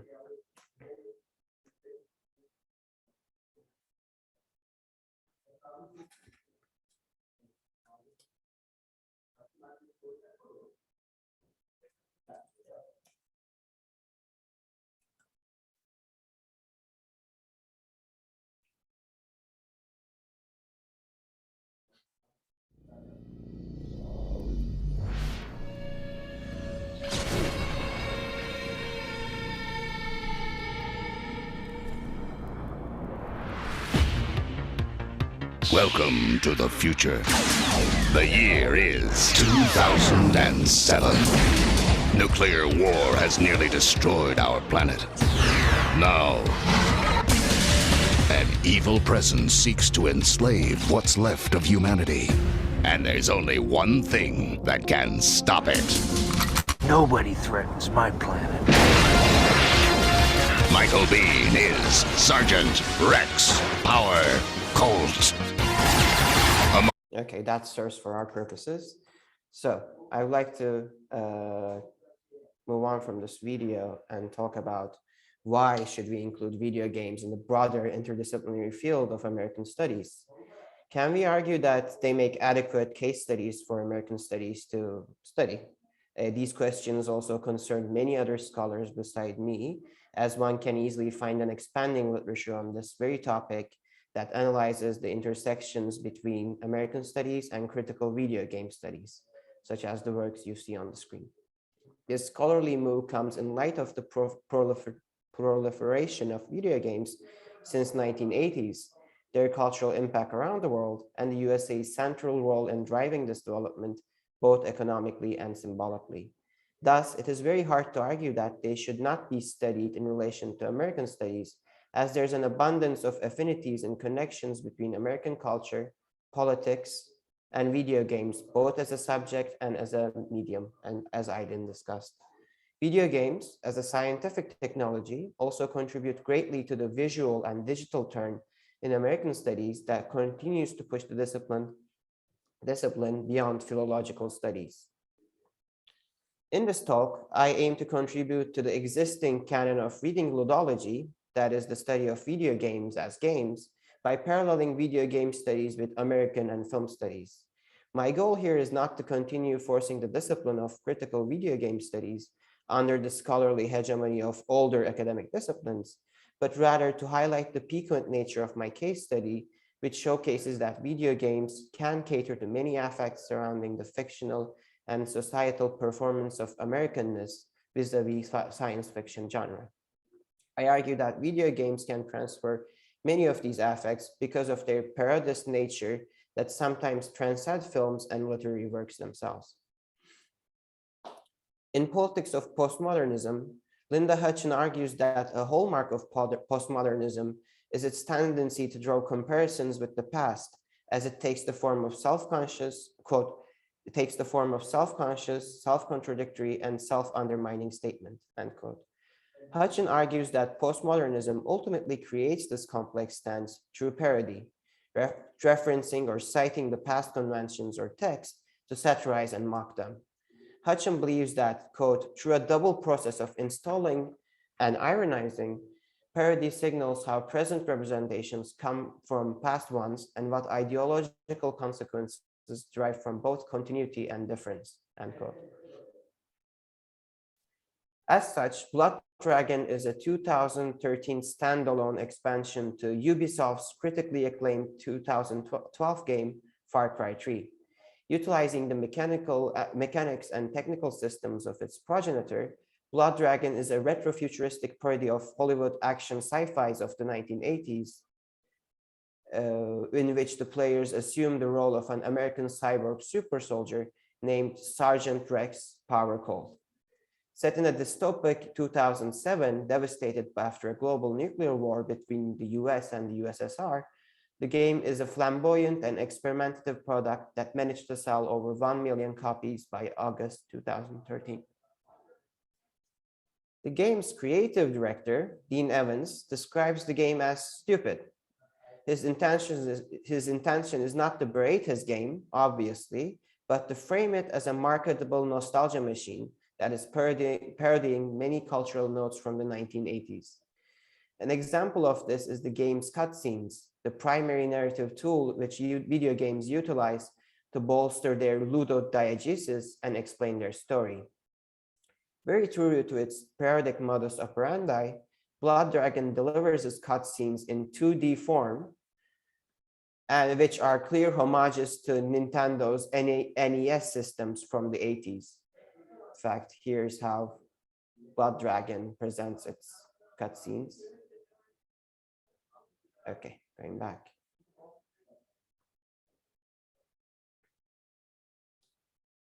In other words, the game goes for foolishness as its main meta-narrative, as it pastiches the action-adventure media of 1980s to a zany, interesting, and cute format of video games, both from the past and also from the present.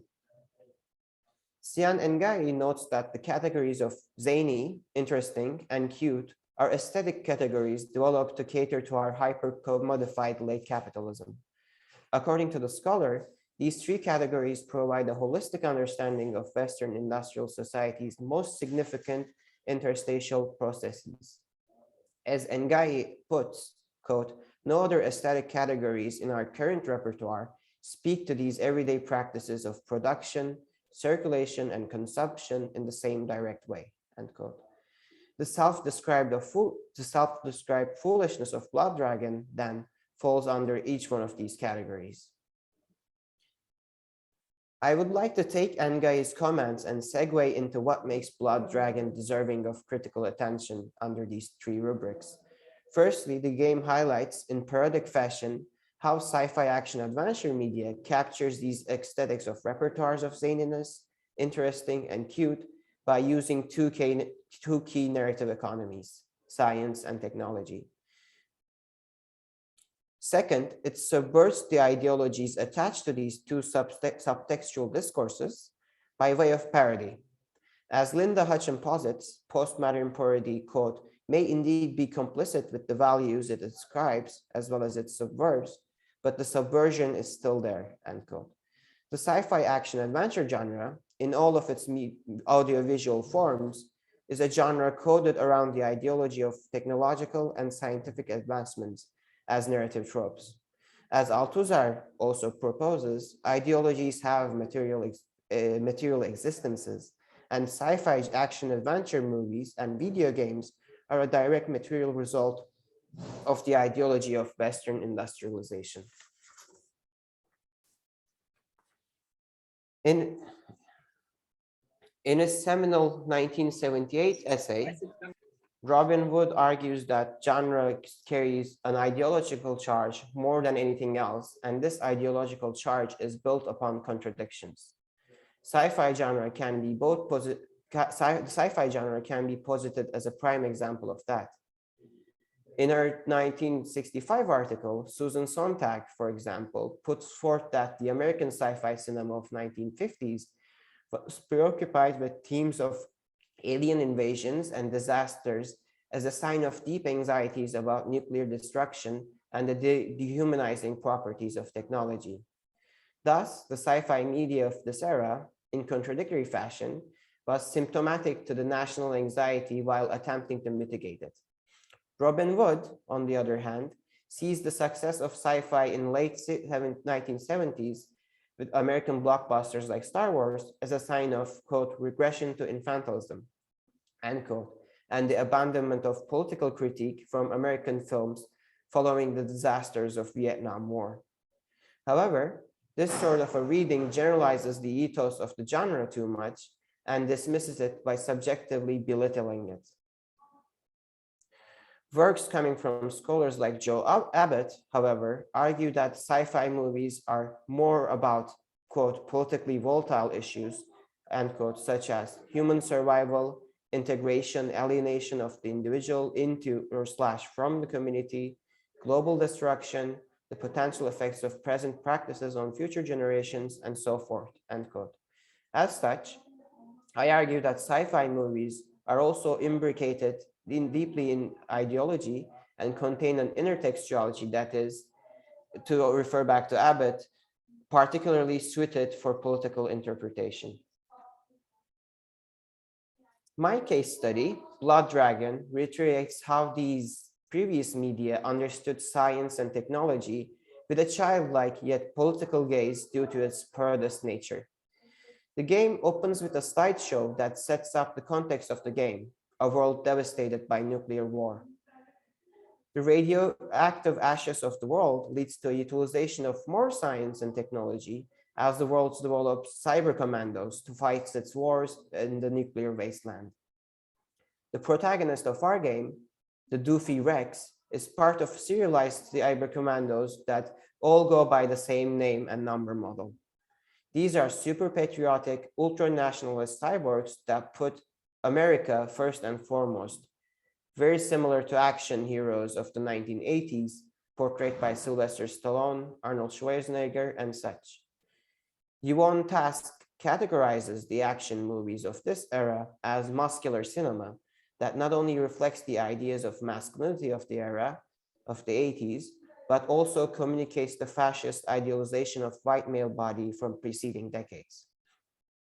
One of the most zany examples, which Blood Dragon addresses this trope, is Rex's rejection of the femme fatale scientist Dr. Darling's super drug that would make him as strong as the main antagonist of the game, the rogue Colonel Sloan, who looks like a mix of Stallone and Schwarzenegger. Rex rejects drugs because he swore a special oath to a special lady that he would not use drugs because, quote, winners don't use drugs, end quote.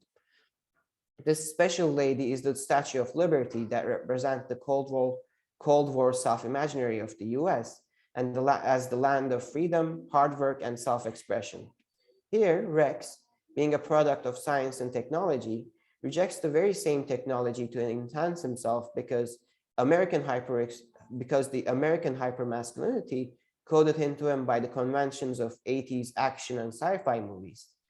Here, the game makes fun of this contradictory trope as we see a picture of Statue of Liberty that is defaced with graffiti in this dystopian world. As a product of science and technology, Rex still holds on to a code of honor and humanity that parodies the fetishism of science and technology that modern society and America is so enamored by. The game bolsters this also by the use of its retrofuturistic aesthetics that imagine a future deeply ingrained in nostalgia and past and memory.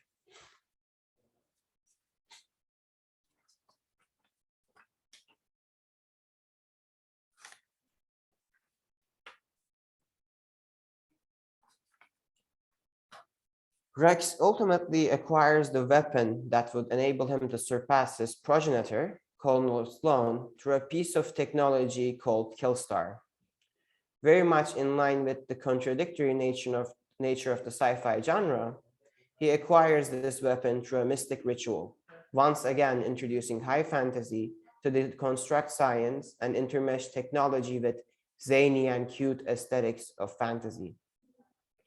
To acquire the ability to use this technology, Rex also goes through an intense montage reminiscent of Rocky series that evacuates technology from science and introduces human labor to the material acquisition of technology.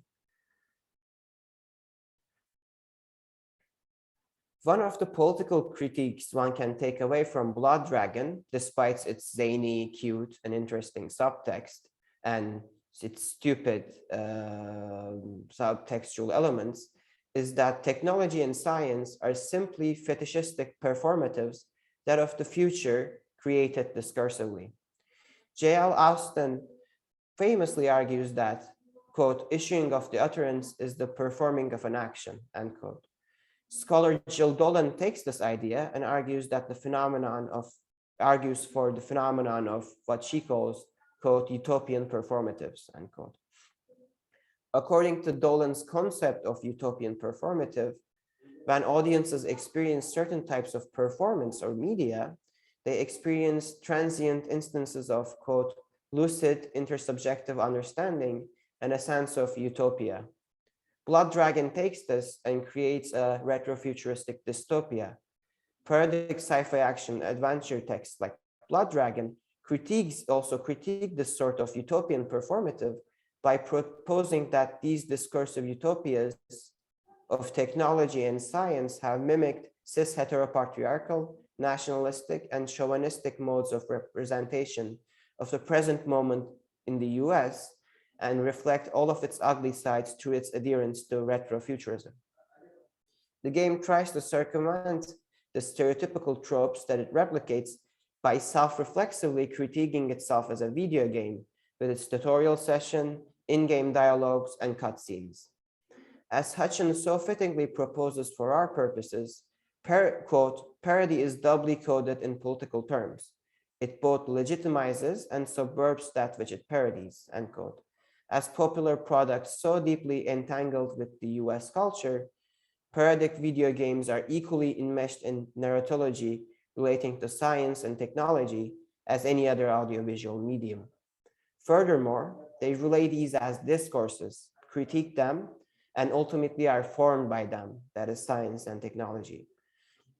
While Blood Dragon does critique the parochialisms of the 80s US popular culture, the game cannot go beyond them and contribute its own voice to the narrative of sci-fi action adventure genre. Thank you for listening.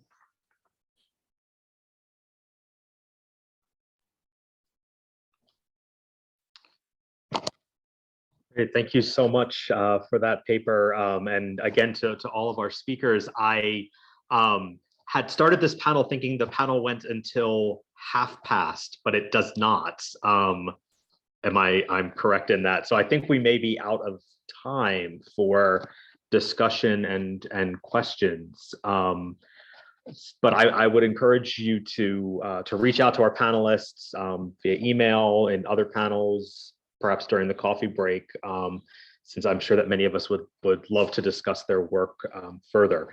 But please join me again in thanking all three of our panelists for these wonderful papers.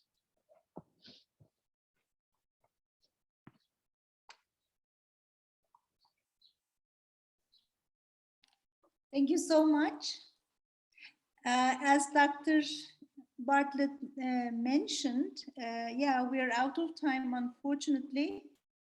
Otherwise, we would have asked many questions because we are really thrilled by all these papers. Now, unfortunately, we need to go, we need to cut this short and proceed with the next session. So Dr. Nisa Harika Güzel Köşker, the microphone is yours. Thank you very much, Ufuk Hocam. Hello, everyone. Welcome to the fourth session of our joint graduate conference. We have 3 papers in the session, and the title of our session is Science, Technology, and Artificial Intelligence. And our first speaker is Andre Francisco. After Andre, we have Fırat Dural and Cansu Civan. Let me first introduce to you Andre Francisco. Andre is a researcher at the University of Lisbon Center for English Studies. He received his MA in Comparative Studies and BA in Languages, Literatures, and Cultures from the School of Arts and Humanities of the University of Lisbon. His main research areas are film noir and neo-noir, film history, North American cinema, cinema and landscape, and television series. And the title of Andre's paper is When You Remember Something, You Remember the Memory, Technology and Human Memory in Marjoir Prime. Andre, the floor is yours. Hello, thank you for the presentation and for the opportunity. I'm gonna share the presentation.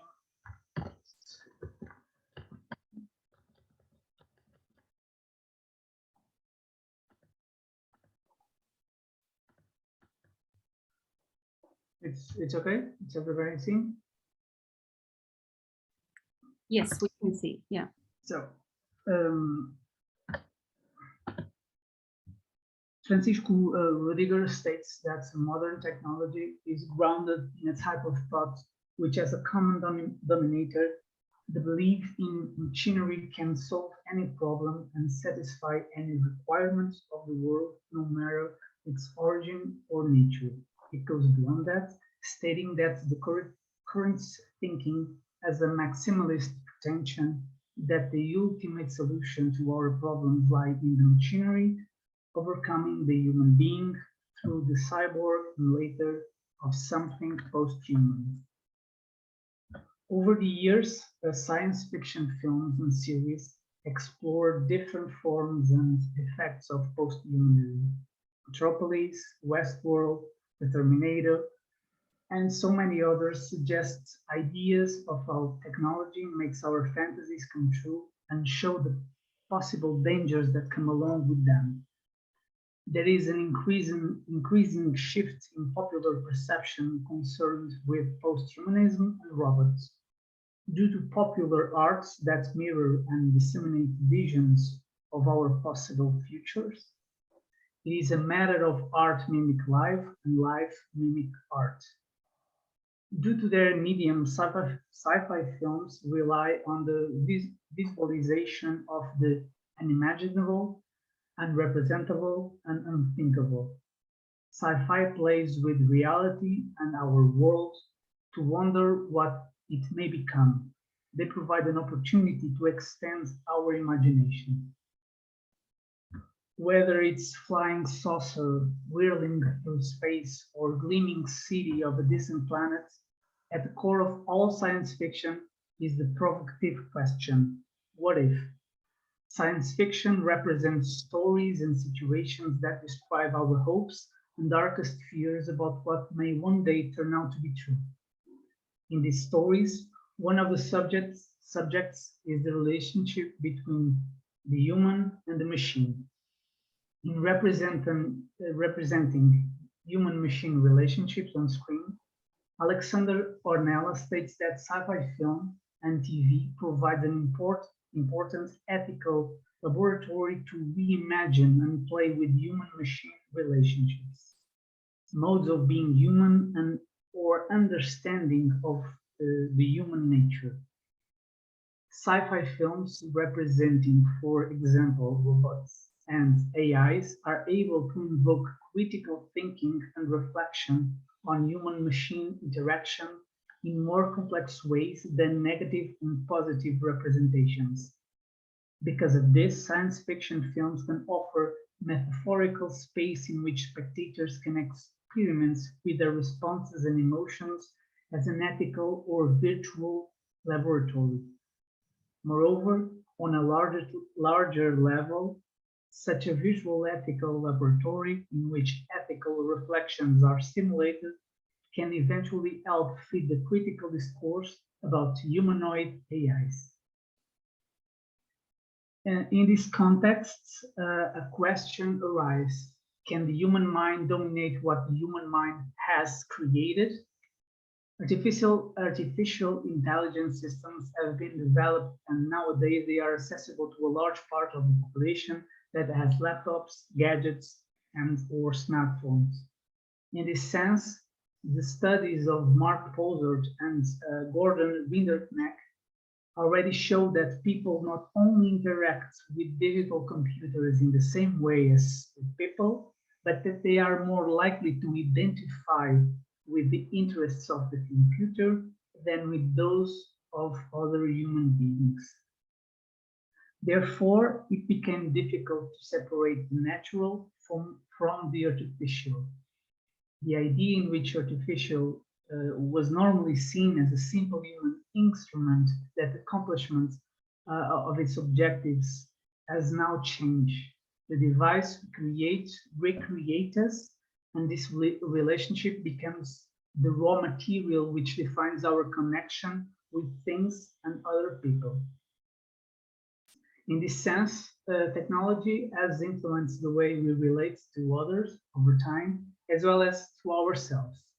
If humans and technology cannot be separated anymore, we can say that humans' dependence on technology has grown exponentially, getting to a point where you can hardly go back anymore.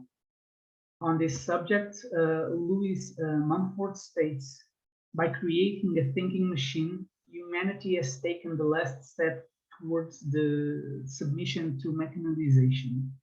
His final application in favor of this product of his own ingenuity will provide him with a new object of worship, a cybernetic god. Because of that, instead of participating in a meaningful relationship with nature, man has condemned himself to an effortlessly facilitated life. The incentive to think, the incentive to feel and act, in practice, the incentive to live will soon disappear. Bearing this in mind, I will now go into detail how the film Marjorie Prime relates to some of these things. Marjorie Prime is a 2017 American science fiction film written and directed by Michael Almereyda, and it's based on the Jordan Harrison's play of the same name. In 2050, Marjorie, an 85-year-old woman, is in the middle stage of dementia. A new service has been introduced which allows people to resurrect a loved one in a holographic form. Customers are able to recreate them at whichever age they prefer, yet all models require a substantial amount of programming involving daily conversations to fill in their backstory. Marjorie has chosen to bring back her husband, Walter, at the age he was when she met him. Yet her deteriorating health means that she is constantly battling to remember her past.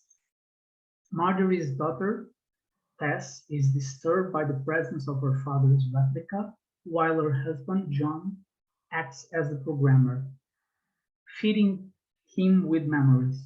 As the family learns to cope with the new old visitor, they are forced to confront the past and also the future.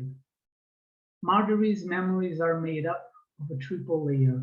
First, John feeds the machine with memories of Marjorie's past. Later, Walter Prime recounts these memories to Marjorie, who therefore still has a shred of her own memories. Many times they not coincide, leaving in doubt throughout the film about which memories were true. In this regard, Marjorie and Walter Prime are placed in similar positions.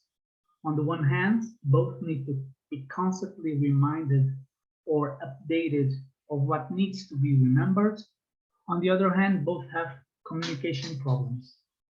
Walter's Prime failure to communicate according to the maxims of human conversation. It uses stop phrases that become repetitive and makes long pauses. Is later mirrored in the scene when Marjorie is having a conversation with her daughter Tess and her son-in-law, John. Because of her dementia, Marjorie also fails to conform of those maxims of the human conversation. Marjorie herself loses her status of equal conversational partner to Tess and John because she fails to fulfill maxims. The two slipping out of taking over her head as if she were not there. This dynamic puts Marjorie and Walter Prime in a similar position. The comparison to Walter Prime implies that somehow Marjorie is being dehumanized even by her closest social relations. John and Tess repeatedly fight over the appropriate way of talking to and interacting with Marjorie. While John scolds Tess for being sarcastic to Marjorie, she demands that they should not change their behavior toward her, arguing the only way she will stay the same is if we treat her the same. In the response, John points out that she is not the same, and thereby implies that a change of her behavior also calls for adjusted social interaction. In the course of the film, the number of primes within the family not only increases, they also become more and more emotionally important as significant others to the human characters. When Marjorie dies, she is replaced by Marjorie Prime, who is supposed to function as a therapeutical device to help Tess deal with her feelings, guilt over her mother's death.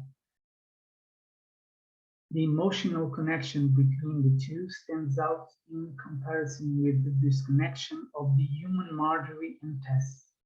Tess's relation to her biological mother was mostly marked by bitterness and cynicism. Despite the temporary relationship which seems to develop between Tess and her mother's prime, their conversations do not bring about an alleviation of Tess's emotional turmoil, and she eventually commits suicide. She is then replaced by Tess Prime, purchased by John to keep him company. In contrast to Tess, John does not have any worries about treating primes as equals.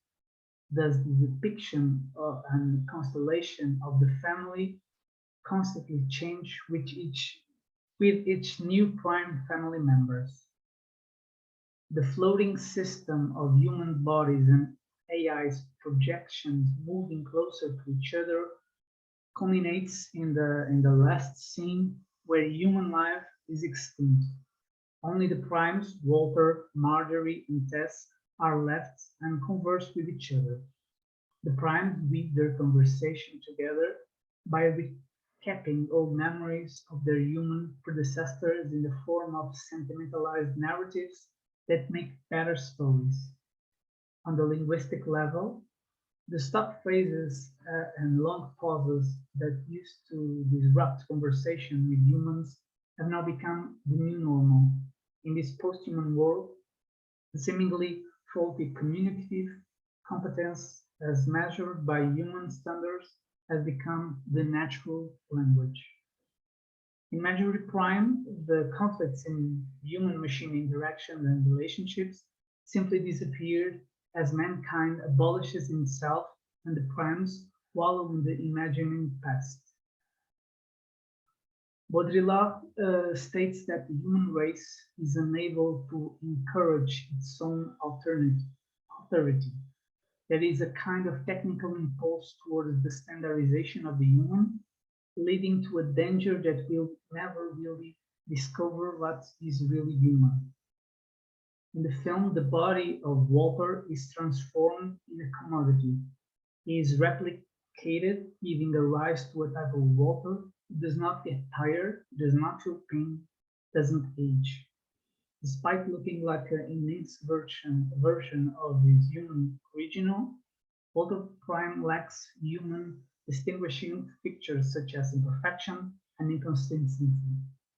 For that very reason, Tess' problems with Prime are precisely the lack of those attributes. When Walter Prime tries to show imperfection and inconsistencies, his behavior is seen as a performance. That's why Walter, the human, doesn't become Walter Prime, the machine, despite being completely commodified. He is a mere simulation of who was once human.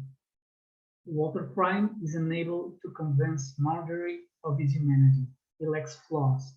That's exactly what she misses, the unpredictability and imperfection that were present in Walter. We, as spectators, realize that the human Walter was transformed in a commodity while still alive. The material used to create his prime were his memories picked by Marjorie and his son-in-law. The idea of a human as commodity is in the use of these memories to produce perfect hologram which pleases her. Walter Prime is the result of a controlling relationship between Marjorie's troubled memories and what she wants for her late husband. Marjorie finds a brief reassurance in interacting with the non-human, with the spectre of Walter. Thus, her life is also ruled by the emptiness of simulation, by the phantom of dehumanization. The alterity between human and machine in Marjorie Prime does not depend on the machine question, but on the perception that the human creates of it. Initially, Marjorie believes that artificial intelligence is her late companion.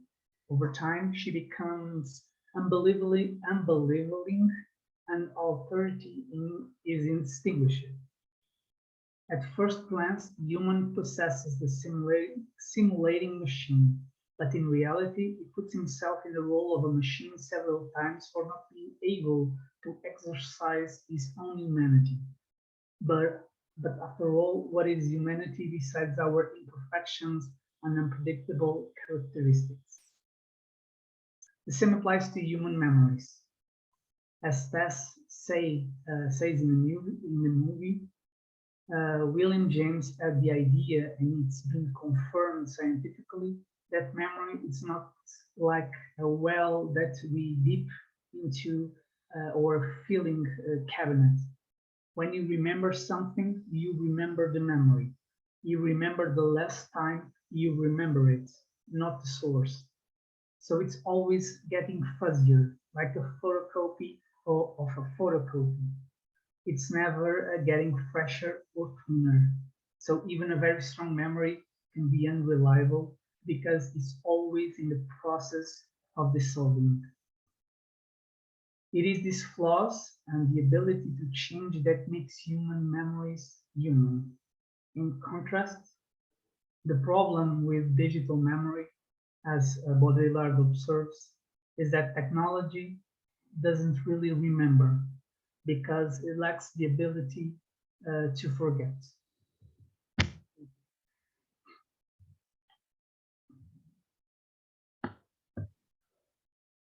Okay, Andrea, I think this is the end of your paper, right?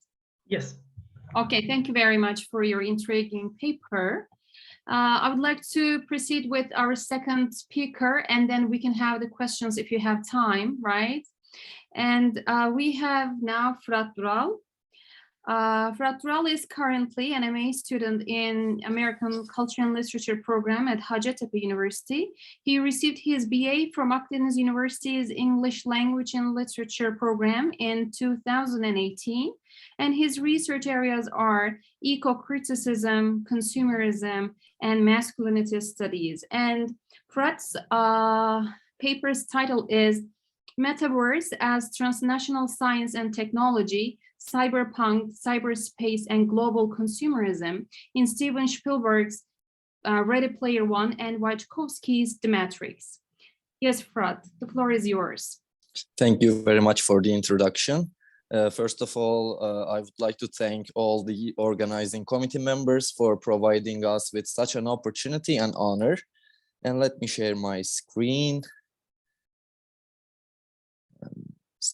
Broadcast.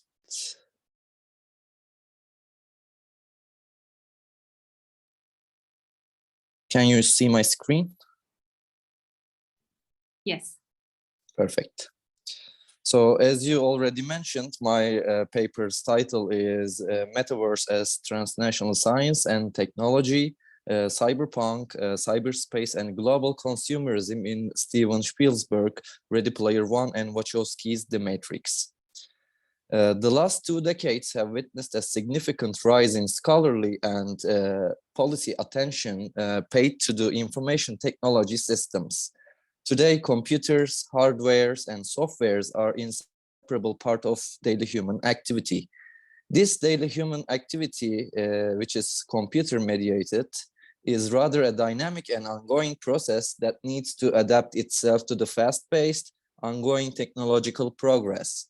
Users and computers must keep up with the new developments, new hardware, and software changes and standards.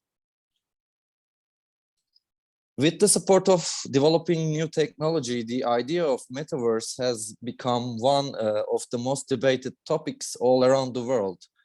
Today's famous global technology companies such as Meta, which is the old Facebook, Microsoft, Apple, and Nvidia and Google are currently investing and developing this next generation internet in order to create virtual environments, experiences, markets, and products for people from all around the globe. Especially after Facebook's founder, Mark Zuckerberg, announced in 2020 that all his companies will be renamed as Meta, and there will be $10 billion of investment on developing the metaverse. People from both academic and public spheres started paying attention to the metaverse as never seen before. Sorry. Furthermore, Bill Gates predicts that meetings will move from 2D camera images to the metaverse, where people will meet through their digital avatars in a 3D virtual spaces by 2024. According to Dionisio, Burns, and Gilbert, there are 4 features that are considered central components of a viable metaverse. The first one is realism. Is the virtual space sufficiently realistic to enable users to feel psychologically and emotionally immersed in the alternative realm?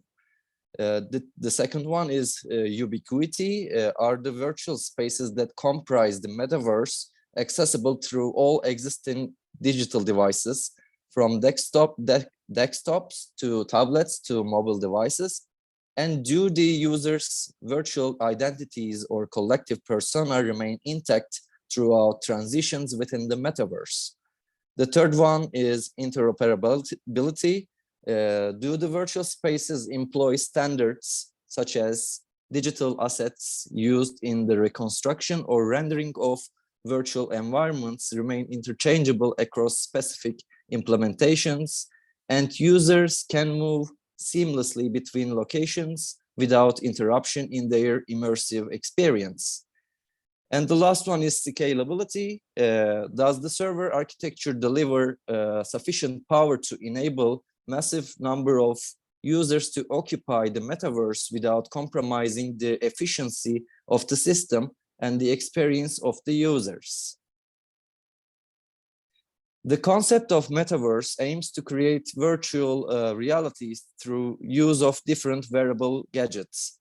For example, Oculus Quest 2 controllers, gun, stock, pistol, and rifle, Oculus Quest 2, HTC Vive, HTC Vive Pro, Vive Cosmos, Oculus Rift S, Microsoft MR, Samsung Odyssey VR, Valve's Index VR, and Seek VR headsets, Google's, are some of the examples of these gadgets.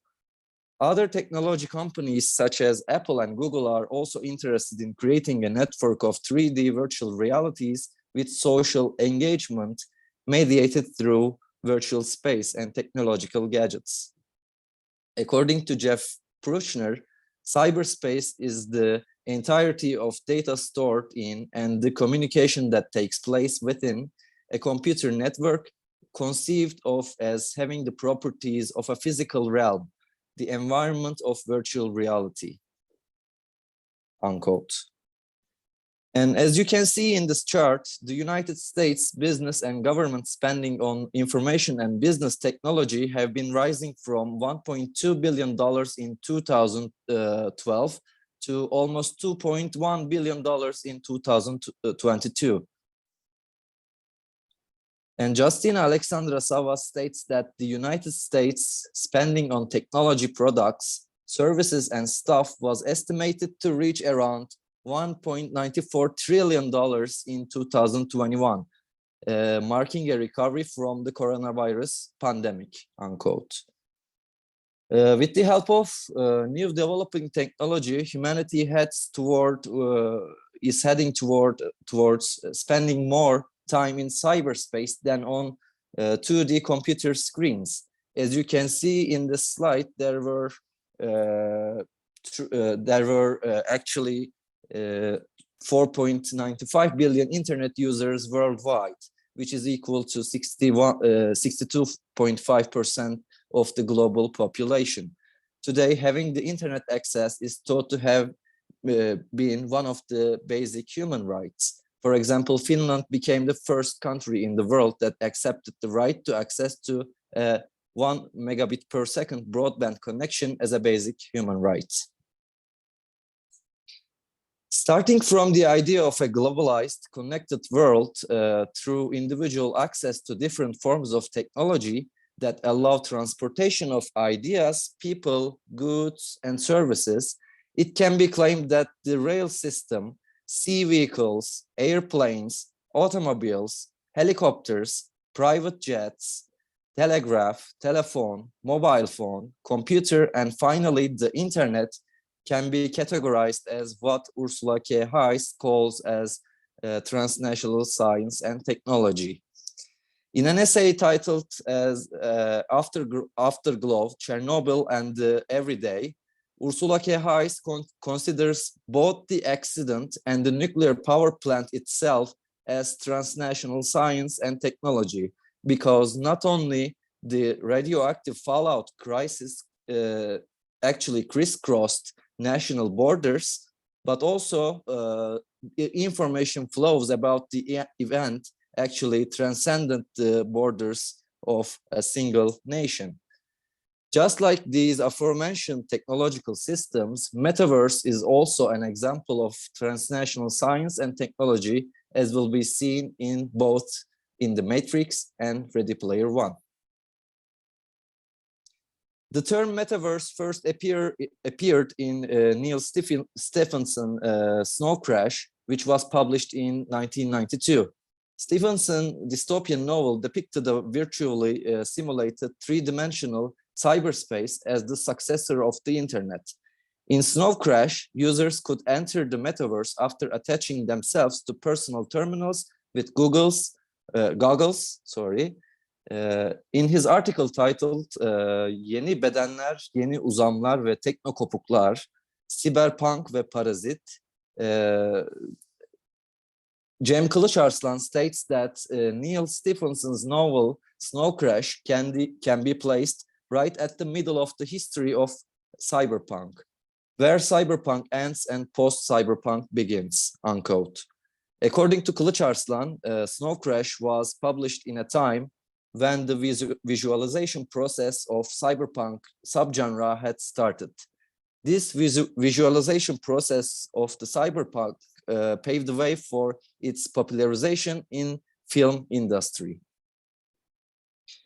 Within the cyberpunk movement, the first literary example is known to be Fragments of a Hologram Rose, which was written by William Gibson in 1977. And the story revolves around being able to record human memories and experiencing them again. The second example of the genre is titled Cyberpunk by Bruce Beck. Bruce Beck actually coined the term cyberpunk in 1983 with his short story. William Gibson's Neuromancer is another well-known and one of the earliest examples of cyberpunk movement.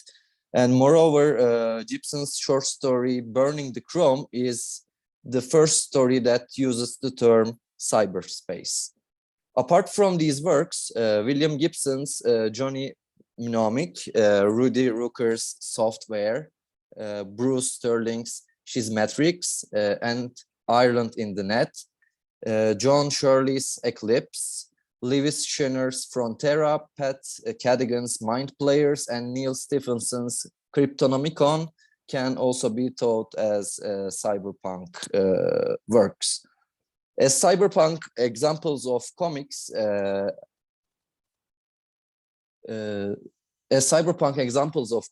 Katsuhiro Otomo's Akira and Masamune Shirow's Ghost in the Shell, which also has two film adaptations, appear as the forerunners of the movement in comic format.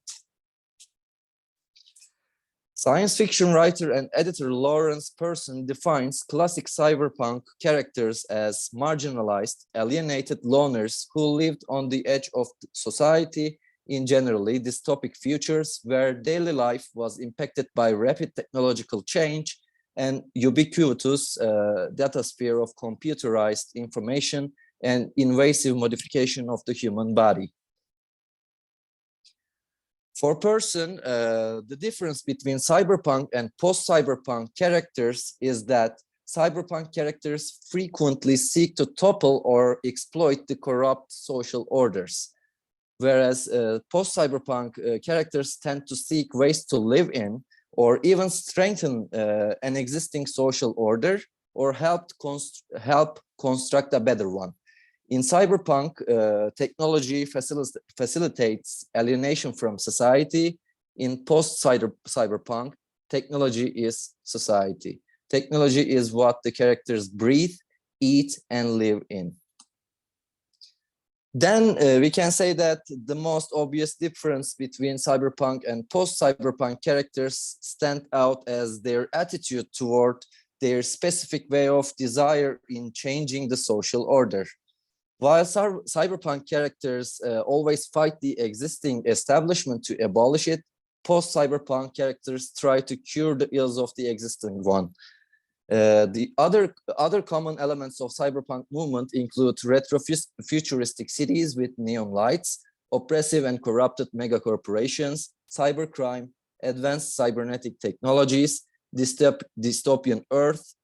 For example, it can be economic deprivation, ecological collapse, dark and gloomy city atmosphere, advertising billboards appearing everywhere all around the dark city, and lastly, the blurring of the lines between the virtual and the real and other high-tech gadgets. There is also a situation that can be called cyberpunk paradox, in which an apparent resistance is present against being controlled by the machine, but at the same time, there's a strong desire to become one with the machine.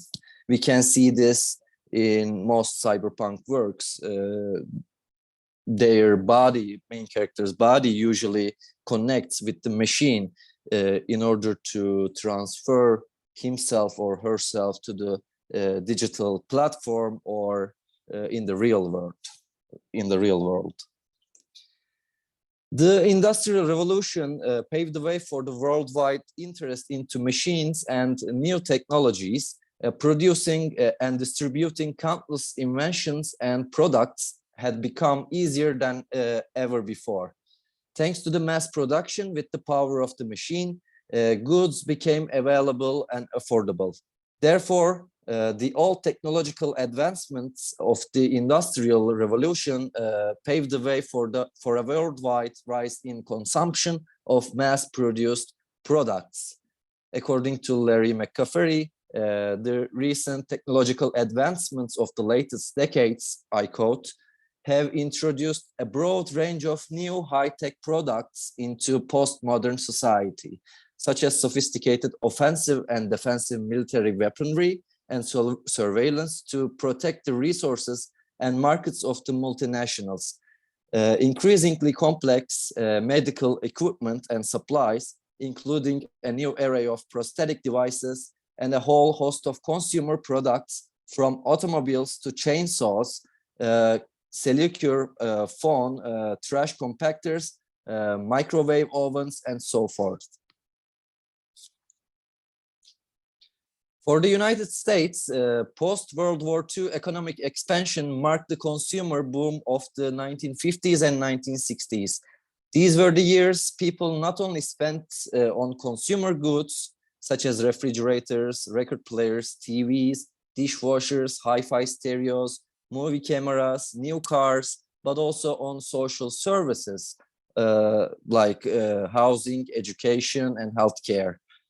Though there was a strong emphasis on materialism during this period. According to Russell Belk, global trade circuits like the Silk Road and the Spice Road are ancient and suggest that consumer goods have moved across cultures for some time, but several features make contemporary globalization different. The speed of transportation and technological developments mean that fresh strawberries can be had in almost any place in the world at any time of the year. Many of these goods are branded products, and the multinational companies that market them make special efforts to promote them in local languages and media, which is also a way to transcend the national borders of a single country or nation. There are other movies that focus on artificially created environments, such as The Lone Mover Man, The Existence, and Videodrome, but their focus is not actually on material goods as the movies that I chose for my paper, so they are excluded from my work, but you can check them out. They also focus on virtual reality. In both films, the real world products are transformed to digital assets in the virtually simulated worlds. The Matrix was directed and written by Andy Wachowski and Lana Wachowski. The Matrix is one of the most well-known examples of cyberpunk genre, and it is one of the most critically acclaimed post-apocalyptic cyberpunk movie. Inside the Matrix, Mr. Anderson works as a software programmer, but he is also known as Neo among other hackers. So after a couple of scenes, we came to understand from Morpheus that after the invention of the AI, machines revolted against the humans, and there was a brutal war between the machines and humanity for almost centuries. So at the beginning of the movie, we see Mr. Anderson staying on the table of his room in his house, in an apartment, and we can see Panasonic headphones that he listens to music, that he uses for listening music. And it is one of an example of mass-produced products that features in the film. So, and here we see that Mr. Anderson's room is full of other mass-produced products like screen, keyboard, scan discs, CDs, typing keyboards, and other stuff. Moreover, Mr. Anderson sells illegal cassettes and CDs to his friends and customers in order to make money, in order to increase his purchasing power inside the Matrix. And the agents, Agent Smith and the other agent is seen having the same clothes again. They are dressing very similarly, and their dress actually implies that they are also part of the consumer society within the Matrix, because again, they are mass-produced products. And we see the leather clothes all around the movie. Again, this is actually a reference to 1980s rock culture, rebellious atmosphere of the era. So again, these are the products that we come across throughout the movie. But inside the real world, which is called the Zion, the rebellious town of humanity, the people's clothes actually are quite plain and dirty and look very old. So in the real world, they have no consuming power or purchasing power, but when they go through the Matrix, they can acquire everything that they want or need. Again, we see Morpheus in his beautiful suit explaining Mr. Anderson what the Matrix is. And we see Morpheus again sitting in his comfortable chair, which is not available in the real world, but he can access any of these items in the Matrix, as I have mentioned. And here in the scene, we can see the Kung Fu clothes that they use for training Neo. And actually, the training simulation programs can also be thought of products that they use for their own purpose and desire, for utilitarian purposes. Again, we see masses of people dressing almost the same, identical clothes. They walk around with the same clothes, dressing the same jackets, same ties and shirts. So these are all implications of a mass production and consuming culture. Here at the House of Oracle, we see Mr. Anderson again dressing in suit. Again, another example of a mass-produced product. And we see Lincoln Continental from 1965. Actually, that can be a reference to the consumer culture of the 1960s United States. And so again, Lincoln Continental is another example of a mass-produced products. And also weaponry are two tools that are used for utilitarian purpose in the movie in order to defeat the agents and the other protectors of the system. But they are used as products and they are being consumed by the people who fights against the Matrix. And we see shiny leather high-heeled shoes of Trinity.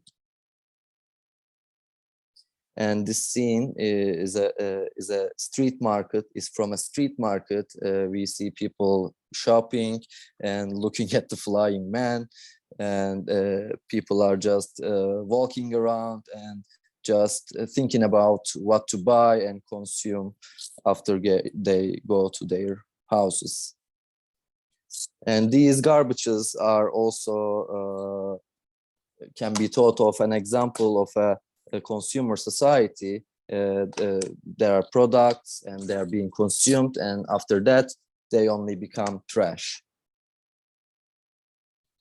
Also, the military helicopter that Trinity uses can be thought of a mass-produced product within the global consumer society. So, and moreover, Trinity actually doesn't know how to use this helicopter, but she orders his friend, and there's a program that can be downloaded to Trinity, and Trinity now can use the helicopter. And this ability to use the helicopter, control the helicopter, can be thought as a digital asset that is being consumed.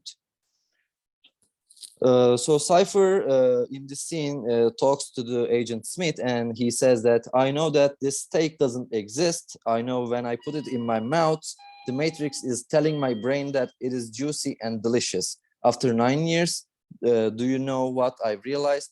Ignorance is bliss. You move to an area and you multiply and multiply until every natural resource is consumed, and the only way you can survive is to spread to another area, Agent Smith tells to Morpheus. And at the end of the movie, Neo declares that I am going to show them a world without you, a world without rules and controls, without borders and boundaries, a world where anything is possible. So we can see that Neo is against being controlled, against being restricted. So perhaps he is talking about the freedom of choice in buying these or acquiring these consumer products in any other way. So written by Zach Penn and Ernest Cline, the movie Ready Player was released in 2018, and the action of the movie takes place in Ohio 2045, and the people are living in the worst conditions imaginable. Ordinary people lack access to education, clean water, while living in poverty. In such an environment, however, everybody is connected to each other through Oasis, which is actually ontology anthropogenic sensory immersive simulation created by James Halliday. Poverty is the biggest problem of the 2045, but people escape the real world by playing online games with advanced virtual reality gadgets, forgetting about the world's problems. And in the Oasis, people can do whatever they want and be whoever they want to be. In such a post-apocalyptic environment, there are great differences between the real world and the virtually created simulation. Ordinary people in real world live in stacks. There is no competition of any kind, and the gap between rich and the poor is immense. The real world is a lot more chaotic than the virtual world. Oops, sorry. Anything dangerous can happen at any time, both in the real world and in the Oasis. The rich people in real life can attack and kill poor people with impunity, for example. And moreover, the relationships between humans are completely lost in the real world, whereas in Oasis, people are joining clans, helping each other for quests. The chaotic life in Ohio is closely connected to the physical environment. Since people are simply living on top of each other, even in recreational vehicles in real world, they simply become more indifferent and avoid intimate relationships. And they do not tolerate anything because of their poor financial situation. The value of a person is measured by the coins, items, and abilities he or she possesses. Unlike the real world, the Oasis is built completely on competitive mechanism, considering that a person who has more coins can buy more advanced equipment, they become more advantageous in the game. Success in the Oasis means more freedom, both inside the Oasis and the real world. Still, people can do much with their abilities in the game. You can restart the game when you die, even though it costs losing all what you have achieved so far. So in this scene, we can see that Parzival tells that since people spend most of their time in the Oasis, losing your shit means losing your shit. So after that scene, the Asian guy actually attempts to suicide because his character have died. And as I said, the Oasis is quite competitive. There are quests and lots of work to do in order to achieve the stuff. And here we can see the digital assets, the motorbike from Akira. This motorbike is actually from Akira, and this car is from Back to the Future. And this is a huge monster truck.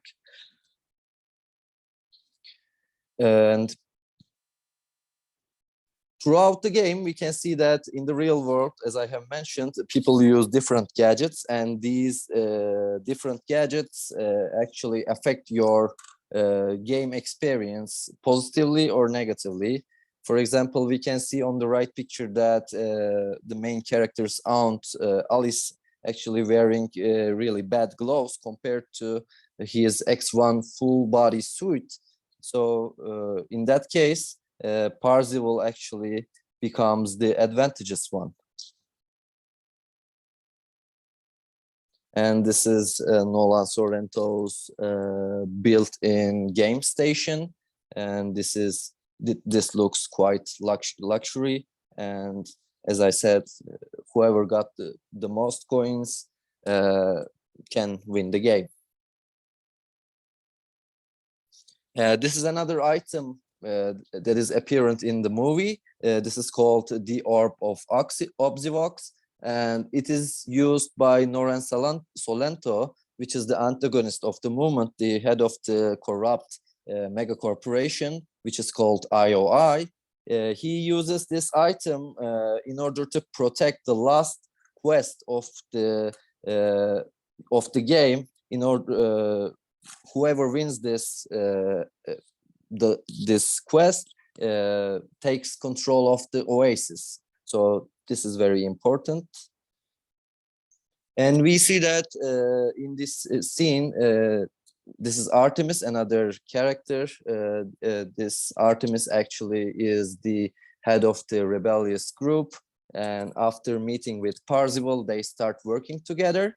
And they actually hacked Nolan Sorrento's game station in order to learn his password and in order to break the shield of the Orb of Oxyvox in order to access to the last quest.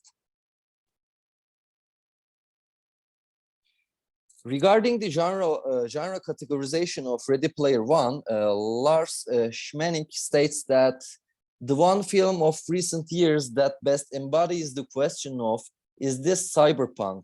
Is Steven Spielberg's adaptation of Ready Player One. In terms of its story and tone, the film is geared toward younger audiences, a coming of age narrative coupled with typical quest fantasy. The film ticks off some thematic cyberpunk markers, such as greedy corporation that dominates the market and a virtual world into which to escape, but these are offset by themes taken from fantasy, such as the quest for 3 keys, wizards and magic, overcoming obstacles, and apotheosis. So according to Schmenk, Ready Player One is an example of cyberpunk in terms of its visual aesthetics. After Parzival finishes all 3 quests and gains the total control of the Oasis, he orders that the Oasis be closed for 2 days in every week because he believes that people need to spend time in the real world as well. Rather than deleting the Oasis completely, Parzival believes that this move will make the existing order much better. In that sense, it can be claimed that Parzival is an example of post-cyberpunk character, unlike the classical cyberpunk character Neo, who fights to destroy the machine and the existing system. In conclusion, adapting to the new developments in science and technology is a must in the 21st century, especially after the coronavirus pandemic. Concepts such as distance education, virtual environments, virtual meetings and conferences, and metaverse became topic of discussions in many areas of research. The possibilities seem limitless, and metaverse appears as a promised utopian cyberspace where anything is possible. However, as seen in The Matrix and Ready Player One, metaverse may bring about a dystopian reality where users compete against each other and against the machine, while feeding their material desire to show their social status and superiority. The metaverse may become an escaping mechanism, a structure of a global consumer culture, while Neo resists the established system. Parzival tries to take control of the system. In either scenario, both characters become cyber consumers as they have to acquire different standardized, mass-produced products, whether for utilitarian purposes or for their own material satisfaction. Thank you for your attention. Thank you very much, Fırat, for inviting us to the world of metaverse. And I would like to proceed with Cansu as we're reaching the end of our time. And I would like to introduce Cansu Civan. First of all, Cansu is a research assistant in translation and interpreting studies at Üsküdar University.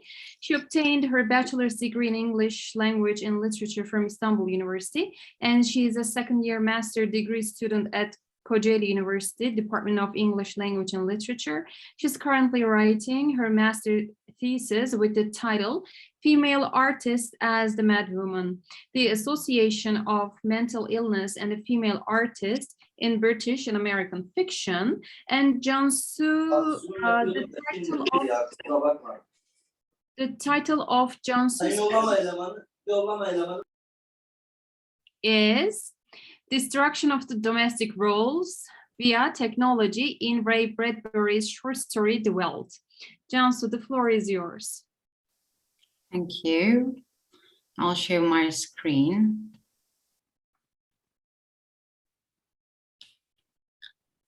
If you can see my screen, I would like to start. Yes, we are seeing your screen.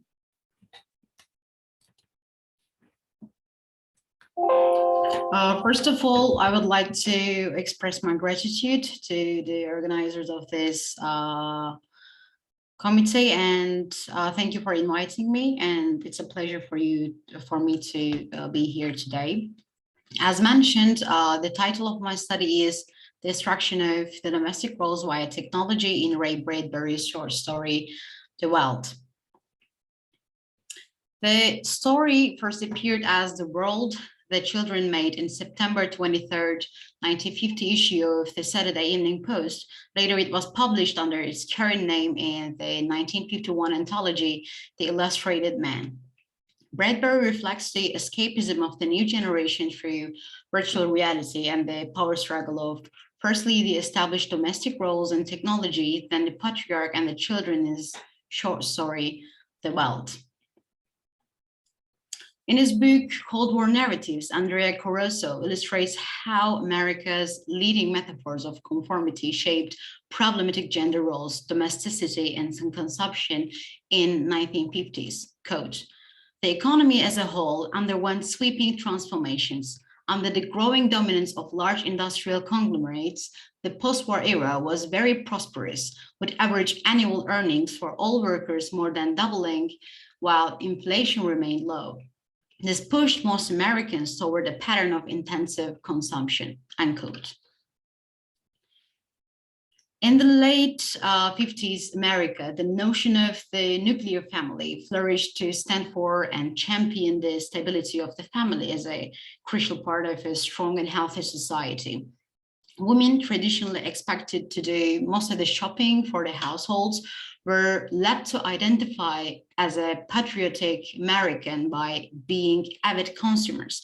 The norms of consumer culture and domesticity were spread via new and popular forms of entertainment, such as television, magazines, popular psychology, and cinema. The end of World War brought many different dynamics into the domestic lives of American families. Perfectly flourishing economy, new inventions, and new opportunities promised an American dream to the generation growing up with an order that promoted technology. The growing demands and consumerism were also reflected to the domestic realm, hence to the home confident house gadgets. Millions of women who had joined the workforce during the war were displaced by returning soldiers. Messages in popular culture and mass media encouraged these women to give up their jobs and return quietly to domestic life. Elizabeth Singer Moore, historian on women who has been studying on maternal employment in general working mothers in America, asserts about the 50s perspective on women during one of her lectures in Harvard University. Quote, "There was a universal idea of female primacy in the home for the good of their children and the good of the nation." The Wealth depicts a nuclear family, George and Lydia Hadley, and their two children. Bradbury names the child protagonists, Peter and Wendy, with an allusion to Barrie's Peter Pan. They live in an automated house, happy life home that performs everything for them. Yet the generation gap between old-fashioned parents and children who are totally dependent on technology in the Wealth triggers a state of war in Hadley household, which ends with the murder of the parents.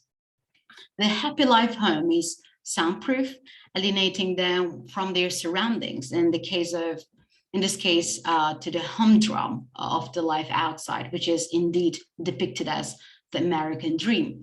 It nurtures all the family, which brings about the idea that it harms their self-sufficiency. Especially, it is important to note that the maternal functions attributed to women in the established society are executed by the house itself. And the name of the house is given like a product name, promising a lifestyle to the buyers. Also, it is not called house, but home, which underlines the mentality behind if the background of the time the story is set is concerned. Picture perfect domestic image is brought by the family in the story, not the house. Quote, They walked down the hall of the soundproofed Happy Life home, which had cost them $30,000 installed. This house, which clothed and fed and rocked them to sleep and played and sang and was good to them. Their approach synthesized a switch somewhere, and the nursery light flicked on when they came with 10 feet of it. Similarly, behind them in the halls, lights went on and off as they left them behind with a soft automaticity. Here in the very beginning, we see the humanization of the house, whereas we will see the humanization of the identities in the house. In the text, technology functions as a threat to the communication among the family members. Besides, it stands for a system of belief taking part of both the patriarchy and religion. It acts as a destructive force to the established gender roles and an escape door from the post-war reality. And virtual reality in the nursery manipulates children's minds into any reality. And this reality becomes too real, especially for George Hadley as the patriarch, as new order means a new sense of authority. And we are stands for the Neverland of Bradbury's Peter and Wendy in the story and provides a way of escape. Therefore, when it comes to a choice, they choose virtual reality over both the real world and their parents. Moreover, it becomes a medium through which they communicate and share space, time, and mind together. Quote, "Here were the lions now, 15 feet away, so real, so feverishly and startlingly real that you could feel the prickling fur in your hand. Your mouth was stuffed with the dusty upholstery smell of the heated pelts, and the yellow of them was in your eyes like the yellow of an exquisite French tapestry. The yellows of lions and summer grass, and the sound of matted lion lungs exhaling on the silent noontide, and the smell of meat from the panting, dripping mouth." This is the first time George and Lydia Hadley, the mother and the father, enters the nursery when it becomes the Welt to find about the details of the simulation and how realistic it is. Psychologist and writer of the book, The Virtual Life, Andrew Evans defines 4 types of escapism in accordance with the severity. And what is observed to be experienced by the children in the story corresponds to Evans' extreme escapism, in which the individual needs dangerous and challenging activities. For him, not being able to control habits and addiction is a notable characteristic of unhealthy escapism.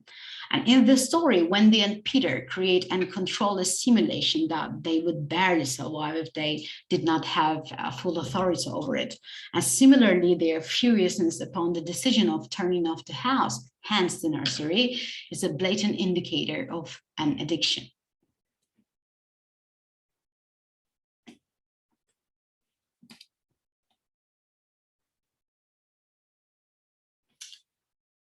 The high technology does not only cause alienation and lack of communication in the domestic realm, but also transforms into a dark double of consumerism and leads to an almost tribal slaughter when children murder their parents with their very agent that was supposed to bring them comfort.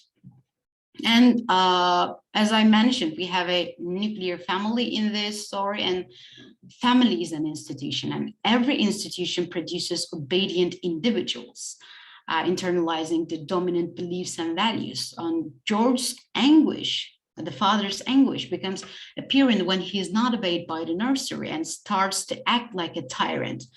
As this can be analyzed as a technological malfunction, the family dynamic reflects it more like the malfunction of the patriarch. Quote, "George Hadley stood on the African grassland alone. The lions looked up from their feeding, watching him. The only flaw to the illusion was the open door through which he could see his wife pour down the dark hall like a framed picture eating her dinner abstractedly. 'Go away,' he said to the lions. They did not go."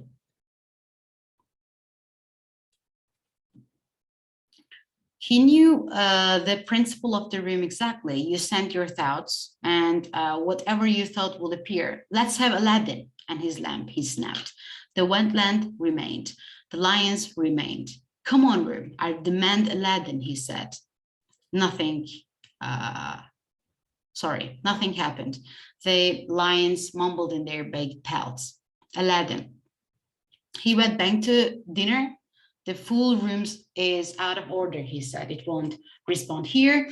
What amazed him in the very beginning as a smart home and a technology becomes a full room for him because he is not obeyed.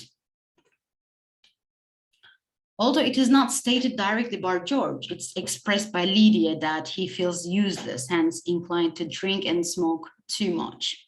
Quote, you've been awfully nervous lately. I suppose I have been drinking too much. You look as if you didn't know what to do with yourself in the house either. You smoke a little more every morning and drink a little more every afternoon and need a little more sedative every night. You're beginning to feel unnecessary too, unquote. Why don't we shut down the whole house off for a few days and take a vacation? Here in the story, they decide to shut down the house itself because they cannot take it anymore. You mean you want to fry my eggs for me? Yes, she nodded. And bend my socks? Yes. A frantic, watery-eyed nodding. And sweep the house? Yes, yes, oh yes. But I thought that's why we bought this house. We wouldn't have to do anything. That's just it. I feel like I don't belong here. The house is wife and mother now, and nursemaid, unquote. And this part of the story is almost narrated like a romantic exchange of words. She desperately asks for the roles attributed to women. She's vulnerable since, firstly, she will not be able to compete with the device called home. Secondly, she feels nothing without these roles. Parents' desire is to disconnect the dependence of the children on smart home technology with the hope to regain their authority back. However, this only leads to a shift of power. The children, commanding the very authority the parents are afraid of, commit matricide and patricide using nature, in this case animals, which constructs a direct dichotomy with the technology and technological way they live.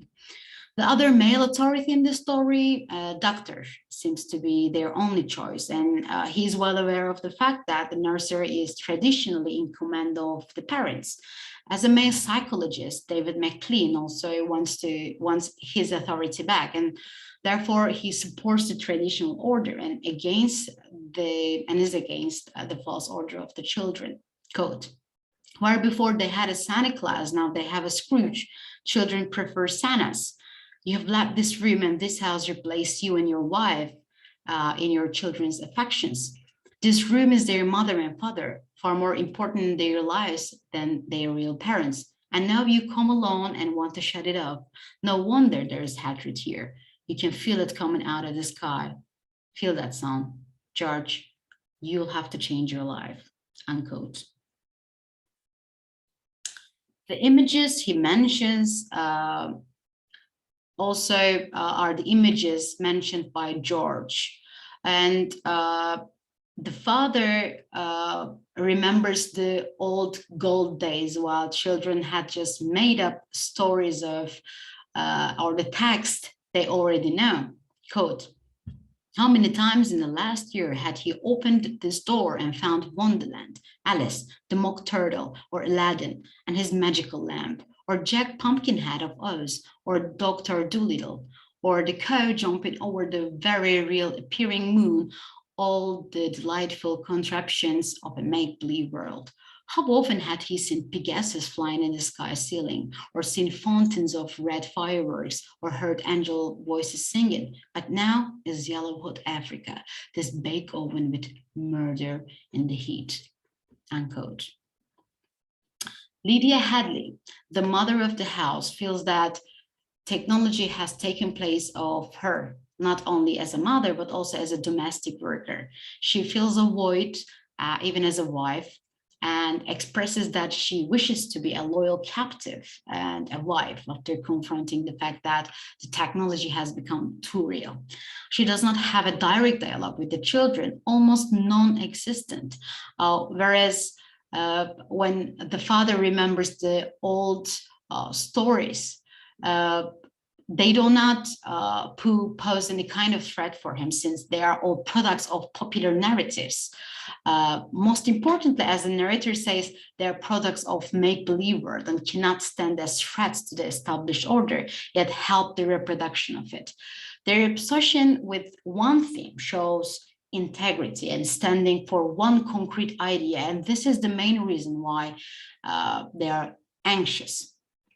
And the mother of the house, when she expresses her feelings, says, quote, "I feel like I don't belong here. The house is wife and mother now, and nursemaid.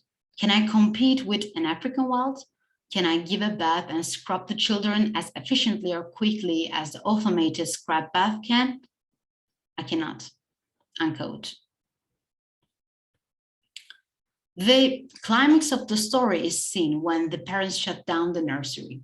Contrary to the promoted post-war family dynamic, the happy life home creates a son-father clash, as Peter, the son, is not willing to give up on the home comfort and false self-sufficiency provided by the automated house. Although he prays, he seems to be talking to the house itself, as his image of ultimate power has become the godlike nursery. The text ends up with a 10-year-old son wishing his father to be that. Quote, "Don't let them do it," wailed Peter at the ceiling, as if he was talking to the house, the nursery. "Don't let father kill everything," he turned to his father. "Oh, I hate you. Insults won't get you anywhere. I wish you were dead." Unquote. The innocence of the children shifts to first a prayer, then a ritualistic and tribal act of murder. The text shows them as just pure children who enjoy their time imagining African land until they learn that the house will not be functioning anymore. The possibility of the news brings about the wild and indifferent children.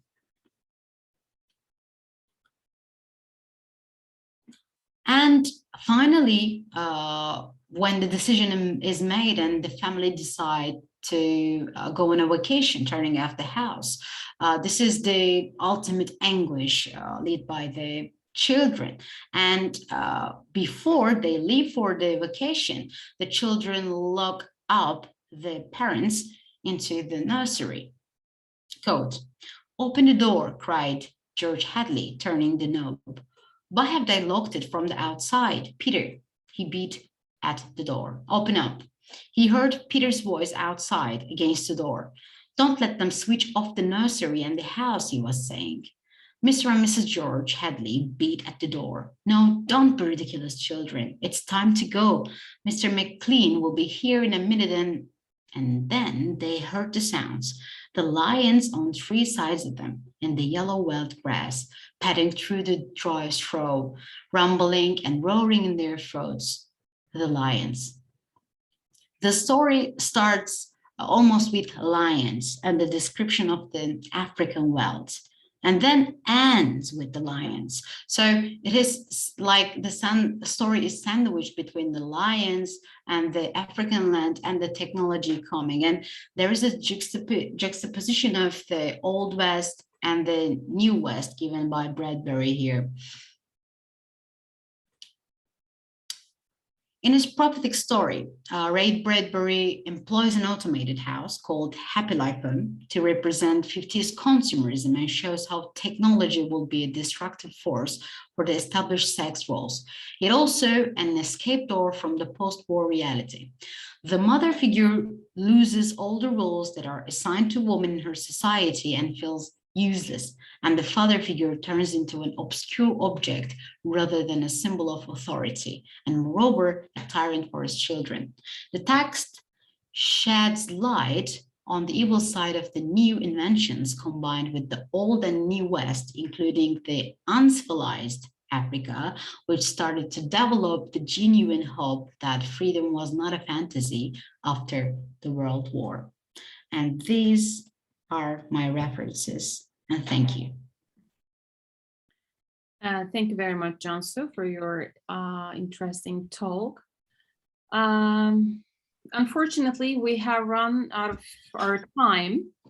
So if Andre, Fırat, and Cansu, if you write your email address on the chat box, maybe if there are further questions, your friends or professors may email you. I would like to end this session because we have 15 minutes for the coffee break. I would like to thank Andre, Fırat, and Cansu for their intriguing papers again. And now we have the coffee break, and we can meet again after the coffee break at 15:45. See you. Thank you very much. Ufuk Hocam. Thank you so much. Yes, a coffee break now. Time to have a cup of coffee. Yes, see you. The fifth session is on science, technology, and speculative narratives. We have 3 speakers in the 5th session, and Haliç University Chair, American Studies Chair, Dr. Çiler Özbayrak, she needs to attend another meeting. So Merve Atasoy from Hacettepe, from Haliç University's American Studies Department will be chairing this session. Welcome, Merve. Merve Atasoy. I think she briefly froze, Ufuk Hocam, but she'll be back in a minute, I hope. Okay. Yeah. Oh yeah, she's back. Yes, Merve. So I just heard that Çiler Hocam needs to attend another meeting. So you will be chairing this session, right? Merve?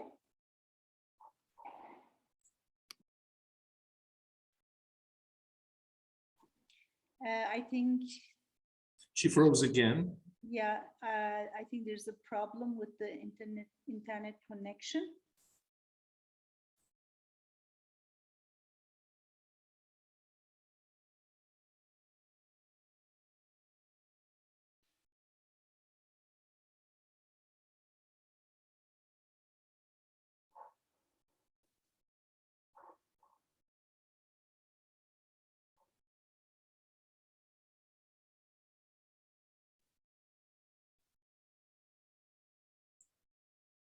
Maybe I can quickly call her.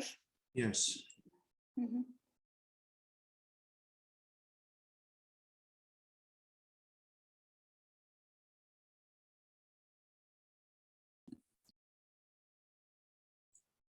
I think Merve Hoca is back. Merve Hocam, you are muted. Sorry, I think there has been a problem with my internet connection. I'm very apologize very much for the inconvenience. Welcome to our 5th session of our joint graduate conference. It's a pleasure to see you all, and thank you for being here. Actually, the chair assigned for this session was Çiler Özbayrak, the chair of American Culture and Literature Department at Haliç University, but unfortunately she won't be here because she has to attend an urgent meeting. So I will be chairing this session today. My name is Merve Atasoy, and I'm the vice chair at the same department. Our session is titled Science, Technology, and Speculative Fiction, and we have 3 speakers for this session. Our first speaker is Oya Gülin Monus. She graduated from Atılım University, Department of English Language and Literature in 2020, and she currently pursues her MA at the Department of American Culture and Literature at Hacettepe University. She is particularly interested in psychoanalytical and post-structuralist theories. Her paper is titled Dehumanization, Desensitization, Deconstruction, Dystopic Malfunction of Technology, and Philip K. Dick's Do Androids Dream of Electric Sheep? So, Oya, floor is yours. Thank you so much for this really nice introduction. And also I'd like to thank the organizing committee for bringing all of these scholars together and giving us a chance to speak about technology and science. First, let me share my screen. Sorry for that.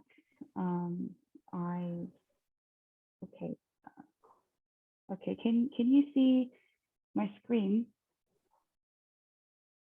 Can you see it full screen? Is it working? I think so. Yes. Yes, Okay. it does. Thank you so much.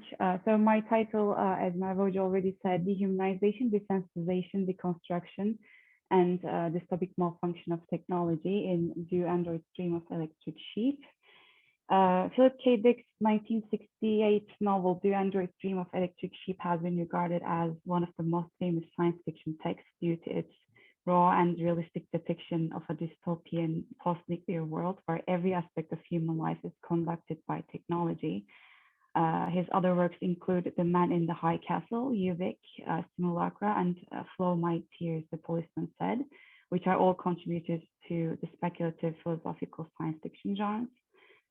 Dick's time period as an active writer witnessed sharp technological and intellectual advancements by which the concepts of existence got blurred in a way, merged together into a fluid mass. It is not a coincidence that Dick's world-making depended on the effects of technological developments and their function for the characters and relationship between the actual and artificial, as the genre of speculative fiction itself is a meditation on the malfunctioned ideals of a whole generation of creators. This outer philosophy manifests itself in the work as the idea that in such a post-human world, it is not unexpected to find the author questioning existence by comparing his opinion of New Age creation to primordial creation. The promising technology had catastrophic consequences, which were inevitable yet expeditious, starting from the very individual, which is the protagonist, to the entire simulacrum. We observe the duality caused by technology. Thus, technology functions as the deconstructor of apparent binary oppositions between the physical nature and post-nuclear environment spheres, emotional and rational paradoxical state of humanity in the created nature, as well as the complex dichotomy of actual and artificial existence within this enclosed space. With the deconstruction of the prior established binary oppositions, physical, psychological, and emotional existence dissolve into a new blurred, uncanny state where definitions are incompetent.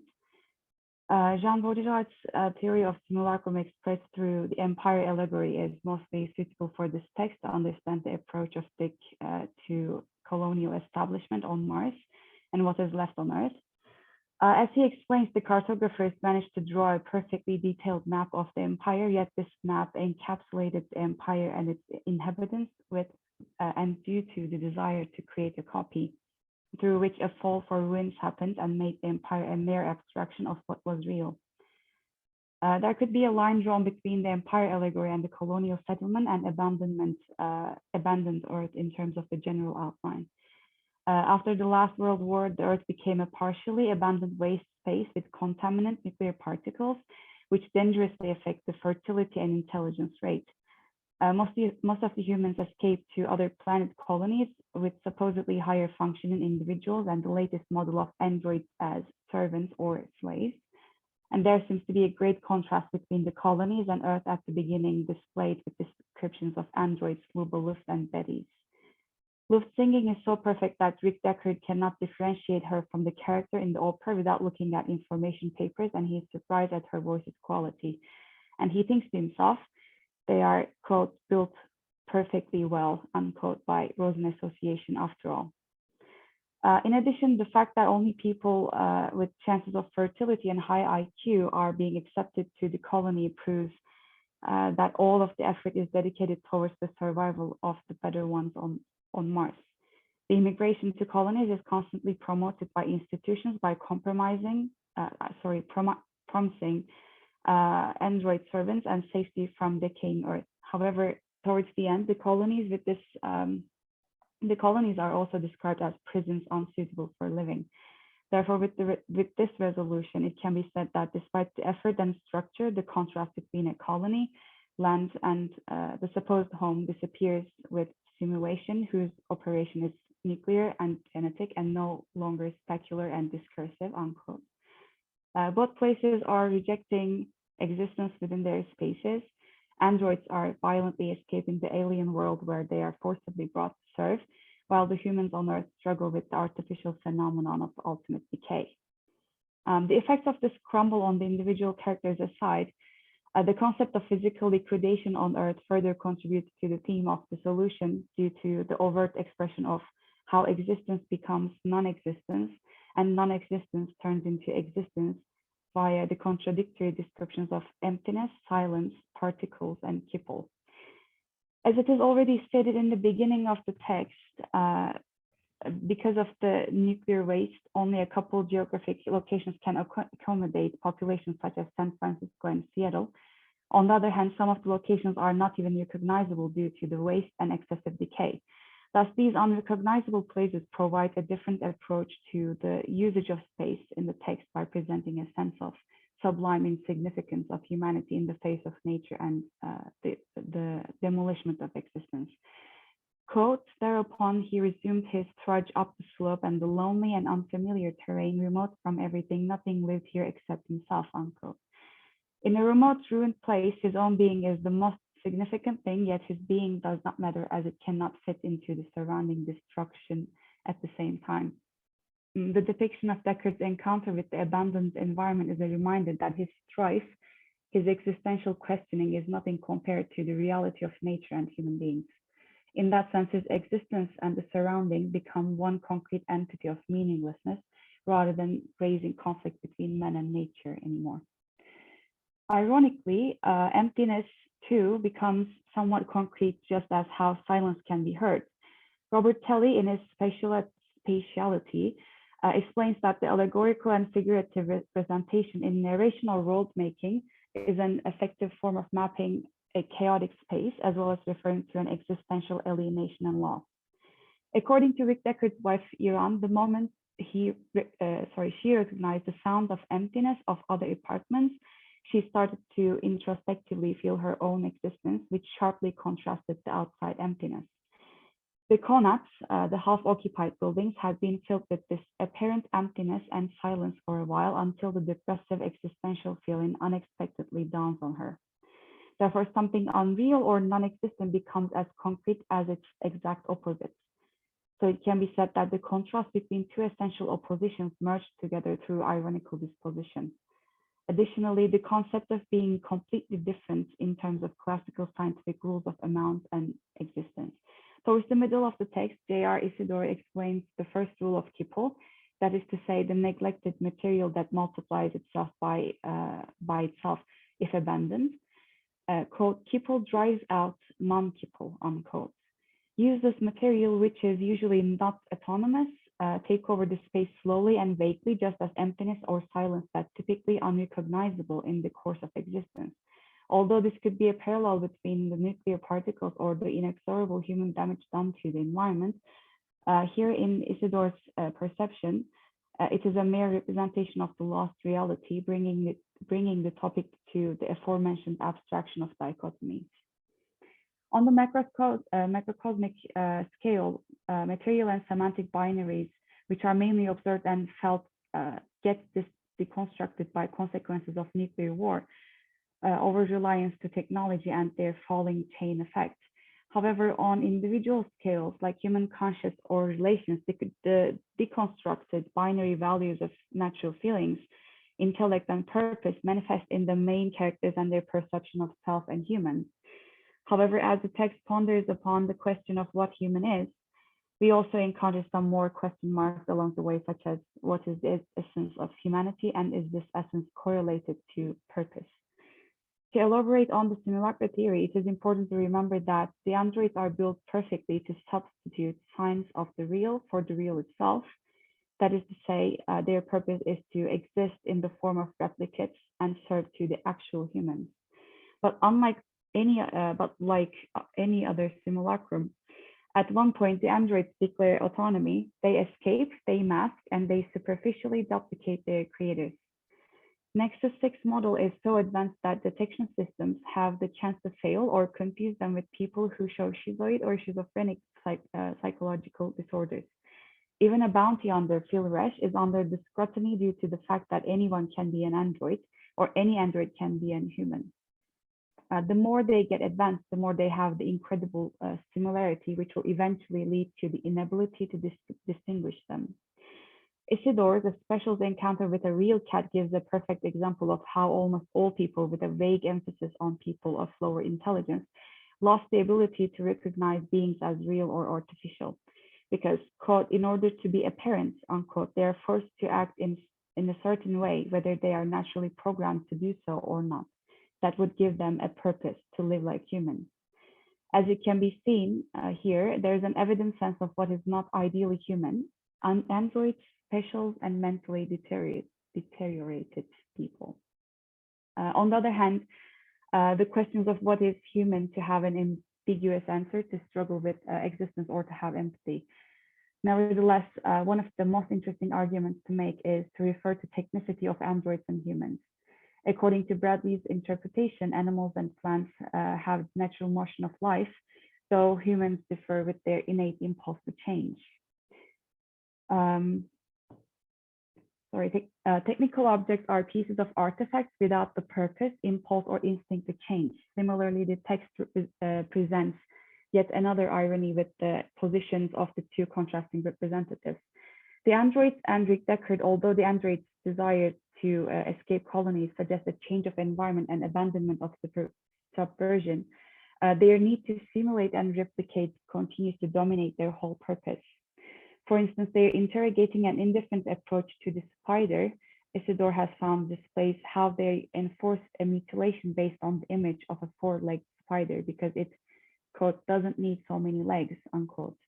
It can live fine without them, according to Prist and Imgard. Here they show their incapability of experiencing empathy, but living only based on acquirable knowledge. In a way, they try to mold things in their self-image without acknowledging differences between species.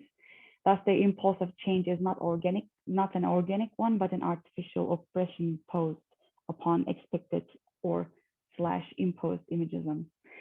The human community described in the text is not a confined one, but a post-human one, a quote, in which human and machine commiserate and co-materialize, vitally shaping one another's existence, unquote. Therefore, Deckard's impulse for change is relatively more organic due to his questioning-based process. In spite of that, he miserably fails to change neither himself nor his environment, indicating that he lost his natural impulse to change. His alone time in Oregon deserts causes him to meditate on the insignificant differences and life existing is existing. Even so that when he finds a toad on the desert, he is enthusiastic to show it to his wife and people around him. His ecstatic mood dies down after he realizes it's not a real toad, but an electric one. He goes back home, sleeps, wins his Penfield mood organ, changes nothing. Quote, thus 6 humans become what they most fear and despise, androids, unquote, unable to act upon their instincts. Apparently, he lost his ability to convey destructive behavior on his own life. He was content with artificial, quote, long desert peace, unquote, that he conducts with the violent occupations and primal desires. Although there are many other distortions to be mentioned related to other issues within the narrative, this essay's main focuses are the ways how technology malfunctioned as through the means of over-reliance and duplicity that affect human life, inevitable and unpreventably. Primordially, technology and its devices both derive from and contribute to the intellectual drive that promotes prolonging, preserving, and improving human life, and ultimately became a characteristic part of what it means to be a human. Therefore, the binary oppositions emerge from the contrast between artificial and natural matter, space, and individual are introduced by means of further explaining how technologies function as a deconstructor works. The meanings that define an artifact and a human are no longer existent due to the uncanny similarities between the androids and a regular human being. And a human losing innate functions, they turn into each other, shaping each other and becoming semantically dysmorphic. Analogously, with this abstraction dissolvent of space in the text, the usual natural versus artificial space turns into an entropic suppression of matter, meaning and shapeless shape by destroying the physical borders. In this post-apocalyptic space, the existence crumbles into and incorporates into one mass, which is new, unpredictable, and chaotic in every single level of existence. This is the end of my presentation. Thank you for listening. Here are my sources for Hacettepe page. Okay, thank you.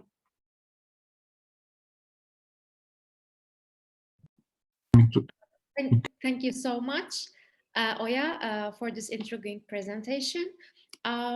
So I think we can receive the questions at the end of the session. So maybe we can continue with our next speaker.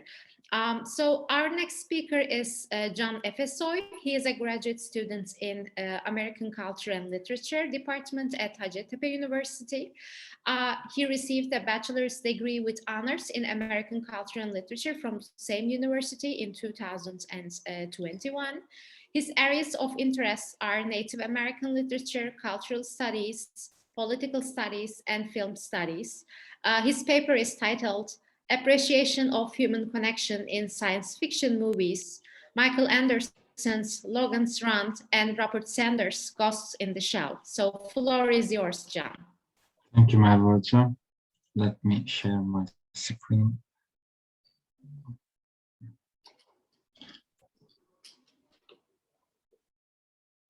Can you see my screen? Yes, we can. Okay.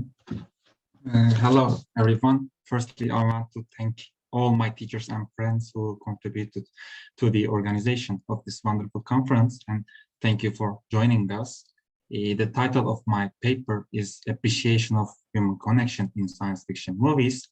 I have taken 2 science fiction courses from Cem Hoca in Hacettepe, and as I watched films as an assignment for these courses, I realized that a very familiar pattern is used in many of them, which is the pattern of Plato's cave allegory. Let me introduce you to the concept of cave allegory. Plato depicts an allegory in Republic in which individuals live in a cave and can only see what is projected on the wall. In a metaphorical sense, these people are prisoners. Such prisoners would hold that the shadows which they see moving up on the wall of the cave before them were the only realities. And Conrad says that, quote, "We are like the prisoners in the cave when we believe that the physical material world of particulars is the whole of reality and that there is nothing else beyond." The second part of the cave allegory suggests one of the prisoners to be released, to be turned around and led toward the fire. Because he has learned to believe that the real world is what is projected on the wall, such a prisoner cannot comprehend what the real world is at first. But sooner or later, he would begin to perceive reality, which is natural and thereby beautiful.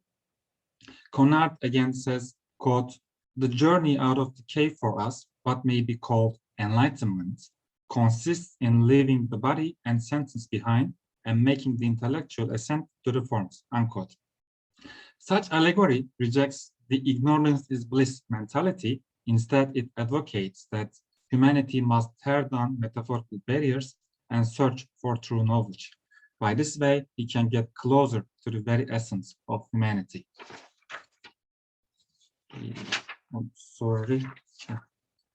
And various science fiction films and literary works such as Metropolis, Fahrenheit 451, and The Matrix have used the same formula. While the pattern of cave allegory could be used as a metaphor for leaving behind the body, the sense, and our perceptions, it could also be used as a way of showing humans' journey to explore their human aspects. The purpose of this research is to investigate how the science fiction genre cherishes basic human connections by reflecting their absence. Logan's Run depicts a dystopic and futuristic world in which anyone who is over 30 is terminated. Yet Citizens believe they are renewed and not terminated. The dystopian protagonist of the movie, Logan, begins to doubt the utopic order, which leads to his run, a term used for rebellion.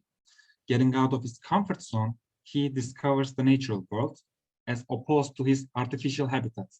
There, he learns the fundamentals of parenthood and partnership. And the second film, Ghost in the Shell, reveals a highly advanced futuristic city where we discover Major Mira, a soldier used for counterterrorism purposes. Her brain was allegedly saved and implanted into a robotic body after her parents were killed in a terrorist bombing.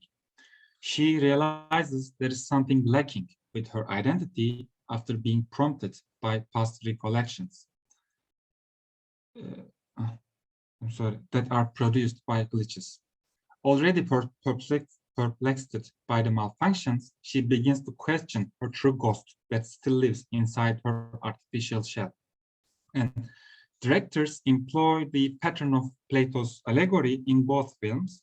The characters in these two films, like Plato's allegorical hero, are pushed out of their comfort zones, causing them to discover the significance of human bonding. These films speculate around such pattern while also delving into the subject of technophobia, which is frequently visited in this genre. John C. Lydon expresses that, quote, "Our fears about the future are sometimes expressed through the fear that our technology will destroy us. This may take the form of nuclear or biological holocaust brought about by environmental carelessness, the development of doomsday weapons, or general scientific hubris," unquote. So one could deduct that Logan's Run and Ghost in the Shell present technological advancements as tools for reducing people to machines, thereby posing a threat to humanity of humankind. And Logan's Run is one of the most iconic American science fiction films for me. The slogan on the top of the movie's poster prepares the audience for a futuristic utopian world. It is said, "Welcome to the 23rd century, the perfect world of total pleasure." Yet what is written at the bottom creates suspicion. It is said there is just one catch.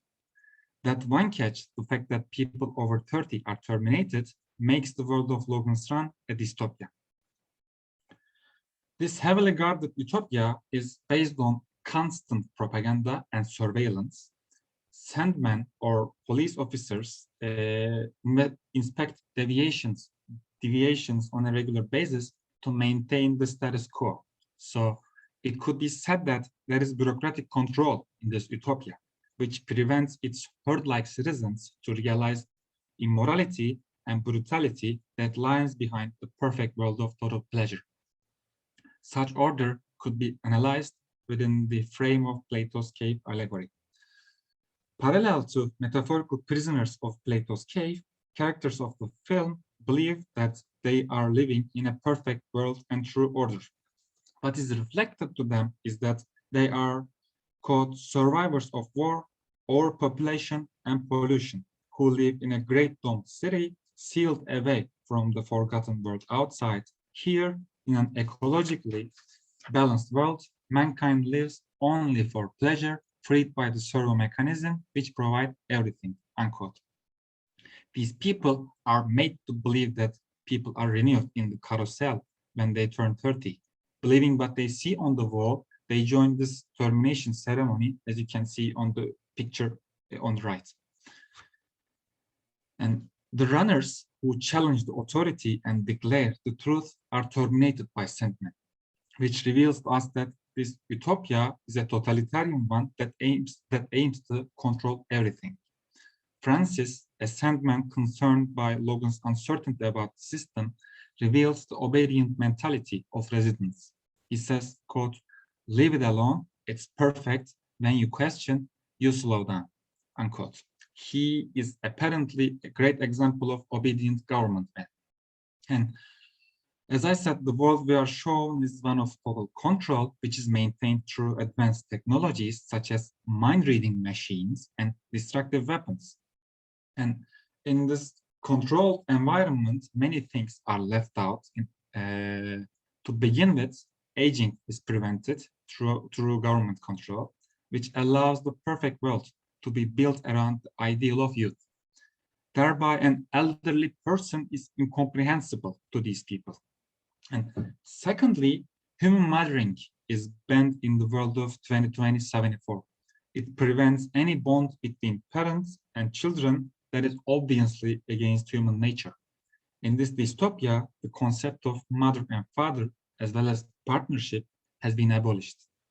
Furthermore, it gives the government the authority to raise and develop the child as it deems necessary.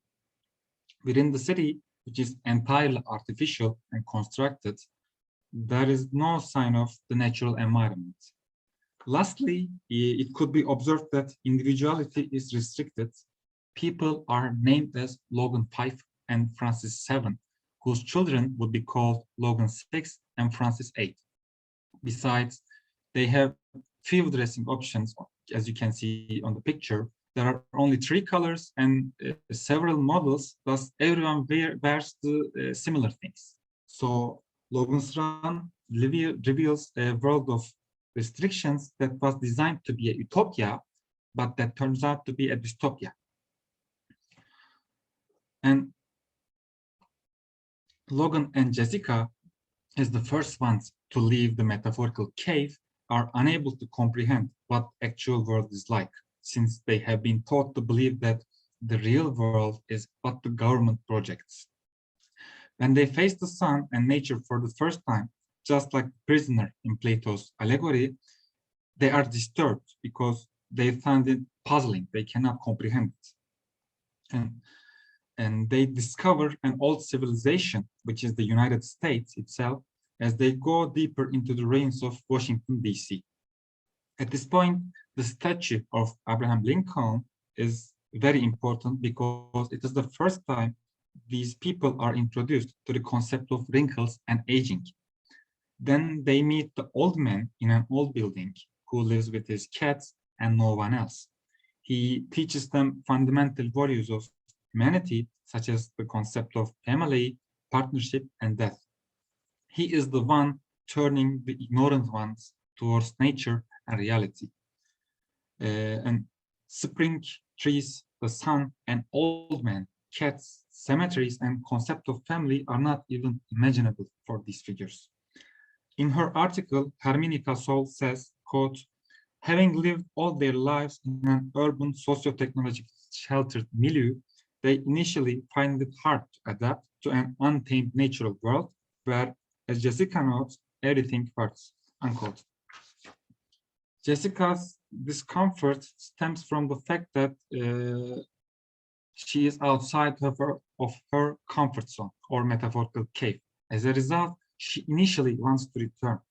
Yet, as they apprehend the beauty of the real world, Jessica wants to stay there while the dystopian protagonist Logan is awakened to the fact that the totalitarian social regime engineered by the computer mainframe must be overthrown to set the city's inhabitants free. Thereby, they return to the city to inform others about the reality. At first, people do not believe them when they speak the truth, which is that no one has to die at the age of 30 and that there is a natural world outside. But afterwards, when the computer which controls the city order is broken during the interrogation of Logan, since it cannot apprehend the reality beyond the artificial world, people go outside and see the old man. This scene reflects that they are out of their caves. They are exposed to natural world for the first time, causing them to understand that what was taught to them as the natural order was actually an artificial mechanism. Now, their minds are free of the constraints imposed by the status quo. They are enlightened. And I'm moving to the next movie. Ghost in the Shell is a well-known science fiction film that examines the human condition in the near future.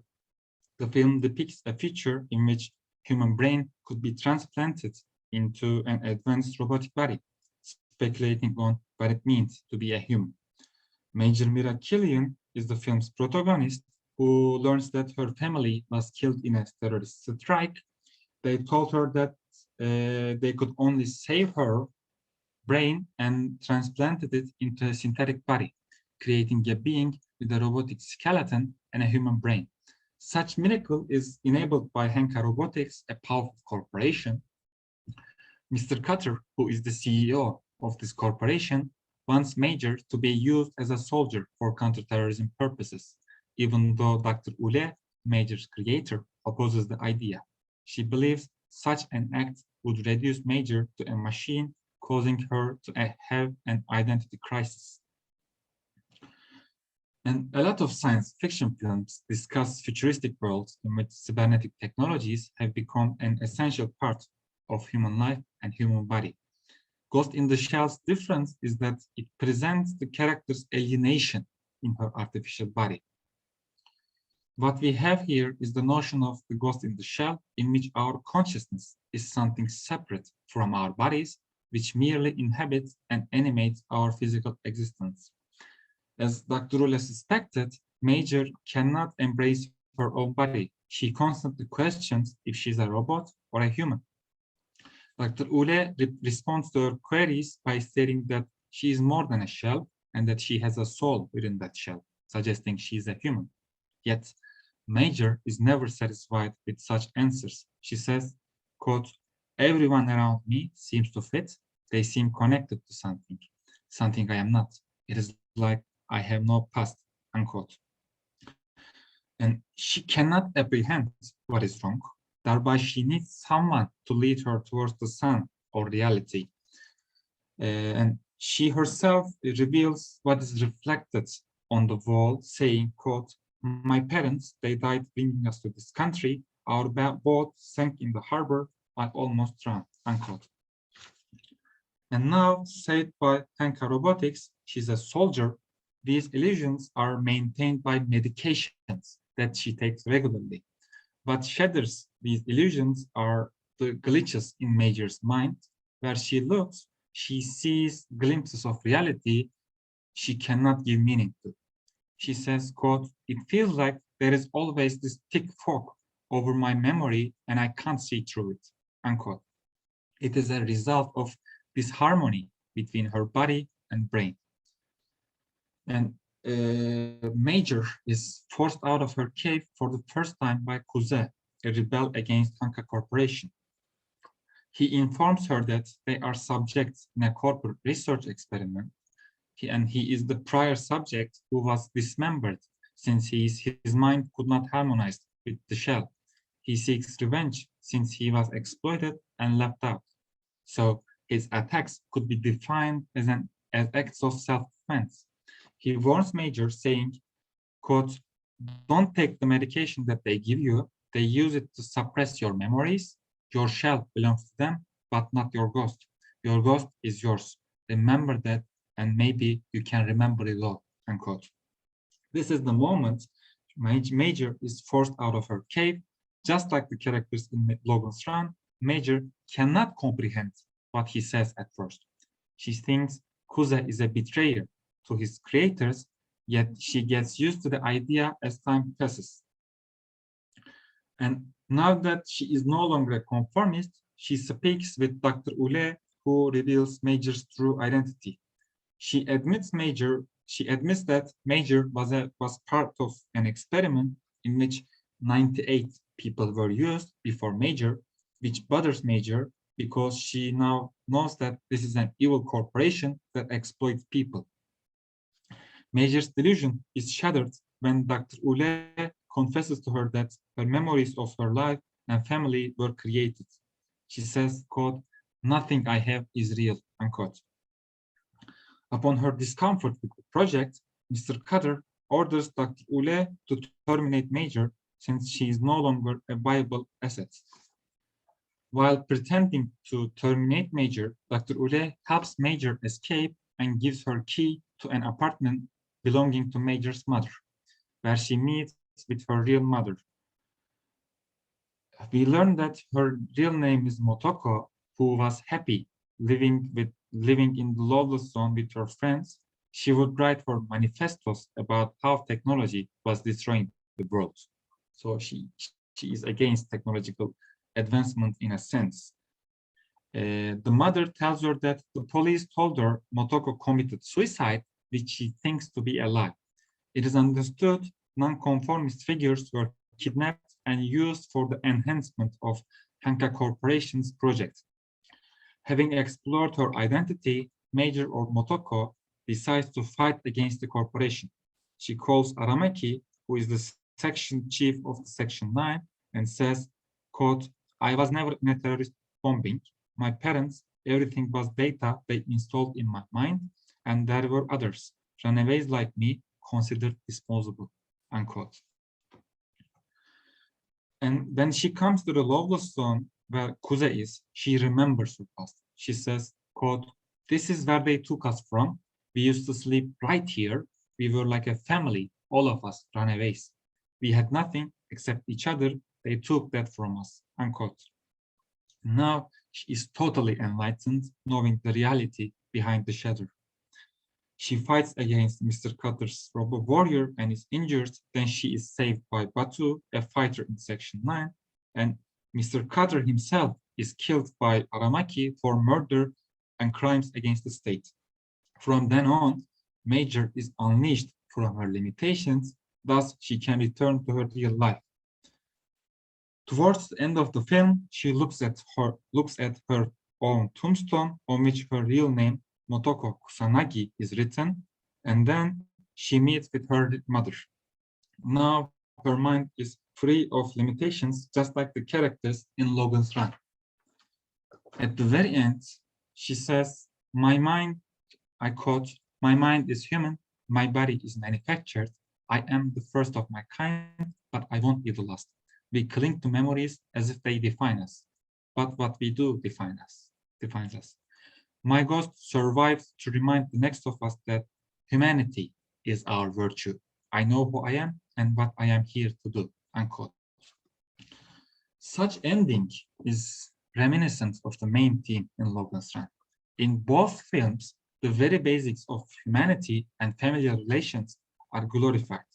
To emphasize the importance of these aspects, directors juxtapose them with the fictional reality in which such natural connection is abandoned and replaced with false illusions.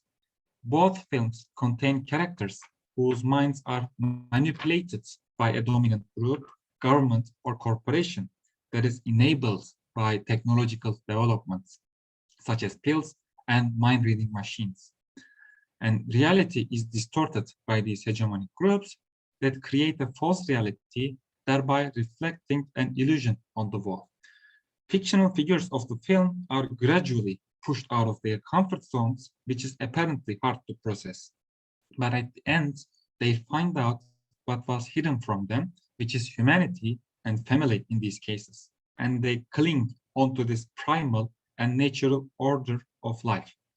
Thus, one could infer that naturality and humanity are appreciated, while artificiality is discouraged in Logan's Run and Ghost in the Shell, which are examples of dystopian science fiction. This was my presentation. Thank you for listening. Thank you so much, Can, for this absorbing presentation. Our third presenter is not among the participants, so I think we have plenty of time for questions. So you can just use the raise hand button if you would like to ask questions to our speakers.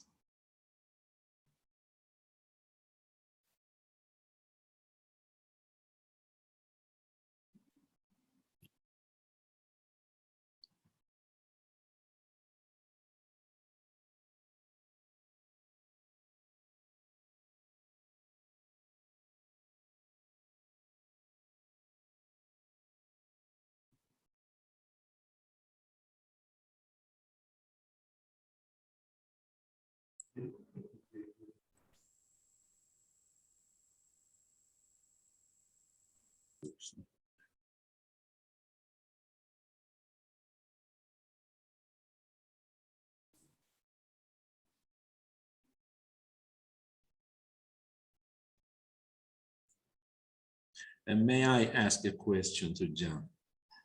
After he referred so much to our course, because he took the course, and we studied this together. But it's not about the course. It's an interesting thing. At first sight, it may look all too obvious to make a connection between this reality versus illusion and just tracing it all the way back to Plato's cave. But you seem to have used a very some work from 1970s. Actually, Ghost in the Shell is also the film version that you referred to was a kind of more modern version, and there have been various criticisms directed towards it, namely the protagonist being replaced with a kind of Western character, yes, instead of an Asian one. Do you think, while referring to all this reality versus illusion thing, Hollywood is also making other kind of changes to distort reality much further? Can you just somehow relate to this kind of a change with the change that existential or reality, ontological change that you're referring to? Yes, obviously Hollywood is hypocritical, and all they care about is profits. And Scarlett Johansson is always the best choice for a production of film, because she how can I say, she is attractive for many people and they buy tickets, and that is the best option. But it erases the very importance of the film, actually. And I am disturbed by it, but I wanted to use an American film for this paper. That is why I chose it. Okay, so this explains why, despite the fact, so it has been Americanized by force. Yes, by force. Yeah, thank you.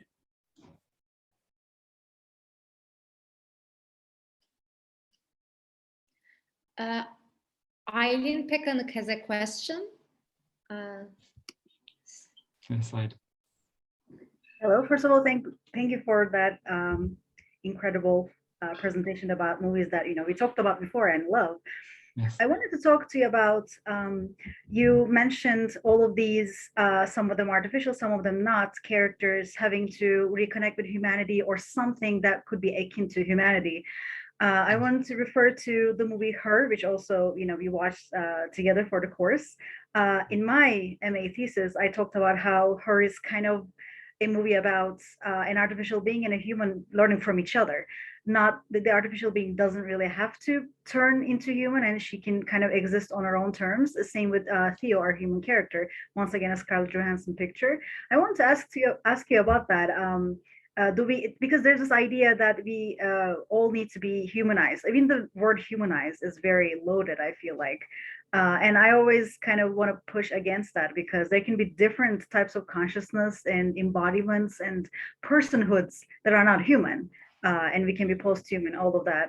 So I wanted to ask you, what do you think about whether your personal opinions or something that you like, or a movie or something that is like, maybe we can learn things from artificial beings and they don't really have to resemble us to have value.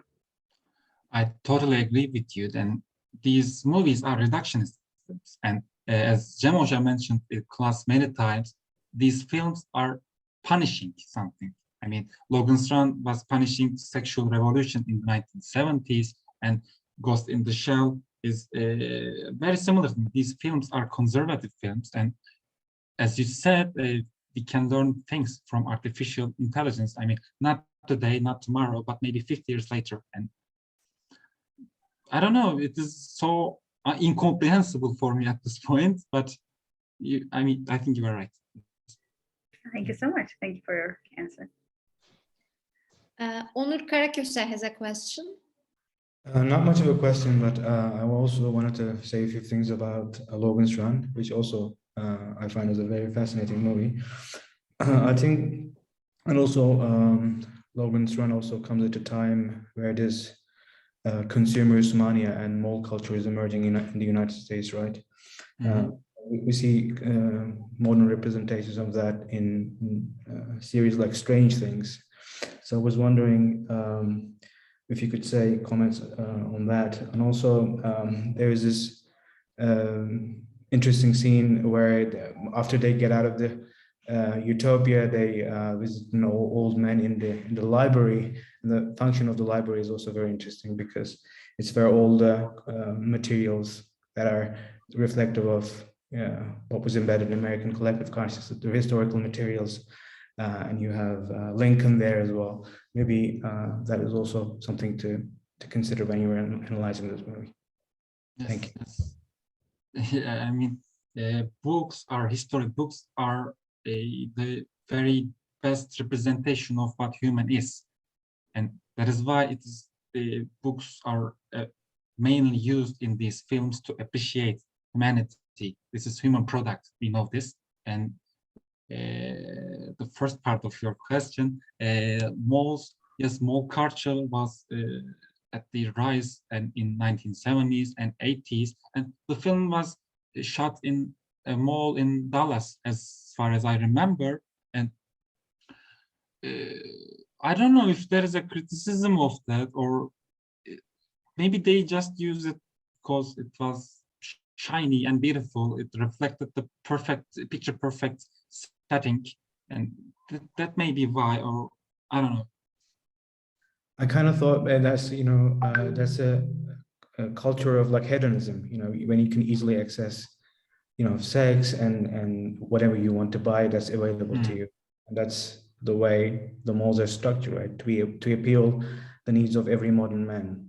So in that respect, yeah, I agree with you. Yeah, you're right. Thank you.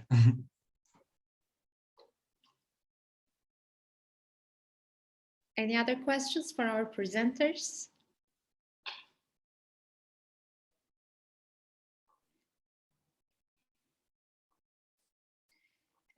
Merve Hocam, it seems that there are no more questions. It's been a long day. The next session will start at 5 o'clock. So why don't we give a long break and have our participants get a little bit rest before the last session. Thank you so much. Thank you. Wonderful presentations.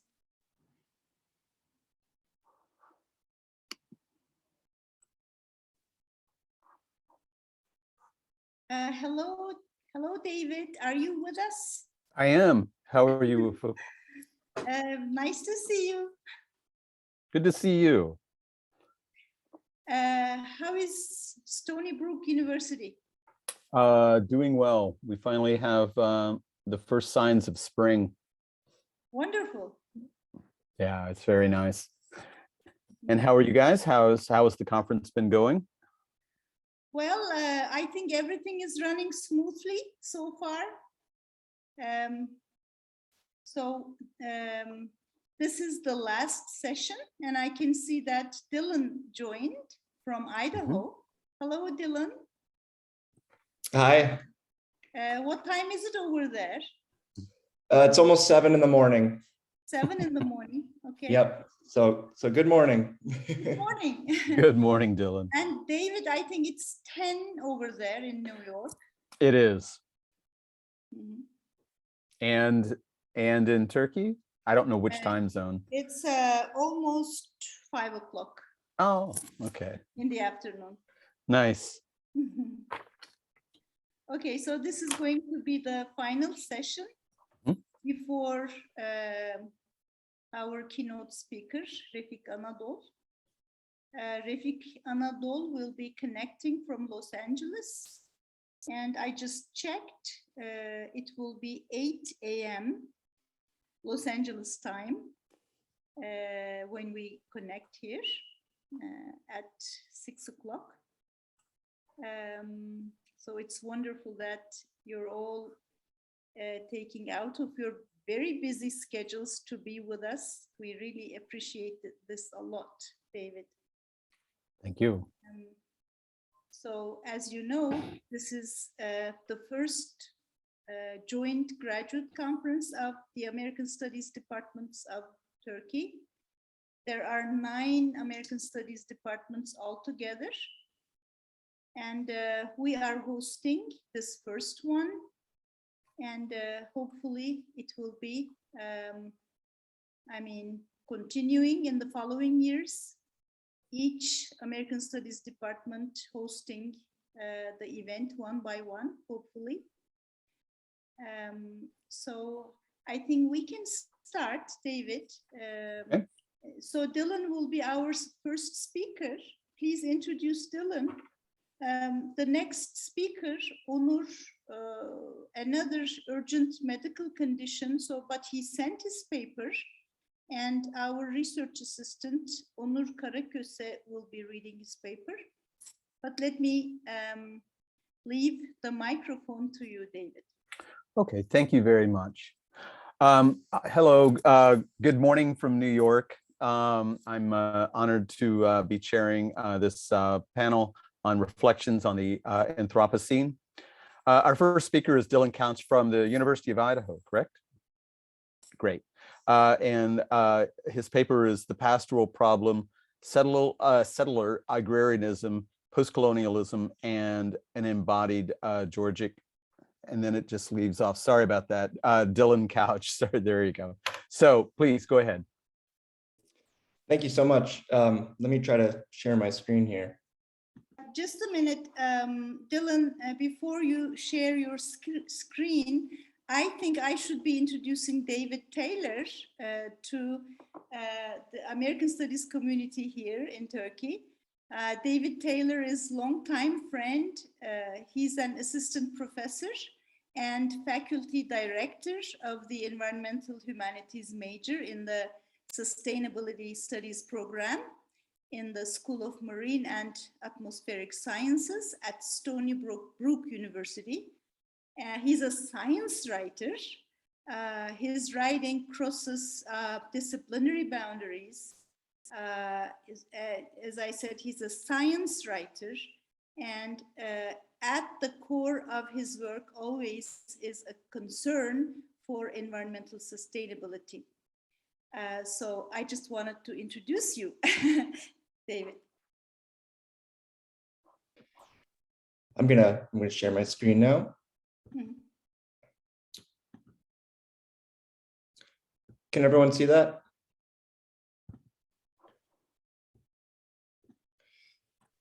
Hello, everyone. I first want to take a moment to thank the organizers for putting on this conference. I want to thank them for accepting my proposal and allowing me to be here. And I want to thank everyone in attendance today. I hope to make a humble contribution to today's conference theme on technology. My name is Dylan Couch. I'm a first year's master's student at the University of Idaho, which means I live in the Western United States, where it's about 7 in the morning right now. The title of my paper is The Pastoral Problem, Settler Agrarianism, Postcolonialism, and an Embodied Georgic.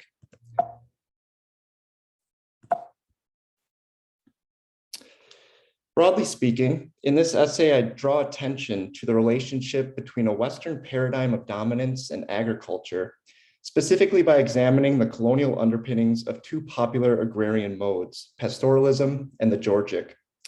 Beginning with the first, pastoralism is a kind of romanticization of rural life, or the conceptualization of a rural idyll. Yet I argue that the achievement of this idyllic picture relies on exploitation. The paradox of the pastoral problem lurks in this idealization of agricultural life that subverts the actual violence colonization drove. One of my main tasks then is to challenge the colonial roots of an American agrarianism by dissecting the problematic but nonetheless popular pastoral mode, which masks colonial conquest despite contrasting imperial symbols of urbanization and technology. The second agrarian mode, the Georgic, broadly refers to responsible dwelling and the cultivation of the earth through labor practices. My other main task in this paper is to break the Georgic down and scrutinize two of its defining features, settlement and stewardship, in the face of transient marginalized farm working communities who are largely excluded from these two agrarian ideals.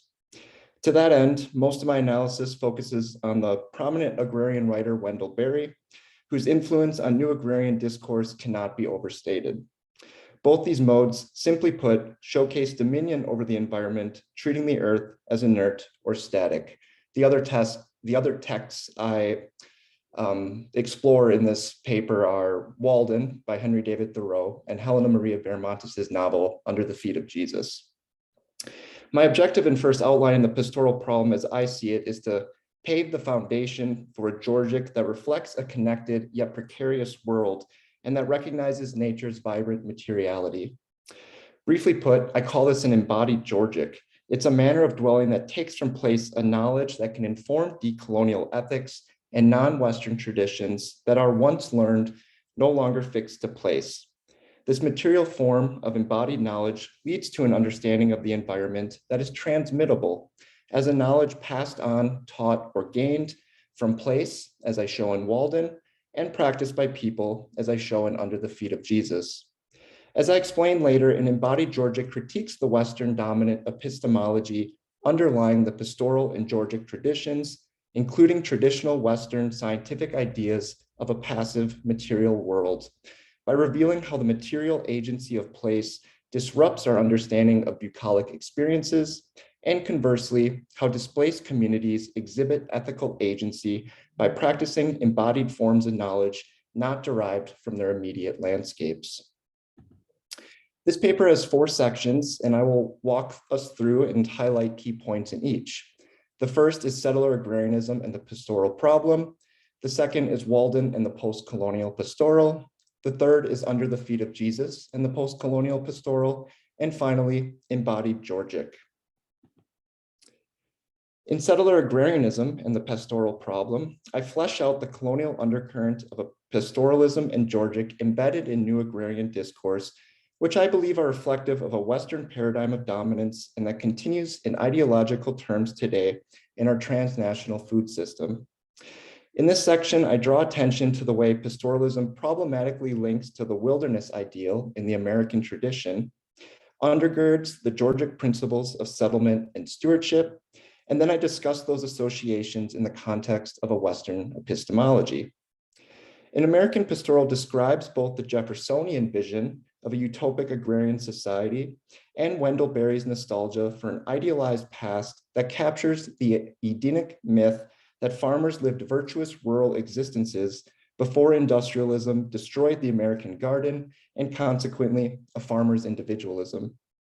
The connection I draw in this section between a pastoral expression and colonialism lie in the myth of a wilderness frontier that was all at once cherished as pristine, never mind those indigenous communities shaping the land since time immemorial, necessary to subdue for agrarian settlement, and then nostalgically symbolized as virtuous in its closing. Seen this way, an agrarian desire to settle the countryside is analogous to cycling back to an earlier time when ironically, human land relations were still harmful in ideological terms. Pastoral is, to quote Graham Huggan and Helen Tiffin, always aware of the suppressed violence that helped make its peaceful visions possible, and always engaged with the very histories from which it appears to want to escape. In my analysis of new agrarianism, settlement and stewardship are relics of a colonial ideology that in the past justified seizing lands from indigenous populations and which continues today to structure a Western ideology of cultivated and productive land. In Walden and the post-colonial pastoral, I first clarified Thoreau's pastoral or bucolic fantasy before building off the post-colonial scholar Rob Nixon's concept of the post-colonial pastoral to show how the land challenges Thoreau's dominionistic conception of place. To begin, the roots of Thoreau's experiment suggest a kind of anxiety over the closing of a wilderness frontier and the rapid increase in manufacturing. His retreat from society can be interpreted as an alternative style of living akin to the agrarian ideal of rural small farming. In the text Walden, Thoreau moves to a small cabin he built near the shores of Walden Pond outside of Concord, Massachusetts in 1845 to practice self-reliance, frugality, and transcendental idealism. Although Thoreau only lives in the woods for 2 years, settling in the countryside is an essential tenet of agrarianism and speaks to how colonial settlers view and shape the land. One way in which he demonstrates the pastoral problem occurs through the aestheticization of his landscape, which reveals a sort of visual ownership. When referring to the landscape around Walden Pond, he says, quote, "I am monarch of all I survey." And I use that quote and others to argue that through visual representation, he positions himself above as owner and consumer, and the land below, reduced to an aesthetic product. This spatial power dynamic of person and place enacted through sight recalls Mary Louise Pratt's concept of imperial eyes, or that colonizer who desires and objectifies through, quote, imperial eyes that passively look out and possess, end quote. The settler agrarian's impulse to subjugate and control nature manifests in settling, stemming from a Western epistemology that values subdued landscapes. In this section of my paper, I also explain how the land's agency disrupts the rose pastoral garden, prefacing how the influence of nature transfers material knowledge that in turn shape decolonial ethics. The post-colonial pastoral is Rob Nixon's coinage, which, quote, sheds light on the memories of colonial space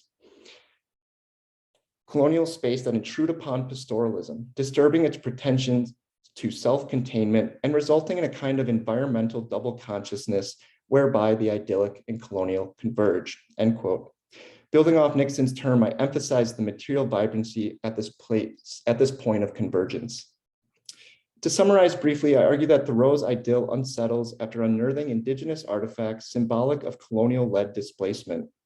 When Thoreau confronts the vibrant materiality of these artifacts, his notion of place and self becomes entangled in the history of native dispossession. The significance of developing a receptivity to these artifacts highlights their thing power, which is the philosopher Jane Bennett's term to describe an object's ability to alter perceptions. The artifacts and their ecological and historical implications disrupt the self-enclosing pastoral, spilling into Thoreau's garden and exemplifying the extent to which the land was shaped by those who came before him and how those socio-historical forces contribute to a land's agency.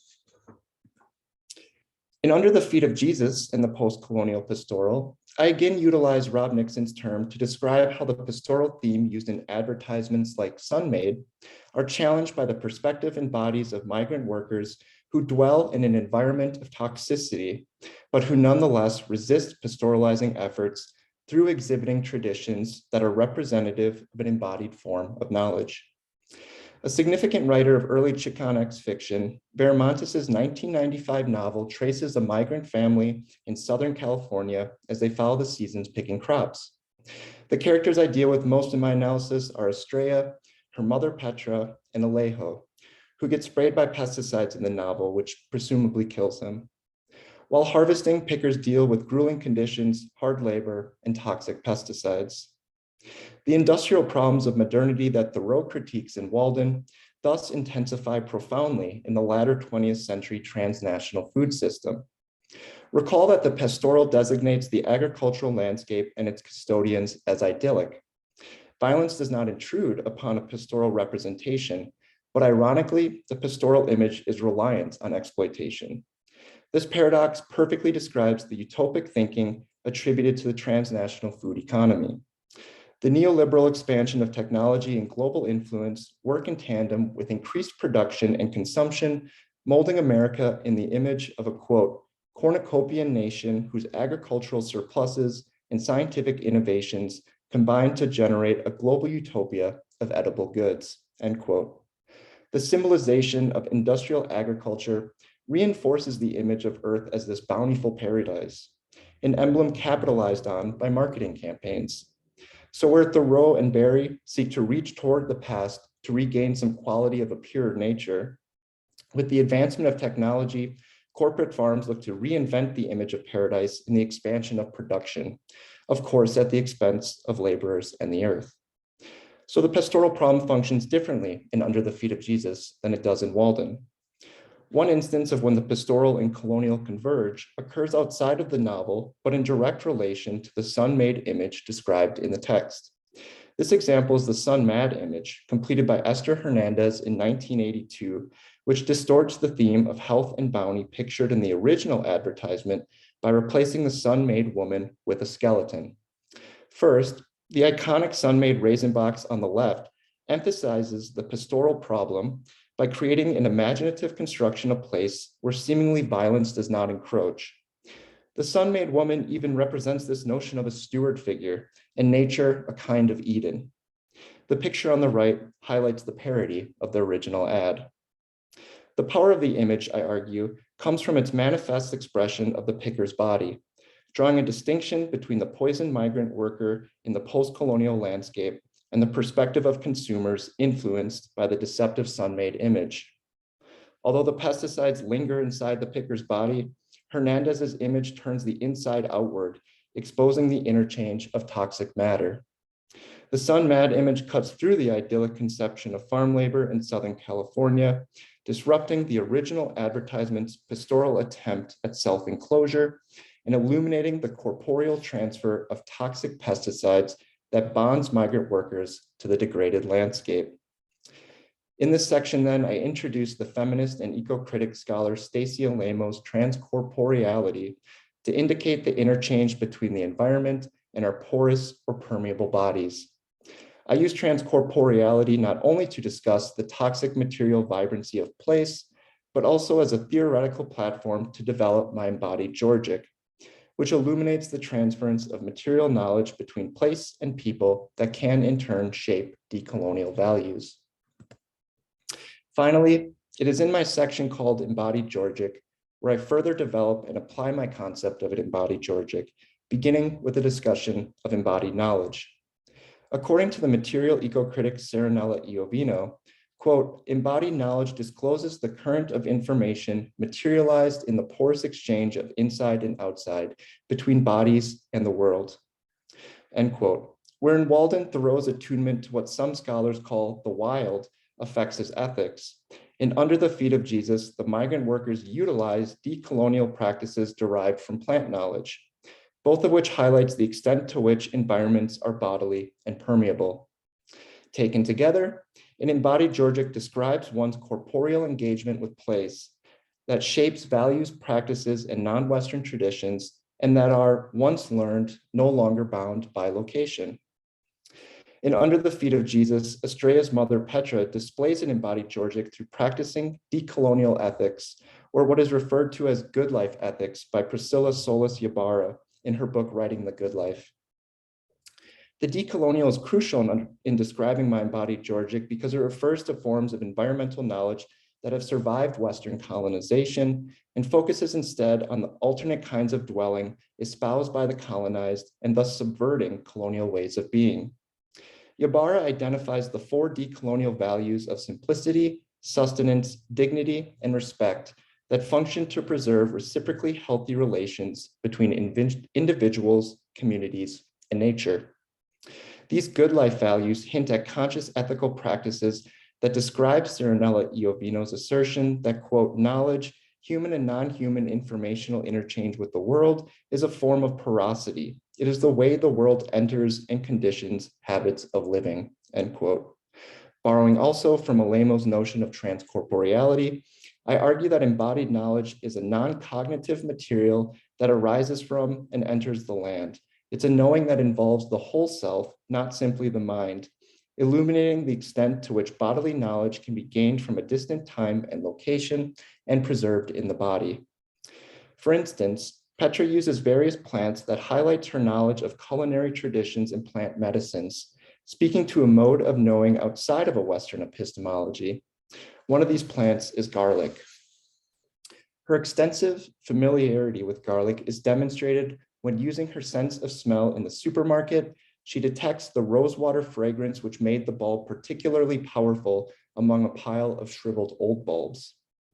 Petra here relies on her body to determine the potency of the garlic's healing properties. Despite standing in the market, her senses conjure another landscape. Her use of various plants to care for her and her family's well-being demonstrates an embodied Georgic that mobilizes a sense of place, displaying what the scholar Janet Fischia refers to as a, quote, culinary tradition no longer tied to its place of origin, a deterritorialized knowledge, end quote. An examination of embodied knowledge in Under the Feet of Jesus stresses traditions that operate outside the oppressive post-colonial networks of harm, emphasizing the ethical agency of those who exercise these practices. Thoreau, on the other hand, demonstrates how the self, entangled in the material interactions of place, receives embodied knowledge which informs values analogous to the good life ethics. One of these interactions comes from weeding his bean fields. the material knowledge expressed by weeds leads him to question the value of one plant and the action required to cultivate that plant over another. Specifically, what Thoreau learns from St. John's wort and other weeds is an intimate and curious acquaintance and a sense of the, quote, value of the crop which nature yields in the still wilder fields unimproved by man, end quote. This sense of wildness impresses on Thoreau the significance of nature outside of being an asset or product, exemplifying the decolonial principles of respect and dignity.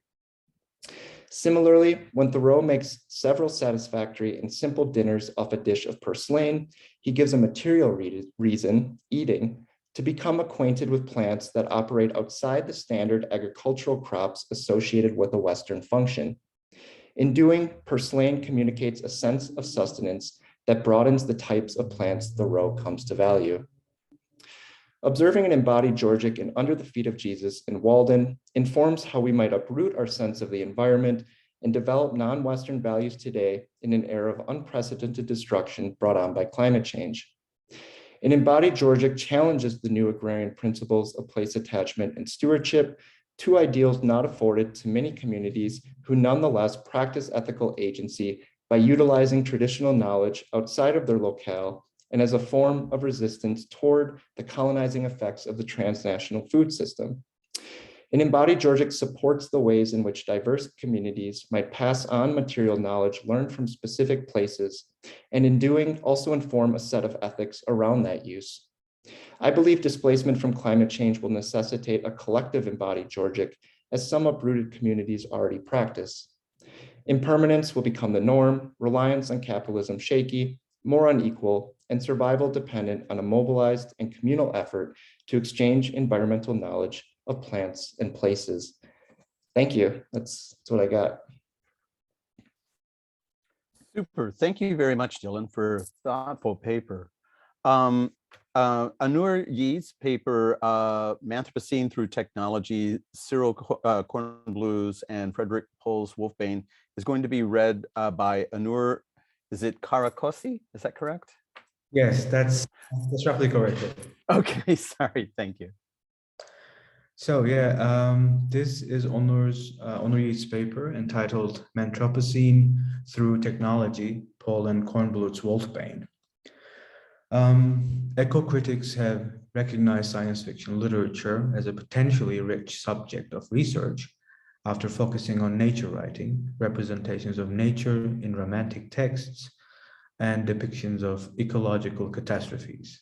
Interstellar travel, space colonization, and life on a future Earth serve as metaphors for concerns such as environmental challenges, globalization's implications, and the emergence of new technologies. The focus on the link between humans and extraterrestrial surroundings makes science fiction as an especially interesting genre for eco-criticism. Patrick Murphy made an important difference between the various types of habitat, nature-oriented writing, environmental writing, and ecological writing are all terms he uses to describe different types of writing. Nature-oriented literature, for example, focuses on certain parts of the environment. Environmental writing, on the other hand, focuses on specific ecosystems, and ecological writing depicts the interconnections of a full biosphere.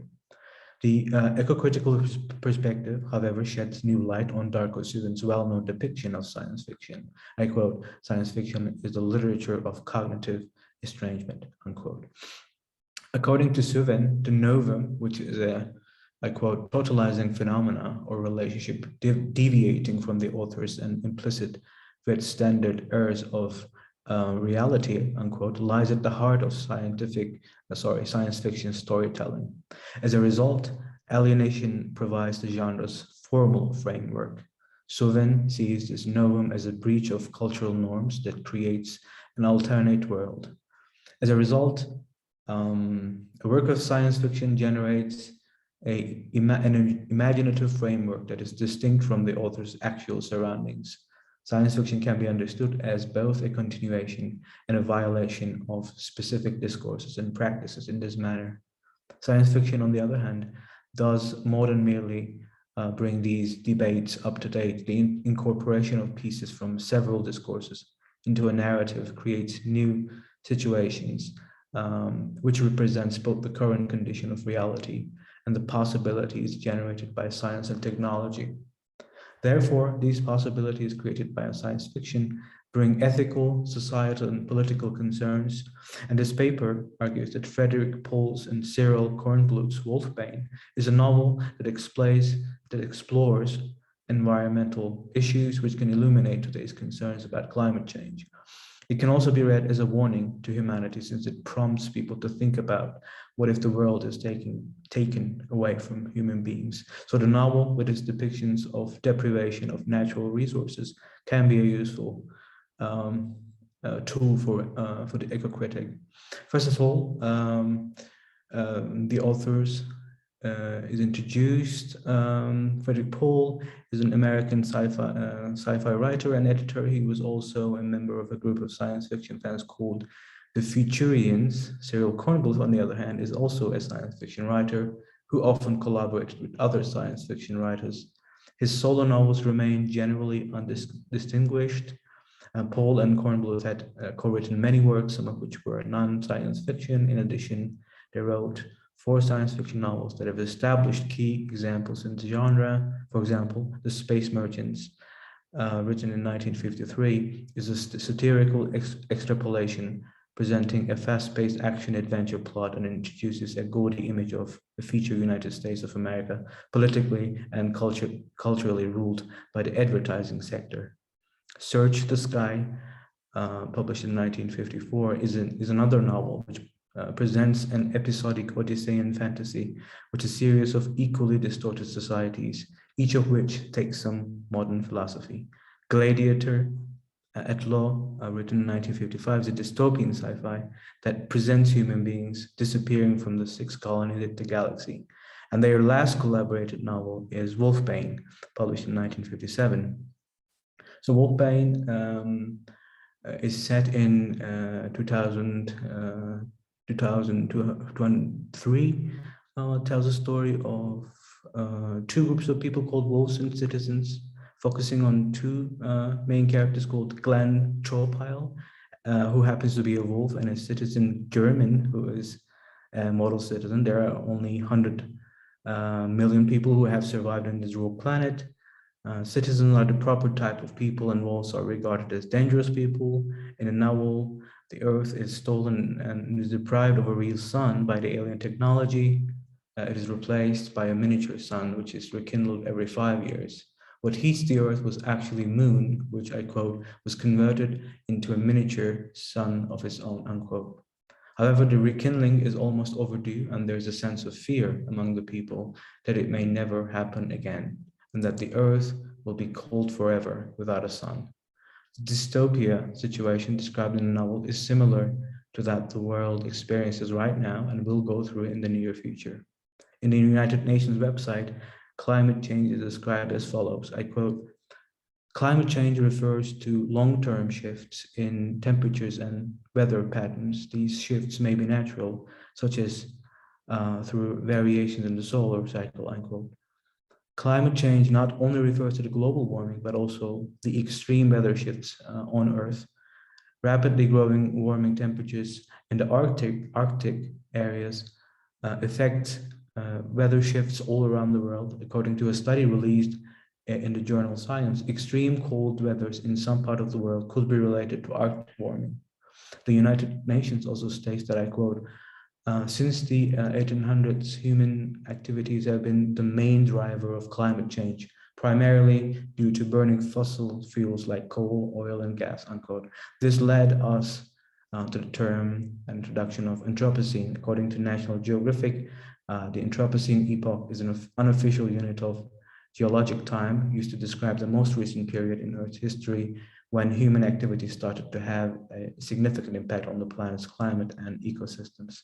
Toby Nielsen also states that the Anthropocene as a historical period stretches back many centuries, into human history. In the novel, alien technology is what causes climate changes and extreme cold weather in the world.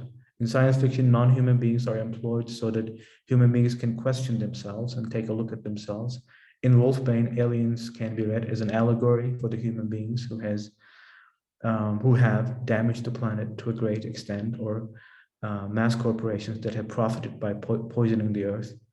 Alien technology, on the other hand, may symbolize fossil fuels that causes green gas emissions, which eventually lead to climate change. According to World Food Programme, extreme weather linked to climate change is causing misery and hunger for millions of people.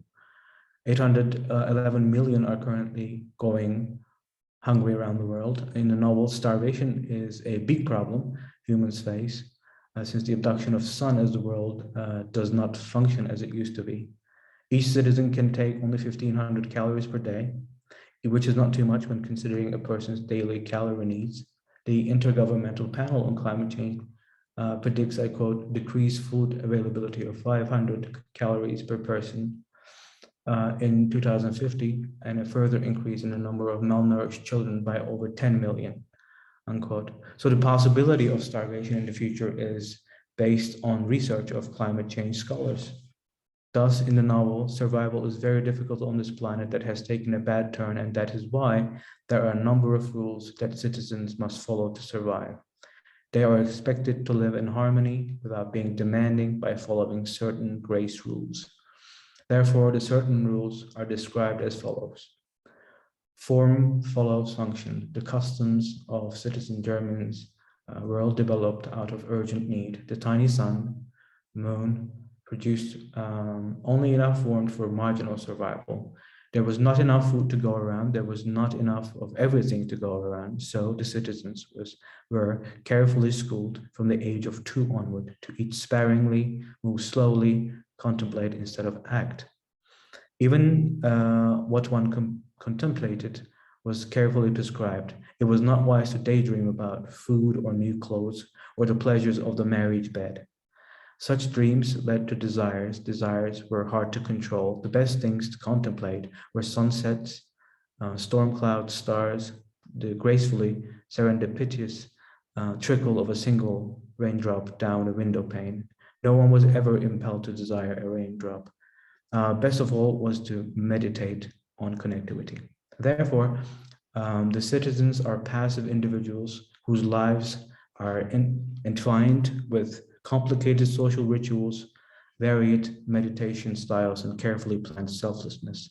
On the other hand, the wolves are not obedient and have aggressive natures. They act more independently, and they do not believe in the rituals, which renders the wolves as transgressors. The citizens seem to accept the dystopian status of the world abducted by the alien binary planet. However, the wolves question why the alien planet came, and why the world has become such a desperate place. In an article, Rebecca Evans refers to the Anthropocene as a kind of science fiction. She further states that the Anthropocene, I quote, depicts the strangeness of the stories that modernity has told about itself, estranging us from where we thought we lived by announcing our actual location in an unfamiliar world, the Anthropocene.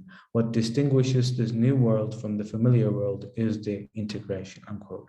Thus, the depictions of humanity and the situation of the earth in the novel makes us ask the following questions. What if the world comes to such a position? What if the world goes into a loop that we can't control? What if climate change and extreme weathers push us to starve?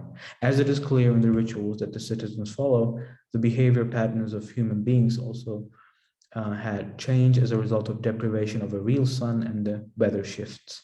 Since the citizens cannot do anything to change the status of the earth, they become obsessed with unnatural rituals. Some of those rituals can be seen as follows. I quote, where was the proper mode of first greeting of one's husband? Where was the prescribed throat clearing upon entering a room? Assiduously, he had untaught her the meticulous ritual of manners that they had, all of them, been brought up to now. And it was the greatest of his many victories over her that sometimes, now she was the aggressor, she would be the first to depart from the formal behavior prescribed for citizens, depravity, perversion. Sometimes they would touch each other at times which are not the appropriate coming together times, unquote. As it is clear in the statement, the novel also touches upon gender issues. In the novel, men teach women the rituals and how to behave in certain situations. This proves that women still carry the burdens of gender roles. In the novel, the women function as baby dolls. The protagonist, Glenn Tropile, is a representative of hegemonic masculinity. He thinks his wife Gala needs him in order not to suffer. He has an inclination that Gala, as a woman, needs the shelter, which is one of the traits of hegemonic masculinity. When he is in prison, waiting for his capital punishment, he says, I quote, "You know, you can't make yourself suffer by letting them kill me," unquote. By pointing out his absence from Gala's life, he also says, I must save you that pain. In doing so, he reminds his wife that she is in an inferior position. He insists that Gala cannot live without him, which is an assumption of traditional masculinity. He sees her as a fragile and submissive citizen German, also treats his wife as she needs him to live properly. Even in the future, traces of patriarchy can be seen. So the planet is ruled by the alien technology, and within the society, men relegate women to subordinate positions. Both the environment and the woman are oppressed by hegemonic masculinity, since the aliens represent the mass corporates, pointing to all forms of domination, such as industrialization and colonization. The situation explains the Menthropocene. At the beginning of the novel, it is unclear why the aliens took over the world, and it becomes clear why they do this at the middle of the novel. It turns out that they are eye-tracking people, kidnapping them by hypnosis and employing them as workers on their own planet. This policy of aliens resembles that of mass corporations that employ cheap labor. All in all, Frederick Pohl and Cyril Kornbluth's Wolfbane take a different look at the Anthropocene by employing non-human beings as a reflection of mass corporations, which causes climate change in the world. Their technology has damaged nature and upset the balance of the galaxy. The miniature sun is artificial and cannot fulfill its function. This major change in the universe also affects human relations and distances them from each other, which elicits that Anthropocene not only disrupts the environment, but also interpersonal relationships. And that was the end of Honorit's paper. Thank you. Thank you very much, Honor. And apologies for the mispronunciation of your name. So I was going to offer some general ideas and then have a couple of questions, and then I hope I'll also open up the chat for questions and conversations. One of the things that I was noticing in the two papers that I think is really important for us to recognize is that even though the texts are very different in dealing with sort of agrarian traditions and science fiction, both of them look at the Anthropocene with a sort of emphasis on the question of colonialism and post-colonialism, and colonialism being part of the reason of these sorts of idealistic pastorals, or even our sort of disconnection between the natural world, which is in part the reason we accept the kind of changes that we're faced with climate change. And I think these are really important connections. I wanted to offer this out first. Joni Adamson has noted that the Anthropocene really isn't necessarily a question of just humans. It's really about power. It's really about wealth, and it's really about a certain group of people who have more likely led to the kinds of problems with greenhouse gas emissions and some of the other issues that have led to climate change. So I wanted to pose this to Dylan. Do you see this movement toward an embodied Georgic as also this sort of critique of this other idea of the Anthropocene, which is it's really a question of also colonialism? Yeah, I do. Something that comes to mind is Anna Singh's phrase plantation scene, right? That this idea that the Anthropocene falls along lines of race, place, and class, that the people that contribute the most to greenhouse gases are the wealthiest nations and quite, a small percentage of people. And so a task of mine in this paper was to connect that to agriculture, to show that, the ideas that are embedded in pastoralism and the Georgic continue today in our transnational food system on a global scale. So I see post-colonialism sort of as working in tandem with agriculture, or colonialism working in tandem with agriculture, which leads us to our late stage of capitalism as it is. And I see an embodied Georgic as a sort of a way to exchange knowledge and information and a sense of different places in a world that is no longer stable, a place that is uprooted, where place attachment is no longer a guarantee because people are losing places to climate change.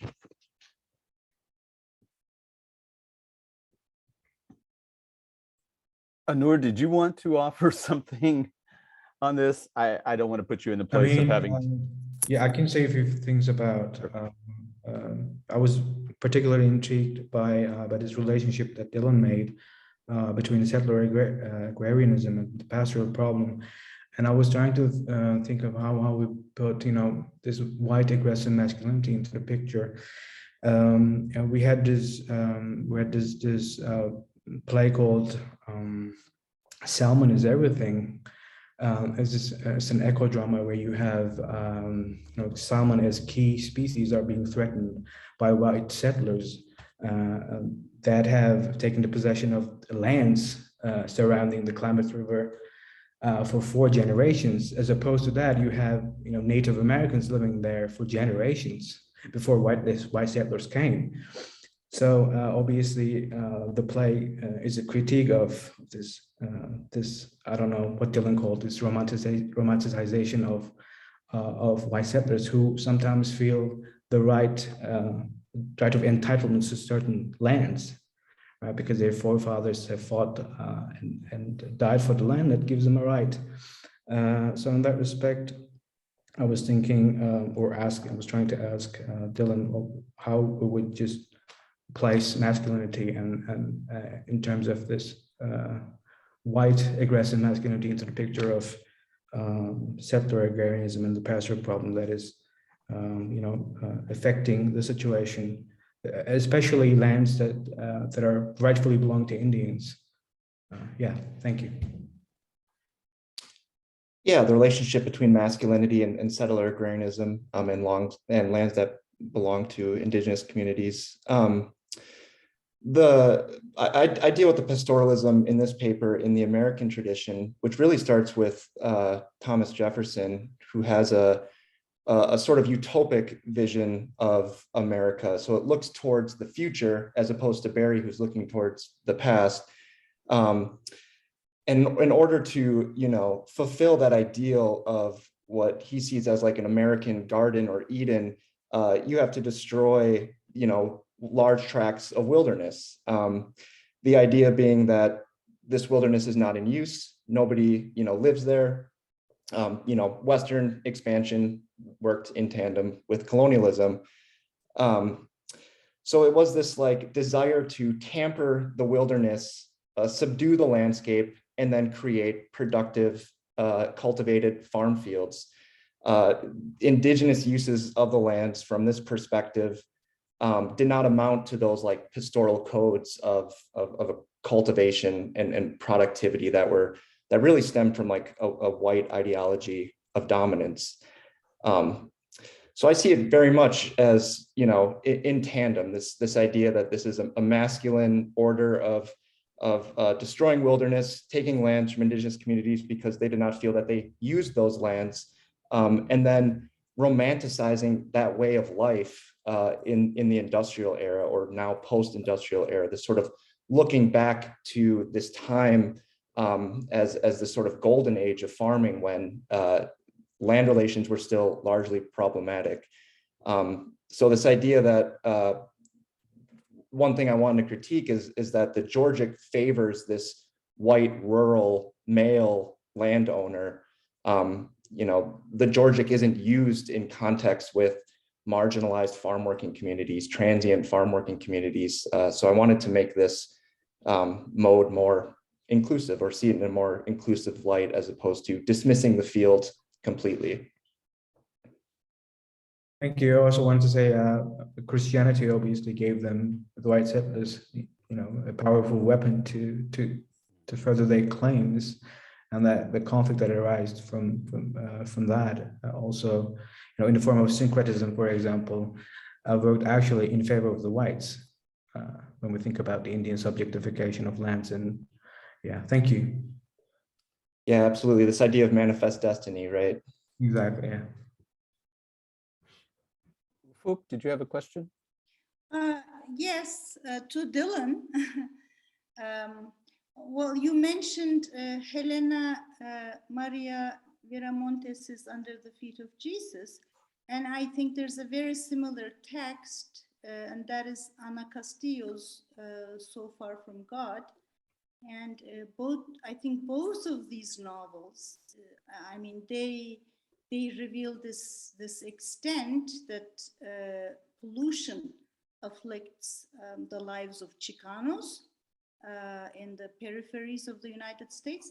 And now what is happening in Under the Feet of Jesus is Viramontes, she's fictionalizing this poisoning of agricultural workers by this uncontrolled pesticide use. And Ana Castillo, she created this fake character who works in a factory that is producing toxic waste, and she dies. So, in both of these texts, there's this emphasis that this notion of a healthy environment is a democratic right. It's a democratic right, and in that sense, I think it is connected to agrarian ideals, Jeffersonian agrarian ideals. So would you agree with that?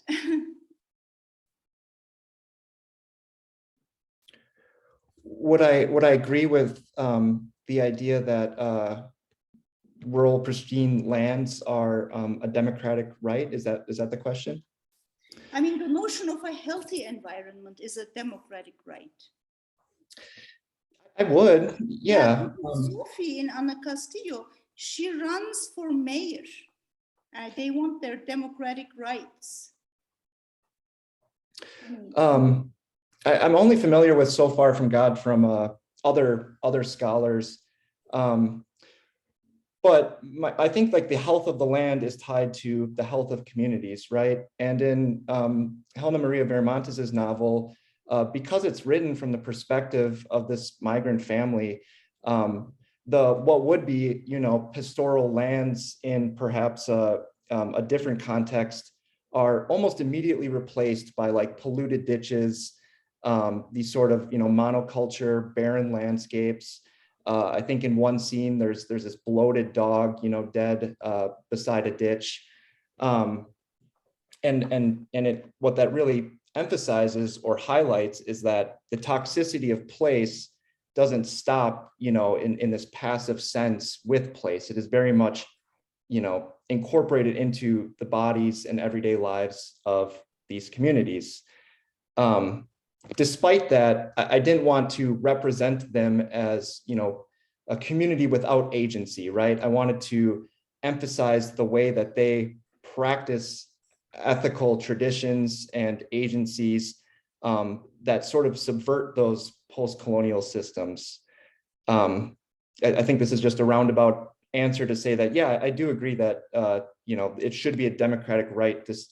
It should not just be that, pristine lands or even like these wilderness tracts that are preserved are just there for a select few people, which ends up being, people with a certain income and means of quality of life, I guess.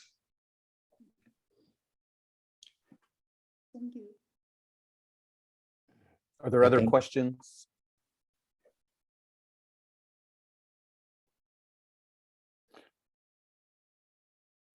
I did have another question I wanted to follow up on, and I think this is one that I don't want to lead it away from the sort of focus of your work, but I was in my head, I was also thinking of Bill Cronin's essay, The Trouble with Wilderness.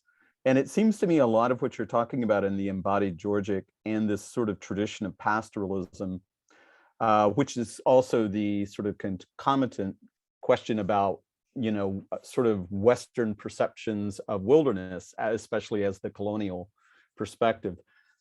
He sort of critiques these ideas of wilderness. And it seemed to me a lot of what your paper was talking about was the same, a similar deconstruction of this question of wilderness as it's defined, which is these ideas that we need to set aside these large swaths of land and preserved areas and restrict human access and engagement. Cronin says is kind of the problem. I was wondering if your paper had any of that kind of same question involved. I do use Cronin a little bit to set up my argument in that first section, settler agrarianism and the pastoral problem. And it is more to argue that, Cronin is critiquing the idea that these places are unused, right? That they don't house humans, that in some ways they are antithetical to, people. So wilderness is one places, civilization is another. There's that sort of duality there. I am making a similar argument in that in the pastoral sense, they, settlers destroyed these forests or, took these forests from the communities that were using them, that were shaping them, and then, subdued the landscape, settled it, and whereas the wilderness ideal in Cronin's use is symbolized as virtuous, as this place that is, preserved and kept away. In the pastoral sense, it is this idea of a farm, or of a rural small farm landowner, predating industrialism. That is a virtuous place in the pastoral sense. So I kind of do mirror that argument in a little bit, using wilderness to explain how that relates to, then settlement, I guess. Thank you.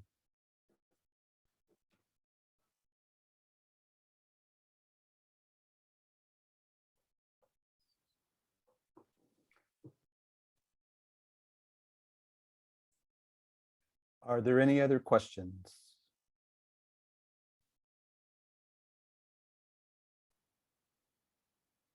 Okay. Well, thank you all. Go ahead. David, Wahid has a question. Oh, I'm so sorry. I didn't see it. Wahid? Well, I don't have a question. I just, gave a reaction. Okay. I thought you raised your hand. Sorry. Okay. Well, thank you all very much for your time. I hope you have great evenings, mornings, and for me, afternoons. Thank you so much, David, Thank you. connecting from New York early in the morning. And Dylan, thank you so much for connecting from Idaho very early in the morning. Thank you so much for having me. And by the way, David, we have a colleague here in our department from Stony Brook University. I think I mentioned her name to you. I remember mentioning Tanfer Hoca, Tanfer Emin Tunç from Stony Brook University. Oh, wonderful. So it's my pleasure to introduce you to her, Tanfer to you. Well, maybe she's not here. Okay. We can connect through email. Yeah. Okay. Okay. So, we're still waiting for Refik Anadol to connect. He agreed to get up early in the morning at 8 o'clock It's almost 8 o'clock, but I just cannot see his name in the participants list. So why don't we just wait for a while and see if he will respond to my email. I sent him an email about half an hour ago saying Turkey time is 8 o'clock in Los Angeles. And let's just wait, okay? Is that okay with everyone?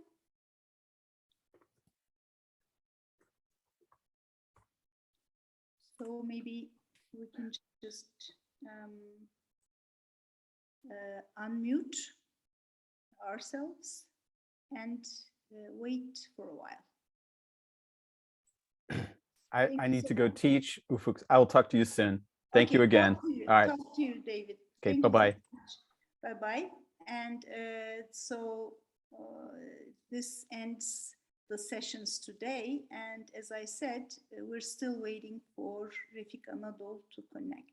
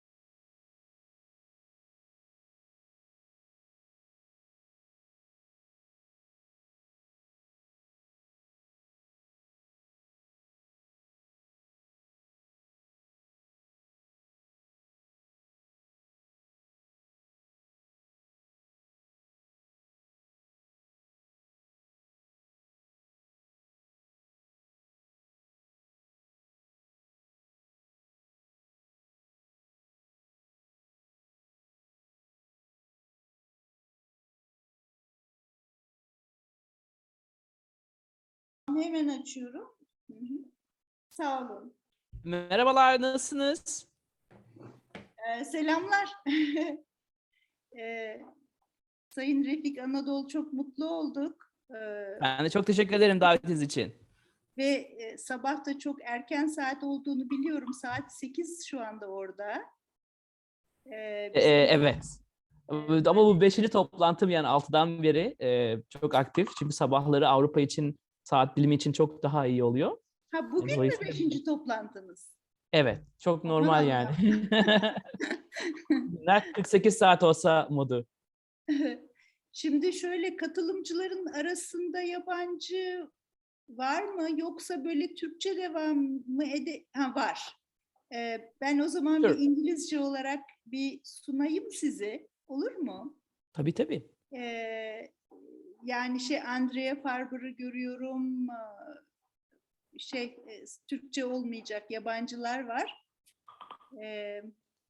O zaman hemen şöyle.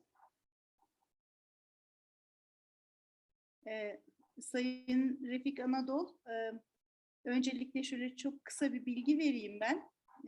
Biz Hacettepe Üniversitesi Amerikan Kültürü Edebiyatı bölümü olarak ev sahipliği yapıyoruz. Bu ilk lisansüstü konferansa. Türkiye çapında toplam 9 Amerikan Kültürü Edebiyatı bölümü var. Ve birincisini yaptık. Her sene de bölümlerimizden bir tanesi üstlenecek ve bu şekilde alanımıza daha çok akademisyen çekmek gibi bir gayemiz de var tabii. Master doktora öğrencileri çünkü kendilerini gösterme fırsatını buluyorlar bu şekilde. Ve bizim keynote speaker'ımız olduğunuz için onur duyduk. Çok mutlu olduk. Zaten hep takip ediyoruz başarılarınızı. Hakikaten bizim için çok büyük bir onur kaynağı oldu. Çok sağ olun hocam. Çok teşekkürler. Okay, so it's my great pleasure and honor to welcome Refik Anadolu to the Joint Graduate Conference of Turkey's American Studies Departments. It's truly wonderful having Refik Anadolu with us today, and it is 8 o'clock a.m. in Los Angeles, and we are especially honored that Refik Anadolu has taken out of his busy schedule to join us today. As we all know, Refik Anadolu is a media artist, director, and pioneer in the aesthetics of machine intelligence. His projects consist of data-driven machine learning algorithms that create abstract, dreamlike environments. Refik Anadolu earned a Master of Fine Arts from UCLA's Department of Design Media Arts, where he currently serves as a lecturer. Is this correct? Yes, correct. Okay.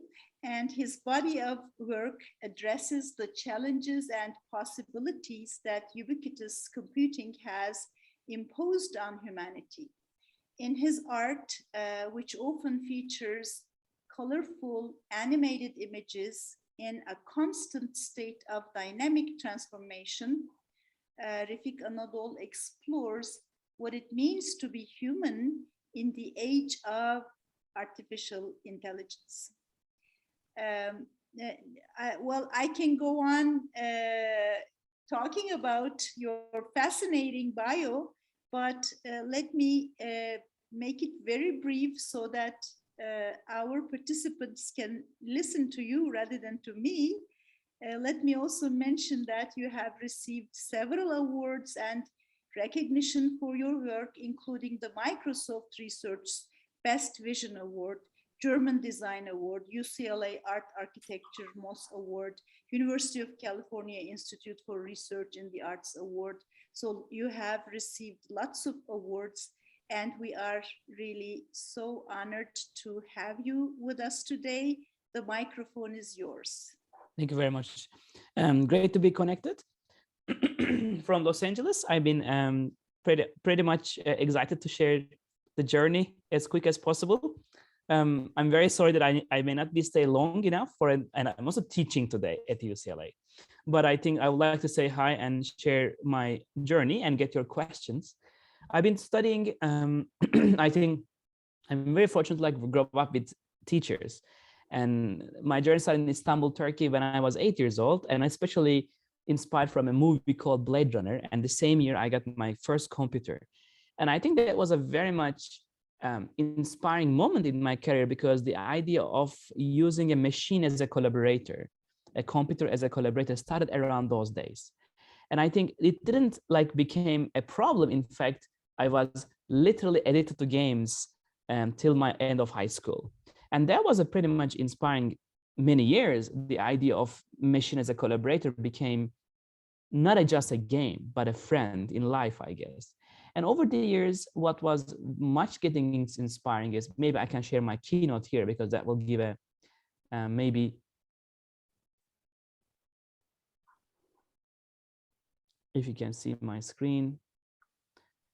I think what was really became much more inspiring to me is science fiction itself. William Gibson, Philip K. Dick, and many others like transformed my imagination in a much more hopeful future than just dystopia.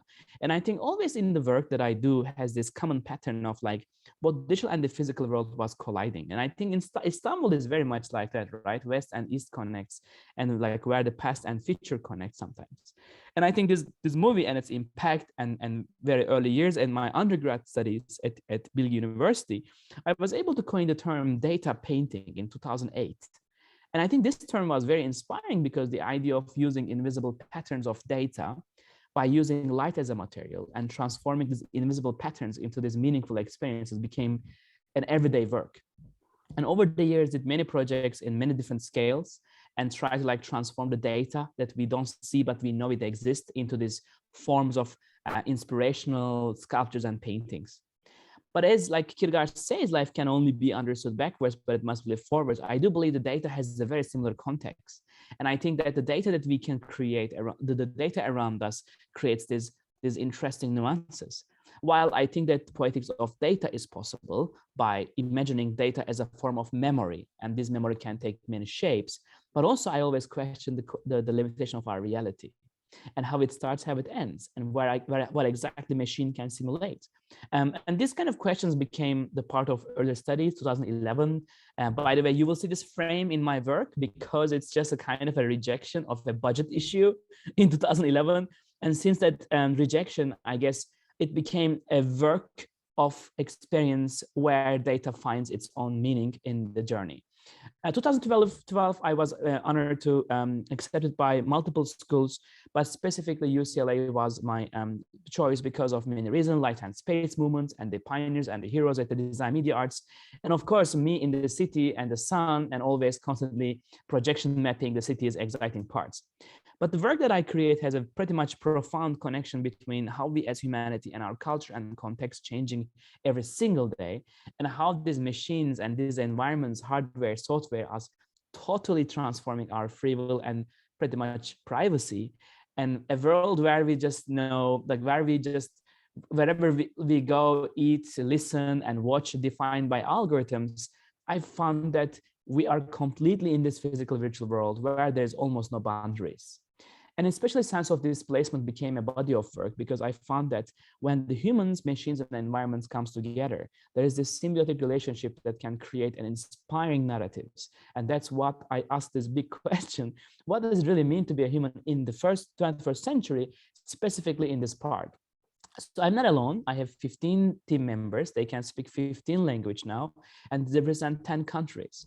And the reason behind this incredible team and my giants is basically they make the art for anyone, any age, and any background. So maybe this is a very cliche page that shows many brands, but actually 2014, after my graduation, what I had witnessed is this idea accepted by the Silicon Valley, the people around these technologies and the hardware and software, not the art world.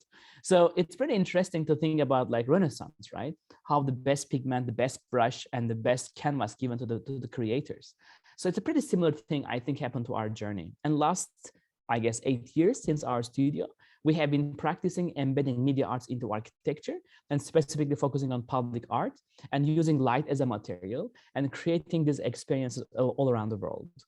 We are more than 60 cities in the world, explored permanent, temporary performances, experiences, but also very much inspired by the idea of using the data around us in different forms. In the performing arts, as you see, in the form of these immersive environments. By the way, 2010 started practicing immersive environments where you can step inside the universe. The wall, the ceiling, the floor becomes the canvas. So where I think that's a much realistic metaverse, I guess, connection. And I'm pretty much in this mindset since my childhood, but it's just becoming real, I guess. And over the years, 2016 was an important year. I was the first generation AI artist in residence at Google. And thanks to Blaise Arcas, and he has a pretty good prediction about, like in anything that changed the art, machine intelligence is an also innovation that will profoundly affect the art. So I was very fortunate in the 2016 and start trained by one of the best AI engineers in the world. And thanks to, I guess, incredible support in early days, this idea of reconstructing consciousness through a machine or practice consciousness through a machine became not too much anymore sci-fi. So thanks to the, I guess, Borges Library of Babel, a massive inspiration, the idea of library of the future became slowly real. And thanks to Vasif Kortun of SALT, we were able to create this installation called Archive Dreaming by creating a piece of experience where a machine learns 1.7 million documents in real time. This was a very innovating moment because I think when you see a machine learns in front of a human, it's a profoundly ever-changing experience. On the left side, what you see is 9 years of research of archivists, which takes 9 years. The thing on the right takes less than a minute, and AI see the same data and reconstruct a reality. So if a machine can do these powerful things, what else can it do? If a machine can learn, can it dream? Became the body of work. And over the years, this idea of like using AI dreams, which you can see on the left side, the image on the left side represents what AI can learn from 1.7 million documents. And the video on the right side is this idea of machine hallucination, tracing down the machine decisions. So this became the body of work last 6 years, and trying to like reconstruct machine dreams in the form of paintings and sculptures. Last 6 years, we also download more than 2 billion images and train more than 100 AI models. And this is remarkable big data to talk about collective memories of humanity, such as nature, culture, urban, and space. And this topic is specifically important for us because our fundamental expectation from this research is finding this language of humanity, I guess, like art for anyone, any age, any background. The collection, the pieces are in major collections, in many collectors, so constantly evolving in this space and try to create experiences in many different directions. So, and over the years, we developed also softwares that allows us to like create experiences. We also like heavily inspired from like science fiction, as I said before. Imagination in the studio is the very basics of like our imagination. We did many projects also in immersive environments like City of New York. We download 113 million images, and these are not real images, by the way. What you see is completely machine-made. But the question is, if the reality is really defined by the eyes of a machine, and can we really step inside this world? Like, can we explore this world like this? And so what you are seeing is an 18-channel projection and 32-channel sound in New York Chelsea market, which was visited more than 600,000 people. This idea of like stepping inside the world without wearing VR, AR, XR, like without wearing a television on your face, you can still explore and explore the feeling of a machine dreams. At least in my humble view, I think there's a potential there that can still be unlocked. And this project and similars move around the world. And then even last September, we were able to even create this 75 million flower photos and train an AI. And even we create the scent of this dream of machine by using another AI called Charlie. So we are constantly evolving and reconstructing this world of imagination constantly. So that's, I think, a very exciting moment in the history of art, because while data becoming a space, our memories are becoming a substance for pigmentation. Truly, art, science, and technology can come together. Science in the thoughts and what happens when we learn, when we remember, like constantly looking for these exciting patterns of different ways of seeing the reality. And these are not a real human brain activities. They are all AI made based on 6,000 people's brain activities. And I think over the years, this became another research, how neuroscience, AI, and architecture can come together. And we also work with blockchain and do NFTs. Last 2.5 years is inspiring and totally game changing for many, I guess, young and upcoming digital artists who have been looking for a new communities in the world. So that medium is also recognized by this new movement as well. So I think this was like, and I think over the years, what I also learned that the public art became the pretty much core of what we do, and not only just cliche gallery and museums, but in fact we find the powerful connection in public space. Like this video you are seeing, a piece in Art Basel Miami, where the artwork was on the beach and completely explored from anyone in the world, while AI dreaming underwater coral dreams. So this kind of like approach, this kind of imagination and shared publicly, free and open to everyone, is a very much what we do and what we enjoy from my heart. And this is a piece from the Berlin called Nature Dreams. A project was in a former church called St. Agnes in König Gallery. And the project received more than 200,000 people in 4 weeks. So it's the largest audience ever visited in a gallery in Europe.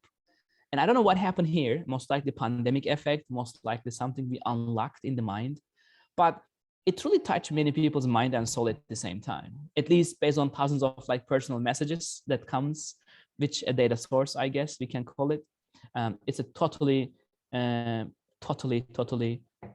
exciting time for our studio, and I think for the world, especially post-pandemic world. I think this type of artwork and the experiences are getting a remarkable positive attention. And then we also did another project called Machine Hallucinations Space, similar in Istanbul. It was played in the gallery, get a significant reaction using the memories of machines from the NASA GPL, space focus. So constantly evolving in this also era where we are stepping inside the memories of a telescope that is recording the humanity's, hopefully maybe next home, Mars, or Hubble telescope, the memories of the universe, or ISS, which is the Earth, the selfie of the Earth, I guess.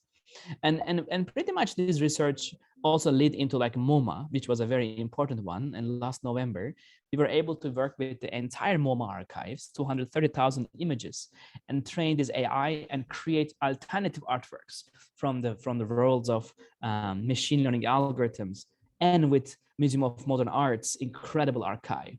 So this meta thinking and meta creativity was a very powerful approach to the medium itself. And then, and I think lastly, want to finish with a dream project. 2012, as a student, I was dreaming about one day projection mapping the Disney Hall, which is a Frank Gehry's incredible building in Los Angeles, home of LA Philharmonic. And during these studies, what I learned also, like, pretty much the building is a physical space, but it's a beautiful Frank Gehry building where I feel like a sculpture that people are listening music inside.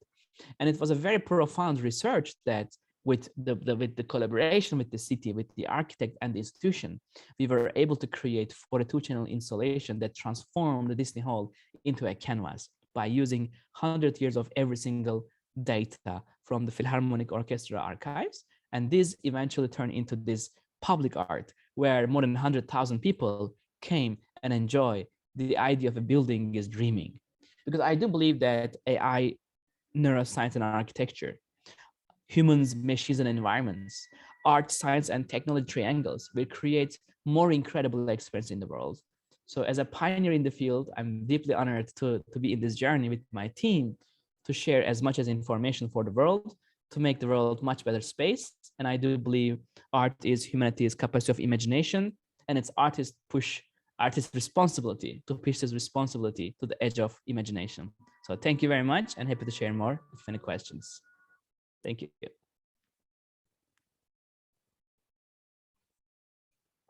Thank you very much, Refik Anadol, for this very inspiring, fascinating talk. Thank you. Maybe we will have some questions. So please raise your hands and just unmute yourselves and just say it out loud. Jem has a question. Onur has a question. Jem, why don't you go first?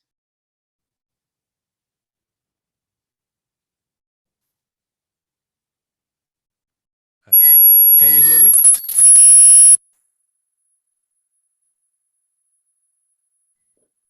No, Hocam, we can't hear you. No. Okay. Okay, then I can start maybe with my question, if that's okay. Okay, Onur, just go ahead. Yeah, I wanted to thank Refik Anadol for accepting our invitation and making this inspiring presentation. I'm obviously a huge fan of your work. Thank you. I was particularly interested in this notion that what would happen if machines would have consciousness, right? And I've recently participated or watched or experienced, let's say, one of your installations, Alcazar Dreams. I think that was on Istiklal, which I found very fascinating. I think Thank you. there you wanted to show this, if this building had cinematic memory, how would that come out? And that was very interesting.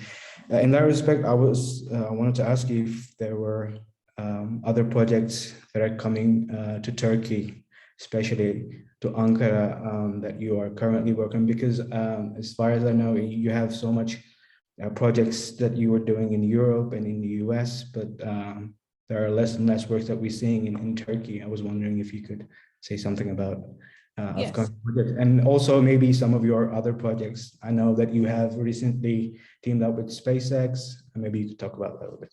Thank you so much. Yes. Thank you very much again. Yes, I have many projects actually aligned for Turkey. One is for the Istanbul Modern, the new exhibition opening, as you know, the Lorenzo Piana building. And the second project is Rumi. We have been working with OpenAI's DALL-E 2, which is an incredible AI algorithm that allows you to use prompt, which is like a text-based image creativity. So we are researching the life of Rumi and like the Mesnevi and how it recognized in 16 languages and how it's clustered, not necessarily in a spiritual context only, but how these current AI systems can understand one of the most early literature beauty and the value. And this is a really interesting research. And the other one is, I think these two will be the most, I guess, recent one. The others are a little bit on the way. But yes, I'm every year trying my very best to create projects in Turkey, Istanbul mostly, but hopefully becoming Ankara with a solo show, hopefully very soon. By the way, my uncles are in Ankara, so I came a lot of my childhood, every single semester in Ankara. So yeah, I hope to be there in a great solo show, not like a simple one, a good one. And may I also ask, those installations will be a longer version, or will they be, because Alcazar was rather short and people were really saying it was sort of a short experience, so they wanted to, full ethical experience, and yeah. Yes, I hope so. I mean, that's really, by the way, these installations are very challenging, requires significant technical background. So sometimes it takes a lot of time, but generally that's a nice push. That's a nice challenge. Thank you so much. Thank you. Can you hear me now? Yes. May I? Thank you very much for this very interesting presentation. Coming back from Thank you. Computers myself. My first computer was a ZX81 with a 40 kilobyte of memory. Since then, I've been always very much interested in this computer graphics. My question was, maybe I may have lost a couple of points during your presentation, but my question is about I the can't. issue. Can you My hear? question, can you hear me? Yes. Right. My question is about the issue of creativity. You're using data. Data means real life. So we take stuff, convert it, visualize data, and the computer just interprets it differently, and then we project it. But we supply the data. Is there a limit that the computer itself, without any kind of human input almost, or AI, a true AI, that just like composing songs, is there a limit, or is there any kind of any part of what you do in which the AI or the computer actually tries creating stuff? Or do you think there will be a time when the computers will have their own ways of creating? Without us guiding them. Thank you. I think yes. I think that will happen in a good way. So I've been researching very closely with one of the pioneers of this field, and again, recently OpenAI. I think that what they do with their research is trying to connect super complex, like billions of parameters of, again, 5.5 billions to be more specific, input for machine creativity. And I think there we are seeing these patterns of like pretty incredible results. And I think that will eventually, those multimodal approach will eventually create these living models. Because normally AI's problem is you have to like take the data, train an AI, and freeze this conscious model and assume that it will evolve, right? It doesn't. So I think they are solving this problem. Of course, when they solve this problem, it's always the same problem happens again. Like, what is truly real, or what is real, and how it can be I think distinguishing between what is machine made and human made will be completely, I think, like blurred out. And I think that is, for me, it's exciting. I love this moment because it was a dream to have a collaborator AI in my life for many years. But for some people, most likely it can be irritating, or create ramifications. And I believe that will create. That's why, for example, OpenAI didn't open the tool to everyone. We are one of those 5 people in the world ethically researching the tool because it's extremely powerful and can create a lot of problems and also a lot of great art. So it's just 50-50%. I'm hopeful that it will attach an incredible memory points for history, and most likely will be a game changer for humanity's creativity journey. And I'm pretty sure that current AI models will, in just a couple of years, will evolve into more semantically rich than just image or sound or text, but they will be all in one ecosystem, most likely. And won't this be a threat to human art? I don't think so. I mean, from an artist's point of view, I'm enjoying it, but some artists may not, which is very normal. Because for every people, creativity is a different meaning. But for me, it's an incredible tool, and it's unleashed my potential. And I can't draw, honestly. I can't draw. I'm coming from the pixel, voxel. I'm coming from the code and like that world. So to me, it is an extension of my body. It's an extension of my words. But for some people who are drawing, maybe will be offended because, oh, wow, this is drawing better than me, most likely. Like this can happen. And I think it's a very exciting debate, which we need to grow. Okay, thank you very much. Thank you.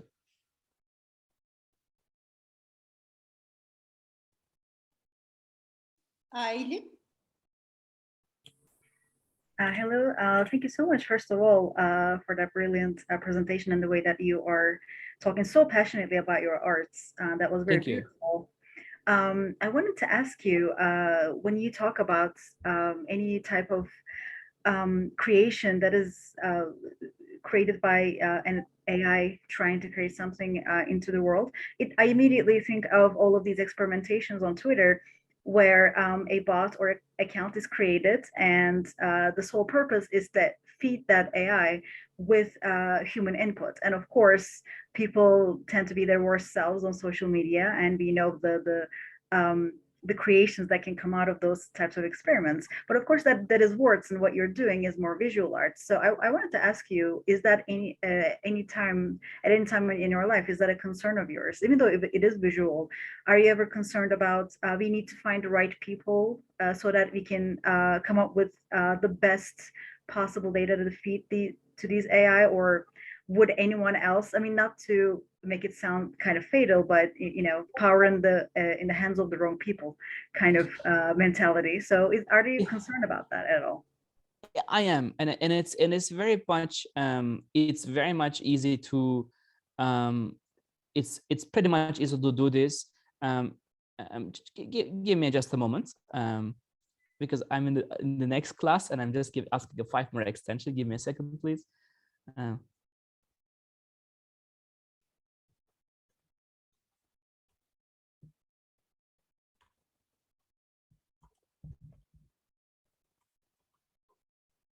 Yes, I think it's very possible because, first of all, the systems at the moment who are holding our memories in a public context, right? Social media in general, it's incredibly vulnerable. It's just open.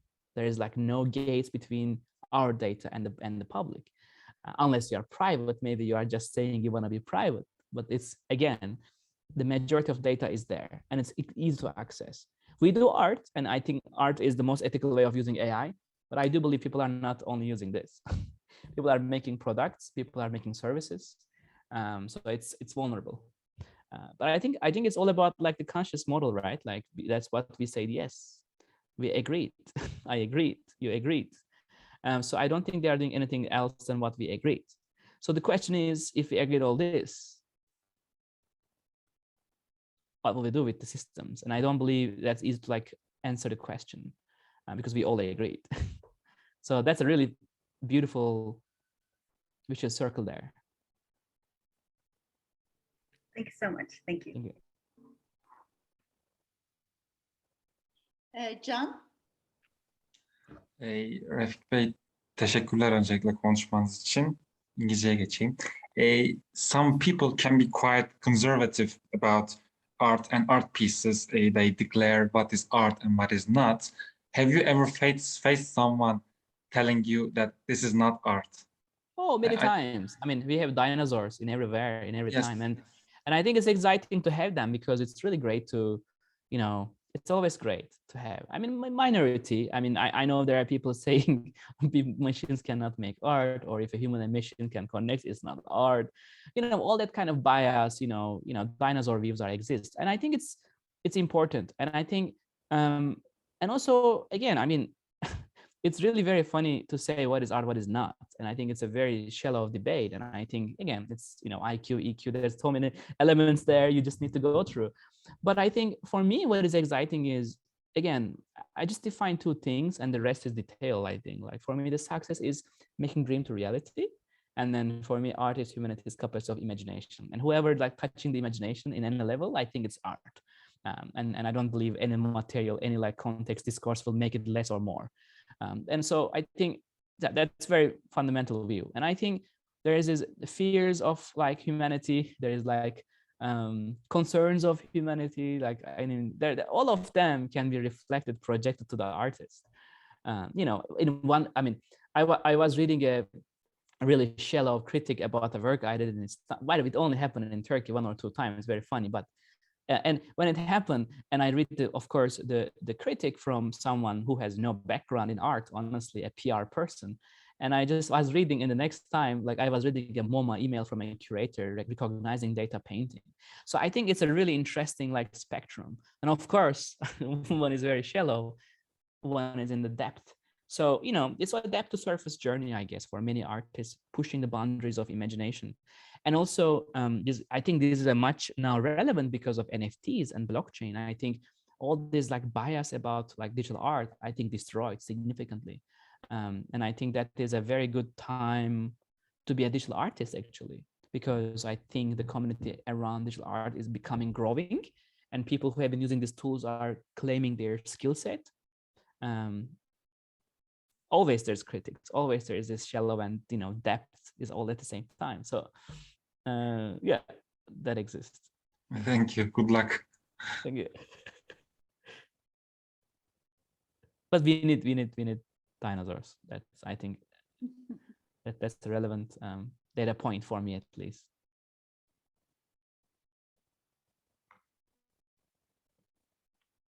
Başka sorularımız var mı? I Hocam have yoksa a question. Elif, Can I Yes. ask? Elif. Okay. And thanks for the presentation, by the way. My question may be a personal or, maybe interview-like question, but I'm really curious about what kind of emotions do you aim to evoke in your audience when you design a work of art? It's a very good question. I think in generally hope, inspiration, and motivation. These are my very common expectation, because that's what we need as humanity. I think humanity has enough problems, and I'm definitely not here to bring another problem. I'm definitely here for the hope, innovation, and motivation. And I do believe that in many projects, the awareness of the algorithms and who invented them, where data comes from, which algorithm have been used. I think this kind of context really I hope helps the audience to don't look just shiny pixels and go just see beyond them. Because it's a very powerful moment that when an audience explores the idea, the context, and discourse, the connection completely changes. And it's not no more aesthetics at all. It's just beyond the aesthetics or the research behind it. So that's my hope actually for the inspiration and motivation part. And I think emotionally, always trying to find human in non-human. And I think that kind of creates a whole new expectation from the audience as well. And I know that, and I think it's more like a discovery and innovation mindset, I guess, mixed with aesthetics and beauty that I think we need as humanity. So that's I found my role there as a very positive, very optimist protagonist there. Thanks for the answer. Thank you. Rana? Yes, thank you. Pardon, First of all. Rana, tamam. Rana. Yes, bendim. So you mentioned about the Rumi project, I guess. And is there an approximate time about where and when it can happen? Istanbul, end of May. Really? Why not Konya? It will be in Konya, of course. Oh, great. But the first stage is most likely Istanbul and then going to Konya, and hopefully Berlin and New York and many others. Yeah. Okay, amazing. Thank you. A little bit early to expect. Yeah, in the next weeks you will hear about it. Okay, thank you.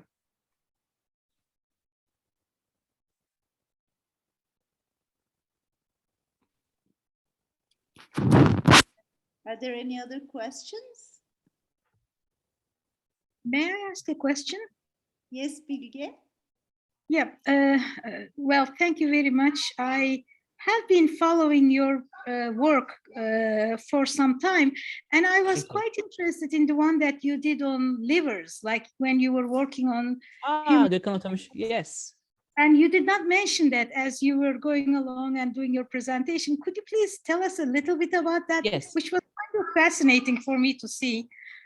Yes, it's basically like very much an exciting project during the pandemic, and both Gökhan Hoca from Harvard and us were invited to the Venice Biennale Architecture. But of course, his research was on this incredible, detailed human cell research, where they are researching the lipofunctions and their impact on the liver, and seeing the healthy and unhealthy cells. And he challenged us and gave us 36 terabytes of their raw data, and we were able to create a data sculpture from their data, which is the liver data, and then 3D printed and put in an architectural biennale, saying that in the near future, most likely, the cells as inspirations, as humans, like fundamental, like mitochondria and organelles, can become a part of architecture. So it was an incredible, actually, speculation. And it was a very big data to handle. 2 years of research and their incredible research.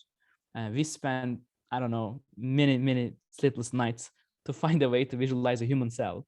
It was amazing. It was an amazing research.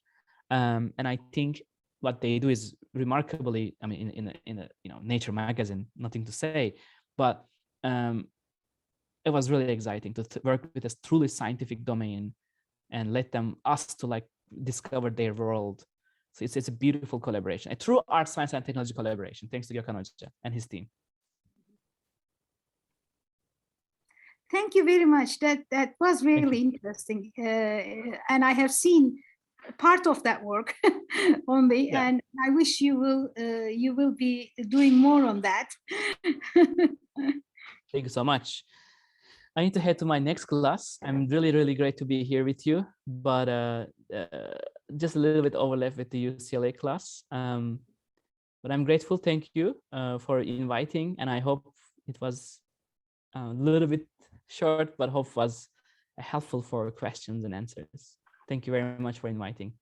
Sayın Refik Anadol, konferansımıza katıldığınız için, keynote speaker'ımız olduğunuz için size çok teşekkür ediyoruz.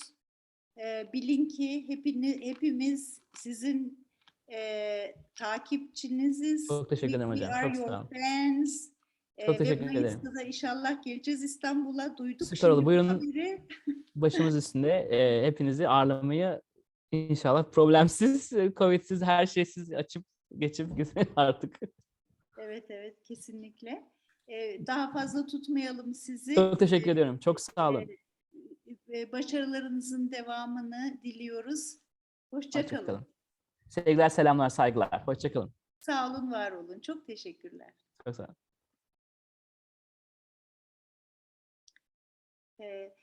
O zaman şimdi konferansımızın bu birinci gününü de kapatıyorum. Belki Atilla Silkü hocam bir iki yorum yapmak isterler. Değerli hocam, gerçekten güzel bir etkinlik oldu. Biz emeğiniz için çok teşekkür ediyoruz. Sayın Anadolu'nun da tabii ki Türkiye'ye katkıları çok büyük. Ve bir anıyı belki paylaşmak gerekirse Ege Üniversitesi'ndeki önceki dönemde Ege Art Sanat Günleri etkinlikleri kapsamında önce Çalsav ödülü almıştı, Ankara'ya gelmiştik. Daha sonra da Efe ödülü için Paris'te Théâtre de Ville ve çok ilginç bir şekilde Google Cultural Institute'da bir toplantı, yönetim kurulu toplantısı düzenlediler. Gülsün Onay ve Filiz Eczacıbaşı da Türkiye'yi temsilen yönetimde yer alıyorlardı. Tabii gittikçe dijitalleşme ön plana çıkıyor. Ve konferansın Science and Technology bağlamında sanatla birleşmesi de bizim için herhalde bugüne en son taçlandıran noktada Sayın Anadolu'nun bu performansı oldu. Biz katkınızdan dolayı çok teşekkür ediyoruz. Öğrencilerimiz için büyük bir tabii ki deneyimdi. Tekrar teşekkürler hocam. Hocam ben teşekkür ediyorum bu değerli işbirliğimiz için. Şu anda Hasine Şen Karadeniz hocamı görüyorum. Söz almak isterlerse veya kapatabiliriz, yarın devam edebiliriz, nasıl isterseniz.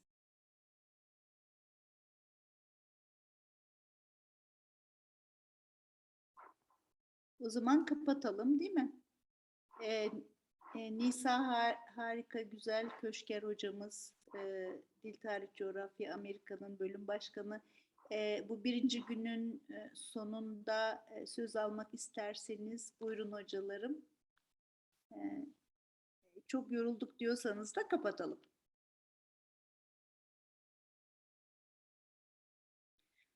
O zaman yarın görüşmek üzere. Çok teşekkür hocam. Görüşmek dileğiyle. Görüşmek dileğiyle. Herkese Sağ olun. iyi akşamlar diliyorum. İyi akşamlar diliyoruz. Tüm katılımcılarımıza çok teşekkür ediyorum. Hocalarıma çok teşekkür ediyorum. Bölüm arkadaşlarıma çok teşekkür ediyorum. Katkısı olan herkese emekleri için sağ olun, var olun. Sağ olun. Hoşça kalın.